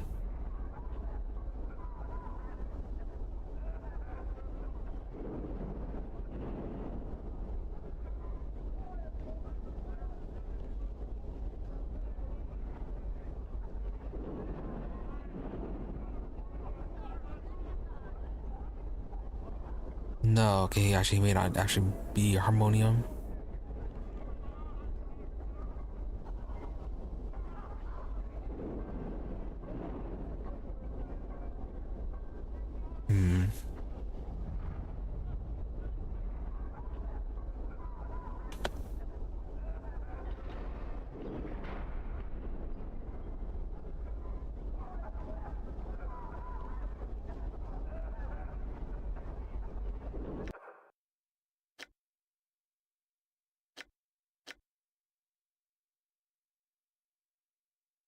Yeah, there it is. Okay, yeah, he's an old harmonium member.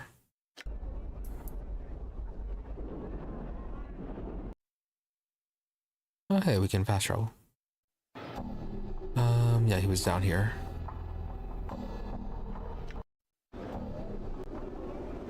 I'm gone.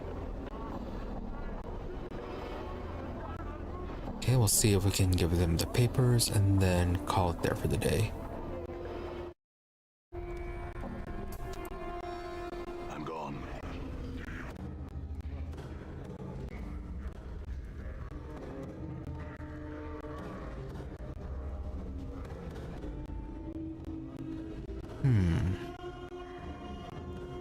Third measure of the harmonium. Now that who be you and what trouble might you be in? First off, third measure of the harmonium. Third measure gets a semi-stern look on his face. Third measure of the third harmonium. Relax a little. Though I haven't served a tour of duty in many decades, pushing a quill wasn't quite on my alley after all the fights and skirmishes I've been in. So I just bide my time, keeping tabs on things down here in the hive and helping out a little where I can. You look like someone who might need a hand. Are you in some kind of trouble, lad?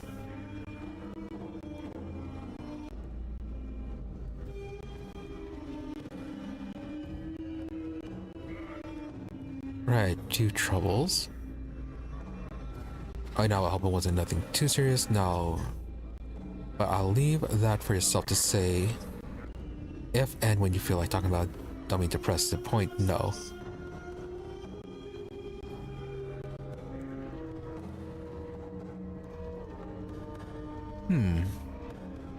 Apparently we cannot do that.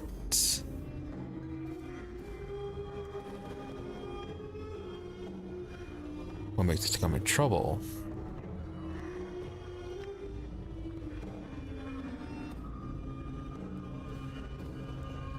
That no one has many scars as you have is in some sort of trouble, either from himself or from others. Eb looks at you in mock reproach. What do you take all that for? Blind, eh? Looks like a little weathered. I'm a little weathered around the edges, but I've still got some sight and sense. Now, what's stopping your heels to be causing such trouble?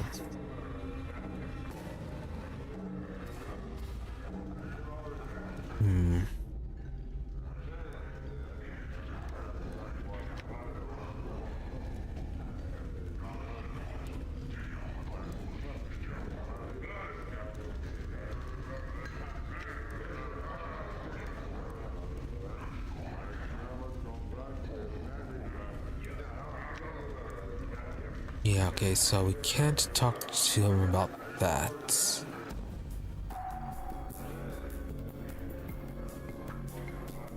Yeah, the mercy killers.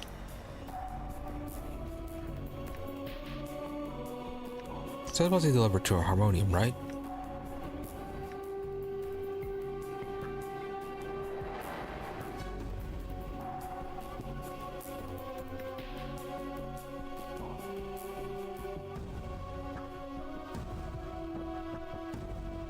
Yeah, someone in the harmonium.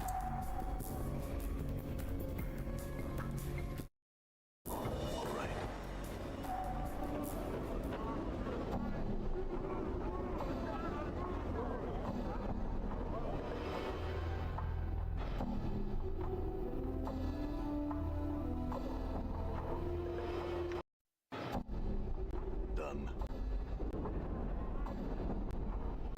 Well, first we'll go free Trist, and then we'll try and figure out what to do with that.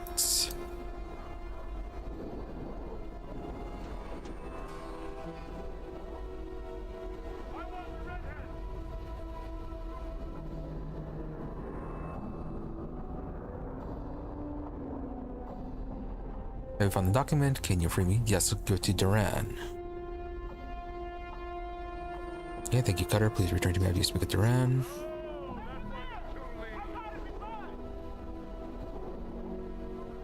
Okay, about Trist. I have proof that she is innocent of any crime. He smells rather than laughs very well. Show me this evidence. He opens the document and quickly scans its contents after Molly's size, pulls the document and puts it inside his shirt. Seems the courts owe Lady Trist an apology, sir. From this moment, she is free, and I will make all the arrangements to have her status and property returned to her. Updated my journal. Thank you, Duran. No, thank you. It's the right individual who will do what you have done. Excuse me, I must speak with Lady Trist. Farewell.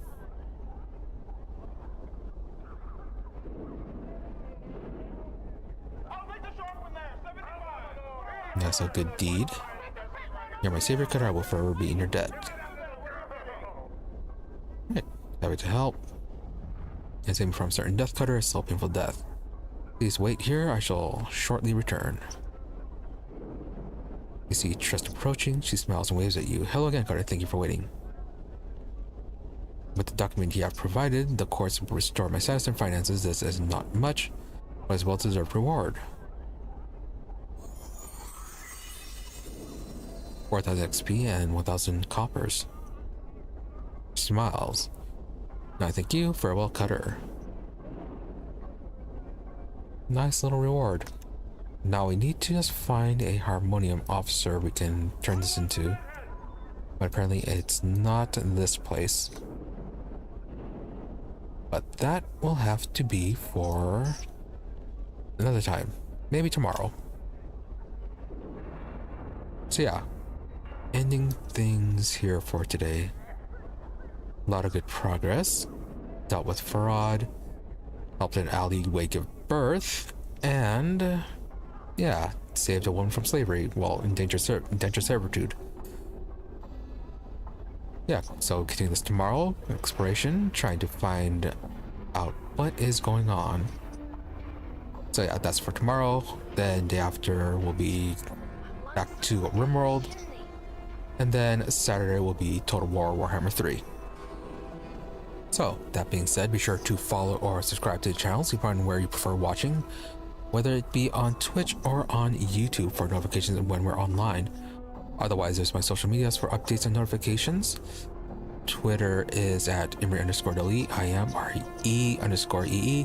Blue Sky is at Imri-WE, IMRE-EE. So yeah, more of the same thing, just between dash or underscore. Otherwise, if you don't feel like dealing with the social medias, I do try to stream every day at about the same time, between 12:30 a.m. to 5 a.m. US Central. Usually give or take 30 minutes. And despite those weird start end times toward the middle, it is more reliable to find me here. And as I said, I do try to stream every day between those times. But yeah, otherwise, thank you all for watching. Thank you to those who happen to stop by stream live, as well as a thank you to those who may end up watching the VOD. Hope you're all reasonably entertained. They have a good day or night, whichever may happen to be, and that you stop by again next time. With that, thank you and goodbye.